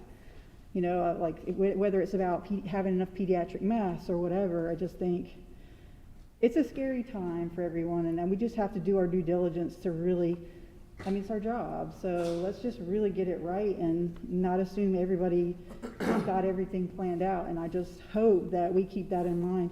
Obviously, I was voted down, so if planning's happening, let's just please do it right, do it with the, with the science in mind, but I don't know what else. Thank you, Ms. Walker. I appreciate that. That's good points. Let's actually why don't we just keep moving down the dais? Mr. Bluyer, any of your thoughts? Yeah, sure. I think, first of all, Dr. Faust and senior staff, thank you very much for giving such time on your Saturday. You guys I thought the presentation was full of really good knowledge, really good information. And I agree. It's almost counterintuitive because you see cases going crazy all over the state, all over the country. We know that. And you're sitting here saying, well, how can we make this transition? The other evidence that we have to consider is that we just don't see schools contributing. And I wish I could tell you why. I wish the doctors could tell me why. I wish somebody could tell us all why. And so again, when you see all of the data coming in that speaks to children suffering, both have to be considered. And I take your point. I think we are going pretty slowly, pretty deliberately. You know, we're still a full month away from January 11th. And, you know, I agree there's no hard and fast number that we have to follow, but I think, you know, putting us on this path to getting our schools reopened and our students back with their instructors is important, and I think we took another good step today. Okay, thank you. Ms. Craybill, any thoughts you'd Yes, like to so share? I wanted to just reiterate that I feel like we should be a school system and not a system of schools. So I would really encourage us to do as many things as we can that make sense uniformly, you know, across the board, such as the quad arrangements in classrooms, but that looks individual depending on the classroom. If we're going to use bus aids, if we're going to try and use best practices. I mean, that's what we talk about all the time. And I just think that would really go a long way at the schools if we thought that way a little bit. I'm also a big proponent of input, you know, from the top up and the bottom to the top and the top to the bottom. Mm-hmm. And so I was just curious along those lines, Dr. Faust, how do you feel now after the burden off your shoulders that we can go forward, and talking with your principals yesterday, you know, Thursday and yesterday? I mean, one of your presenters, and I can't remember who said it, but I wrote it down, that time is, give them time to process.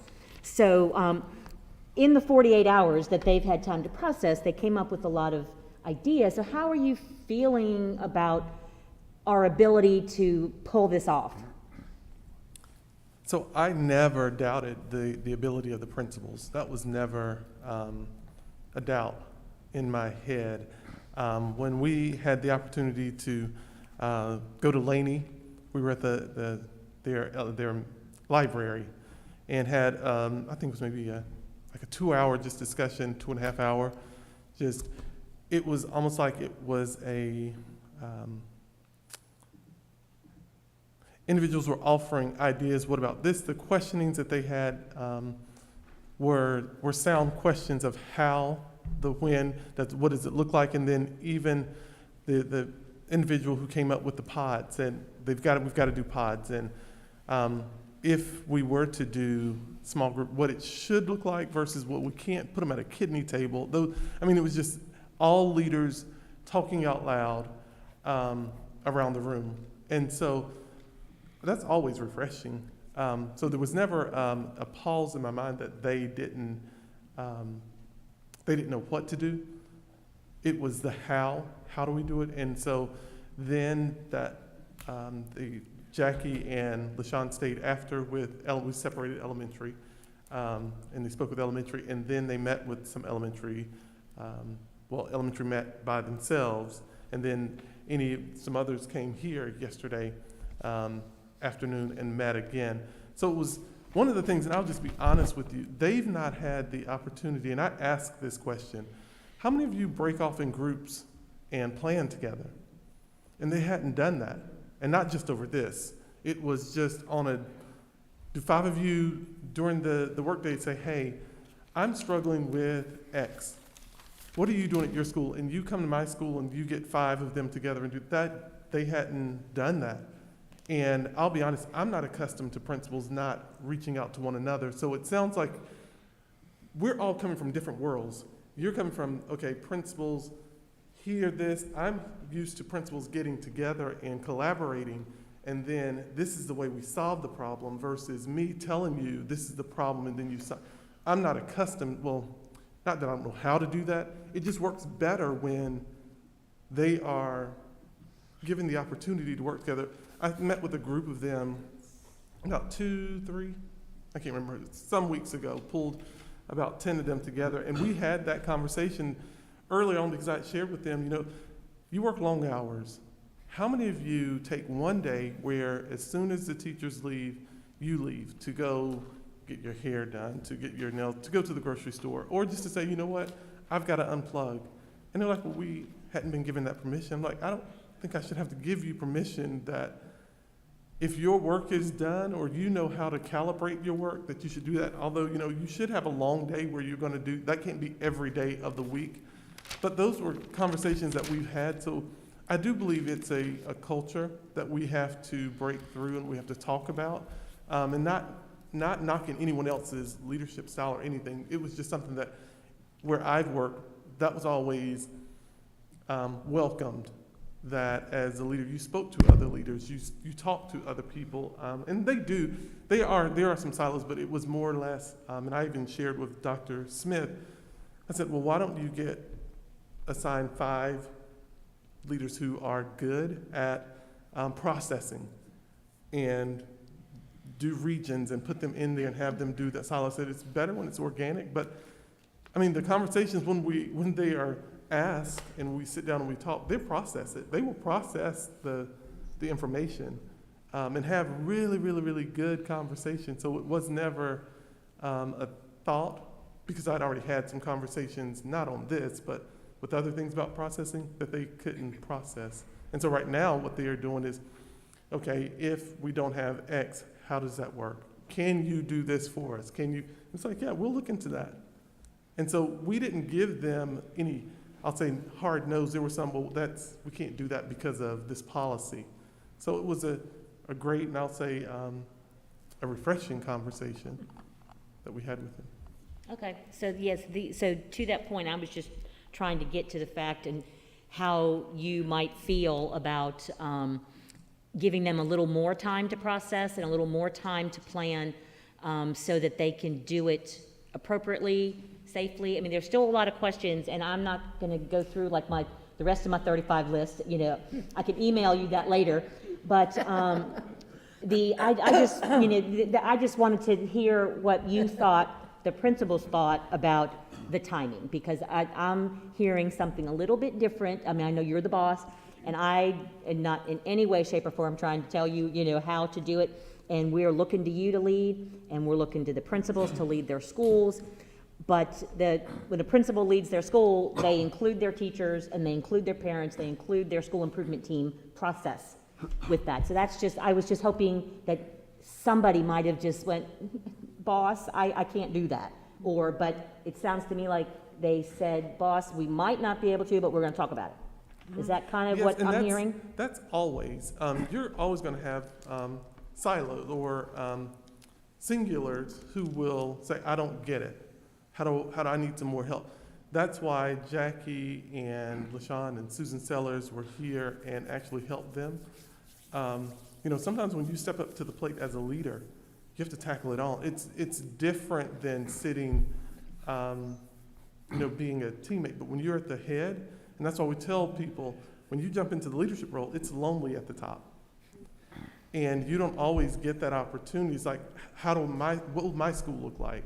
How's that going to look like? So yes, I'm sure definitely there's some singulars out there who definitely were like, oh my gosh, how do I make this work at my school? How does this work? Because there was one who came up and I passed them right along to Dr. Smith so that she and Jackie could work with that person one-on-one. Gotcha. Okay. Yep. Thank you for that. Mr. McManus, you are next, sir. What are your thoughts? Yes, ma'am. Piggyback on what you said, Dr. Faust, to me, leadership is people follow you and your leader because they like you. For no other reason in the world, they like you. Second reason I think they follow you is because they think you're smart, you've got a lot of expertise. They may not like you, but they think you got the expertise, and so they follow you. And I think lastly, they also support you because they respect you, and they respect that you will listen and hear what they say. And sometimes you just have to give some to make sure that the single most important people in the success of this implementation, and all implementations, in such a age of a situation with this pandemic, are going to be our school staff. Mm-hmm. And I can't imagine anybody refuting in a meeting. Even I was kind of humble sometimes. I just talked on the side. But I think we need to hear the teachers. That doesn't mean they're right. Doesn't mean they're wrong. That doesn't mean anyone's wrong. I think everybody is doing their very best to pull in the same direction. We are in Plan A. We approved it. But I think we need to hear that the teachers are not mentally. I think they're back to where they were when they were riding wheels, some of them, not all of them by any means, but enough that we need as a leadership committee, whether it's respect, expertise, or you like us or you don't, to give them more time. I do believe we can't always do it, but if there's ever a moment with the umbrella of every single thing, every variable that's going on, it's not going to change getting these kids back in school but a few weeks or whatever. We're in Plan A. The kids need to be in school. There's no doubt about it, and I'm excited about that. But I think again, the teachers are success to this working. I think they need a little more time to let it sink in. They need to relax for once over Christmas and not worry that every day they get closer to the 11th. That's my professional opinion and my personal opinion. But I hear them, and I think we need to give them a little more time. We're in A, but let's listen to them. Let's try to support this time their emotional arena, because they're the ones, everything filters, and they're the adults, and they're most susceptible. Enough. Thank you very much, Mr. McManus. And Ms. Justin? I would like to say to all of you, I am so pleased to work with such a strong group that cares so much about our schools and knows so much about our schools and our community. Thank you for being up here on this dais with me. Everything everybody said so true. And one of the things that I heard quite clearly Tuesday night from the ABC Collaborative and from our local health department was that everything that goes on in the schools comes in from the community. We've even we repeated that today, is that as our numbers go up, they will come into the schools, and the chances of infection is going to increase. And we're talking about given more opportunities. Even though those numbers are good, they still happen. And then we're going to have to worry about staff. I think it's Wake County that on Monday is going to reconsider, because they literally don't have the staff to worry about because of the numbers, because of the quarantines. The reasons the schools are safe is because we are doing it right now. There's problems with synchronous and asynchronous. Some teachers have got it down great, some don't. That's a challenge. But I know that everybody'd rather be healthy and work on that challenge right now. We all want to go back into Plan A, but those are the kinds of things right now that we need to focus on in the classroom is making it work under the constraints of what we have, and Plan A, implementing it at a safe time. We want Plan A. We want all the kids in school. Yep. But we got to do it right, and we definitely need to listen to our staff. And I'm getting tons of parents are freaked. It's not just staff that are concerned. Oh my God, the whole community is. So I really do appreciate Mr. McManus' suggestion. I think somebody else did too. There's no rush. Give the teachers, give the administrators, give the families time to have this implemented safely and make sure that the community, which is the number one reason that these numbers will go up in the schools, make sure the community isn't on a rise while we're doing this. I think it was the day before yesterday, we had the highest number of cases, 122. We had, 3 people die in the last 4 or 5 days. This is serious stuff, locally. I'm talking about locally here, okay? I would like to make a motion. I would like to motion, and somebody can expand, maybe this isn't a good motion, maybe it can make it better, but I would like to motion that we postpone the implementation of Plan A, which we are in, but it's implementation, for at least 3 weeks after the 11th. So they give us more time to plan, and also to hopefully the numbers don't keep increasing, but hopefully stabilize or go down. Because we do know that the safest place for a lot of these kids, for sure, is in the school in all kinds of ways. But as ABC Collective said, and the health department said, the indication of how many people are going to get infected in the schools, bring it in, or whatever, is dependent on the community. So, Judy, to help you kind of streamline that motion just a tad, Sure. Can you give us a date that you had in mind? I would offer up the 25th, because that would leave us 3 weeks into the...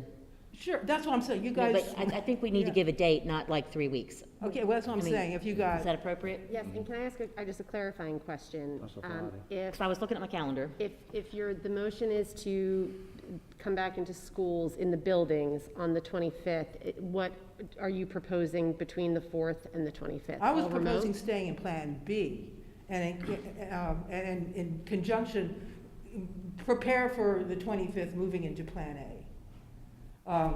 There's no reason we can't come back after the first week of remote instruction, continue with Plan B while the buses and everybody else behind the scenes, the teachers, everybody, that we work on that. Because Plan B, even though it's rough, I've already talked about that, we all have, the teachers have. Although it's rough, the kids will be still getting instruction.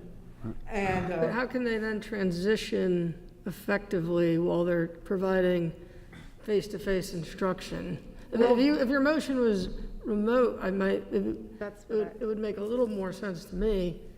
so you're saying go to total Plan C? I would actually argue Let's let her make a motion. Yeah, and then we can- I was asking for a date more than anything else, and then we could talk about how we do it. So what would be a reason, and this is where Dr. Faust's expertise would come in, very much so. What would your suggestion be that could give the amount of time that would be useful for our whole staff, our whole community, to be able to prepare for this? With the numbers going up, we gotta keep in mind, these numbers, who knows, after Christmas, with everybody visiting, and the weather's getting colder, maybe you have a better feel of what would be appropriate date for this.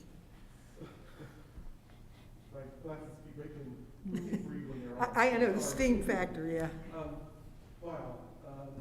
So the 4th through the 8th are remote learning days. Anyway. Yes, and so then the 13th is when report cards go out for the second 9 weeks. So we will be in the third 9 weeks, effective, I have to see, I think we're already in the third 9 weeks. Does the third 9 weeks start on January 4th, even though that is our remote, or does that get tacked on to the last I do one? believe that is, I would have to check, I mean, I think our semester starts on the 11th. and so the end of the grading period is on the 17th of December. So, Yeah. I'm assuming the interim report, well, yeah, I'm assuming that, yes, that would be when we're coming back, that's the first. So in relationship to Power School. Only elementary. Elementary Power School. So if you choose not to do it now, they can make all the changes in Power School now. I know it's like elementary, so you're not having to build a schedule. However, if you're going from virtual academy into a classroom, you're still having to build. Someone has to do that. Someone has to do that work behind the scenes. If you are adding kids, someone has to build. There will be, during this virtual, that could be a time where there would be open houses, meet and greet the teacher for those who were, and we say that be Zoom. I'm not talking about bringing anyone in person. I'm talking about, we're already in session. Right. No. But if I have been fully remote, if I were virtual, I will never get the opportunity.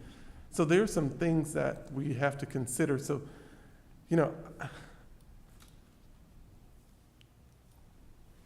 the 11th, is, I will say, the optimal day.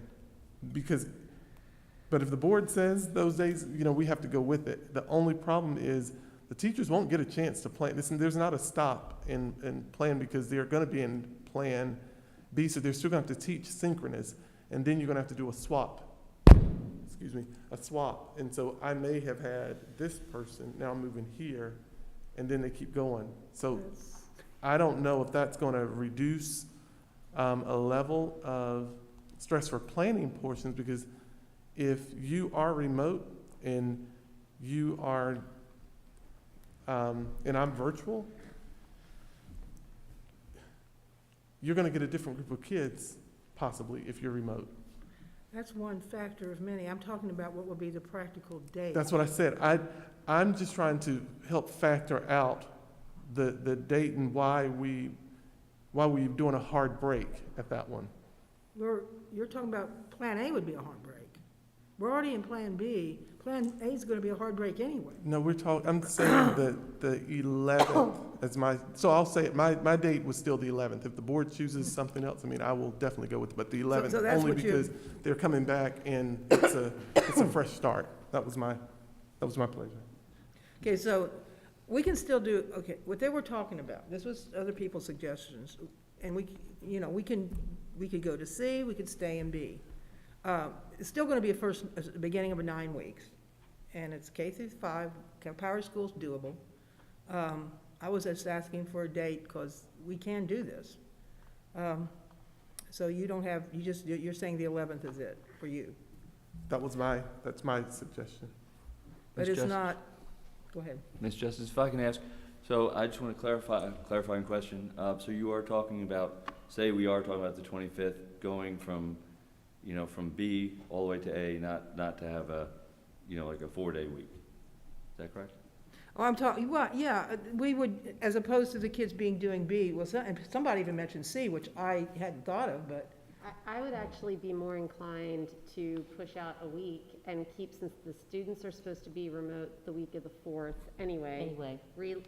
Continue another remote week. I So agree. the teachers are doing the same style of instruction and then transitioning on the 18th. I agree, and that also, I mean, that's a full month of the schools emptied. I think that is probably a sufficient place to start. I mean, we can always, but I mean, if we were gonna do this, It would actually be giving that nice. extra week of remote instruction. And we really need to be looking at what's going on in the community all Sure, during that but time. we don't know what it's can gonna be. Because that's revisit what all that, this is right. about. I think we have to pick a date. So can you just make your motion say the 18th? Sorry, the 18th is. That's a holiday. That's a holiday. So the Yeah, I was just 19th. gonna say that. The I say 19th. get an extra day. But it can Okay, still be the week of the 18th. Right. Because Yeah, we're just, right. we're our first day of our new plan is I feel like- a vacation. I feel like 3 weeks is a little long. I mean, I was just, I'd prefer the 11th as well, but I understand what you're saying, so. Ms. Justice, would you is like there some to? sort of motion over it? Well, that's, would you like to, what would you? Make the motion. Would you like? Or- to No, make- that's not what I'm Who's talking making about. the Somebody motion? was raising their hand over. Oh. Oh, okay, that's what I mean. Oh, Dr. Smith. Oh, yeah, it's here now. Yes, thank you. Just as a reminder, we do have 2 restart schools that are not on the traditional school calendar. And though the superintendent does have the ability to modify the school calendar, the board, of course, makes the decision about transitioning from Plan B to Plan C. So if we did add an additional week of remote, that would need to, in my opinion, and of course, Ms. Stagner, please advise, board action for those 2 specific schools to be included in that. Because right now, their first week, January 4th, is actually a face-to-face week for them. It's not a remote week like the other schools. So we would need to, if we alter the traditional schools, we would have to make a motion to alter for those 2 restarts. To be an Additionally. exception. Yes. And Okay. what was their, were they planning to come back in The A? So Their- they would be their in A? preference- I'm sorry, their preference would be to align with the traditional calendars based on what you're proposing today. So it would be that January 5th, 6th, 7th, and 8th would be remote days for them. So they would transition from Plan B to Plan C. And then, of course, you're transitioning the rest of the district to, if that's what carries, to Plan C that following week. are we talking A, plan, you're meaning Plan A, right? She meant Dr. Plan Smith? A, Okay. and currently, if you have your computers, you can see the restart calendar. Their remote days are the 4th of January, the 10th of February, the 10th of March. And so Right. what they're saying is putting those days would be the 4th, 5th, and 6th. Okay. So let's let- hold that and make so that let's- second, yeah. let's go back. So, Ms. Justice, I'm going to come back to you. What is the motion? motion? What is your you would like to motion? make? Okay, and my motion is that we postpone the implementation of A until the 18th. 19th, 19th. Also, that we have a meeting 3 We have a days January 5th prior. meeting. Pardon? A board We meeting? have a January 5th meeting. Okay, January 5th, let me see, I would like it within Hold on, 3 hold on. days. One at a time, let's let Ms. Justice finish, please. Okay, with the motion, within 3 days of the reimplementation, to look at the health and safety factors of the community before we go into Plan A on the 19th. That's all I ask. I want everybody to have every opportunity to be safe. What I'm hearing is there may have to be multiple action steps here. One of them, the motion is to postpone the transition of Plan A until January 19th. Correct. And then additionally to that motion, you would like to look at community spread or community coronavirus cases at the January board meeting. Which is the 5th. The 5th. Well, we would anyway, I would Yeah, assume. but to revisit with that conversation. And then, is there any part of that you said about the full remote? I said it all. Well, and we'd have to do we have to break these up, or do we have to? I could put that on the 19th going, well, Let's just that's have one big, separate. yeah. Yeah, we'd have to staying in full remote, I guess it can be part of the motion. Staying in full remote until the 19th, since we're already in it when we come back. And not just the 5th, I would really like to see a special meeting, as I said, 72 hours before we implement A. So it would be a transition to C, January 4th. Correct. Right? That would be one motion, because if we're going full Yeah, remote, you can we do would that. need to transition to Plan C on January 4th. So Plan C would run potentially January 4th through January 19th is one motion. Correct. Motion to transition to Plan A on the 19th of January, and then I don't think you need a motion for the special meeting, but Okay. we want to. All right, we got Ms. time to do Stagner, are those two motions, obviously we have to take them one at a time, but is that appropriate? Well, Ms. Adams, I think that, what I heard was Ms.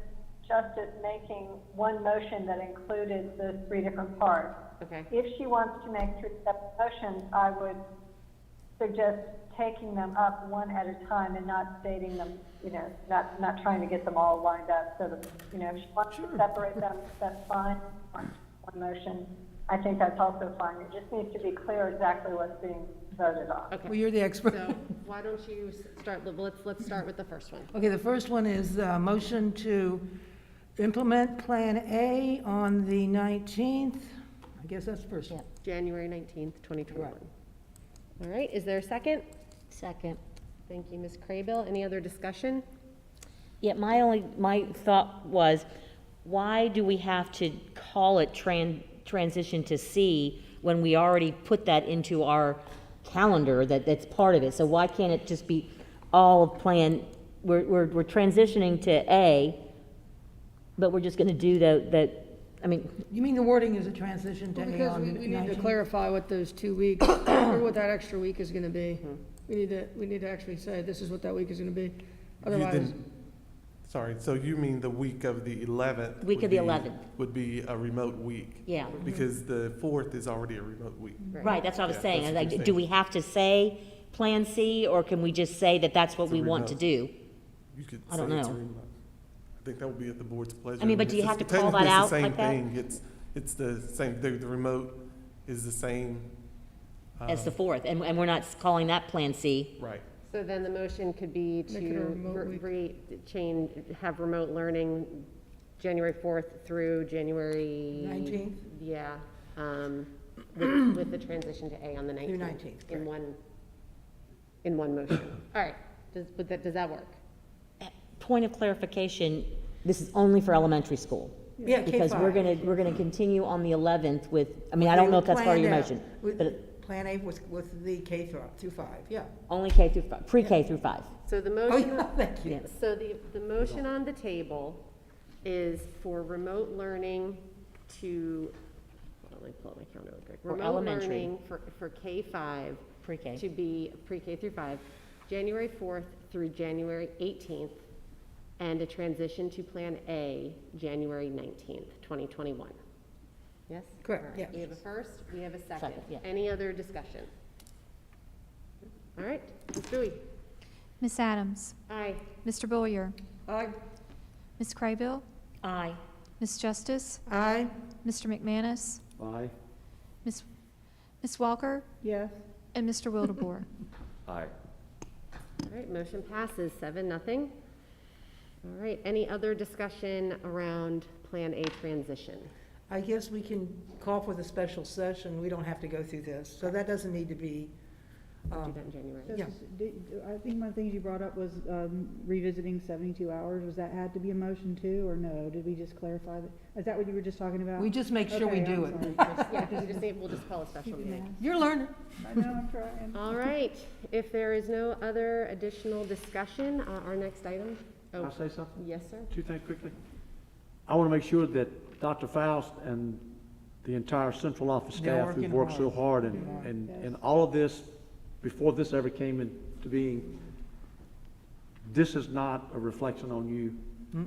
This is trying to listen to our teachers and give them that support to charge them up for the change and to have a good Christmas and a time to unwind.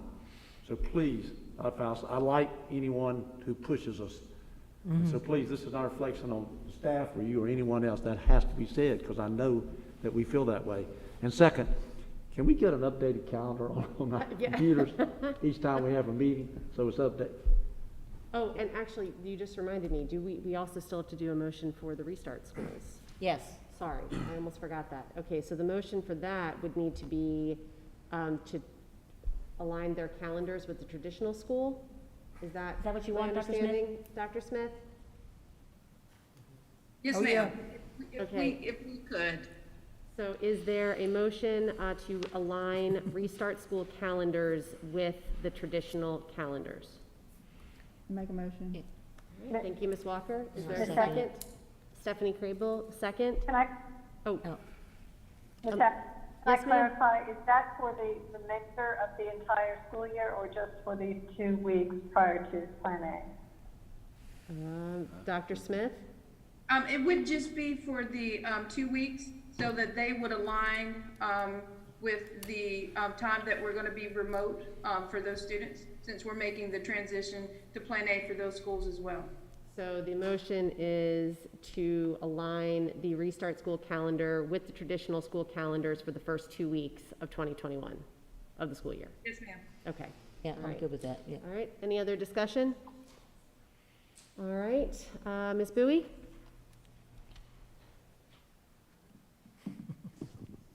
Ms. Adams, Aye. Mr. Boyer, Aye. Ms. Craybill, Aye. Ms. Justice, Aye. Mr. McManus, Yes. Ms. Walker, Yes. and Mr. Wildebohr. Yes. All right, motion passes 7-0. I would like to say thank you to everyone in the community that has reached out to us, our educators, our parents, and just community members. We've heard you, and you've given some very great suggestions, and we appreciate the time that you took to engage with the board. To our administrators, to our principals, to our teachers, thank you. I know a lot of work is going into this, and as we all try and move through COVID, we appreciate your time and flexibility as we try and put safety first. Thank you. And for the community members who are watching, I would just encourage you to please stay home as much as you can over the holidays, so that when we do come back strong, that our teachers will feel protected from people who are traveling. So that is just, you don't have to, and you don't have to sign anything, but that's just a Stephanie K. to you. Happy holidays, everyone. Yeah, happy holidays. Feel the same way. On that note, our final item is adjournment. Is there a motion? So moved. 25 sticky So notes. moved. I know. Ms. Justice moved, Mr. Boyer second. Any discussion? Ms. Bowie? Ms. Adams, Aye. Mr. Boyer, Aye. Ms. Craybill, Aye. Ms. Justice, Aye. Mr. McManus, Yes. Ms. Walker, Yes. and Mr. Wildebohr. Starting on this one. Aye. We are adjourned. Thank you. Okay.